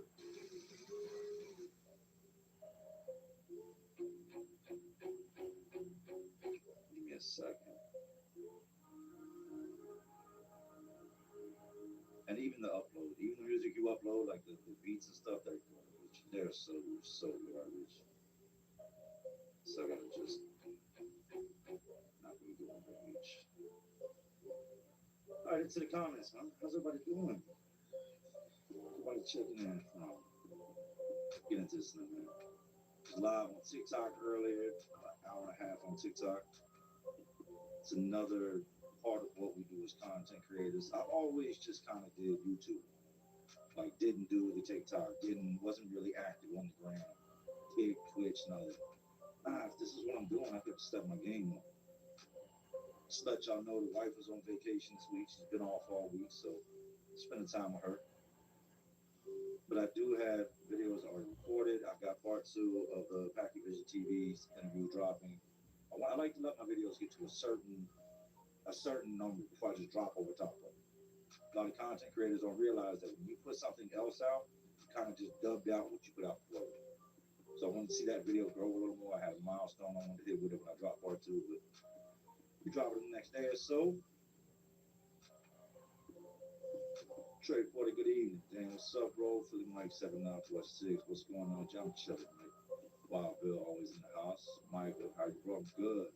What's up, South Florida? You said a birthday. Big ups to Florida. Shout out to Airway Heights with Washington. Tyler Jacobson. We live, very much live. Jason Brooks. Steve Houston, Judge. What's up, bro? John says, found Jay Williams' channel only a couple months ago. Welcome aboard. And the videos are very good. I appreciate the content. Jay is a real one. I try to be. Happy welcome home anniversary. Hey, thank you. You know what's crazy is the October 28th made a year I've been home, and my anniversary with my wife was November 1st. 11 years. What you know about 11 years of marriage?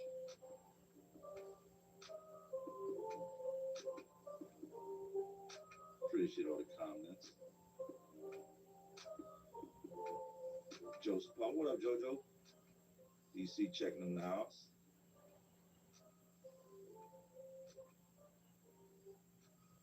On the Snipe TV day, I remember back in the day with me, you, Philly, and Cream. Who are you, Snipe TV? Because you know some people. You know some people. I mean, you just mentioned Big Mike. That was crazy being on TikTok earlier. I had 24 people in my live. 24 people in my live. That was a humbling feeling. If I had 24 people in my live over here on YouTube, I would be freaking out right now. I'd be all the way freaked out right now. Like, oh, we got to move. We got to move. I am bored. I'm officially bored. 24 people show up. But over there, man, I'm not known. I'm the new guy. I ain't been the new guy in a long time.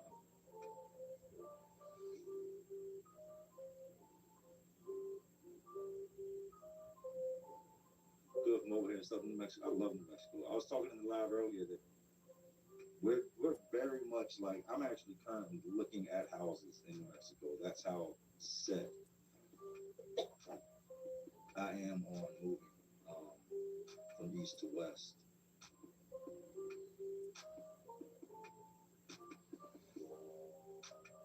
So much love out there. Pretty much how you got the ceiling lighting up like that. That shit is hot. Can't tell you everything. Can't tell you everything. The studio sky, look, it's always something. It's always a roof, and it's always like a bump in the road. So I put all this money into the studio. Did all the stuff to get the room the way I wanted it, just like cozy, you know. Just more of my style. I took down all the horror decor. Still got it. Still went and bought more this Halloween. But I wanted it to be different. And no sooner than I get it right at the point where I want it, my oldest son's like, Dad, me and my roommates are not renewing the lease, so I was, you know, I'm like, you can go. So he's been staying in the studio.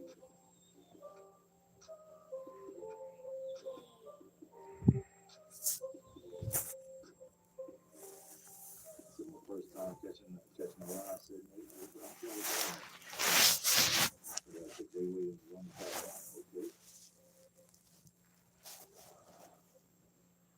It's hard to get me on front.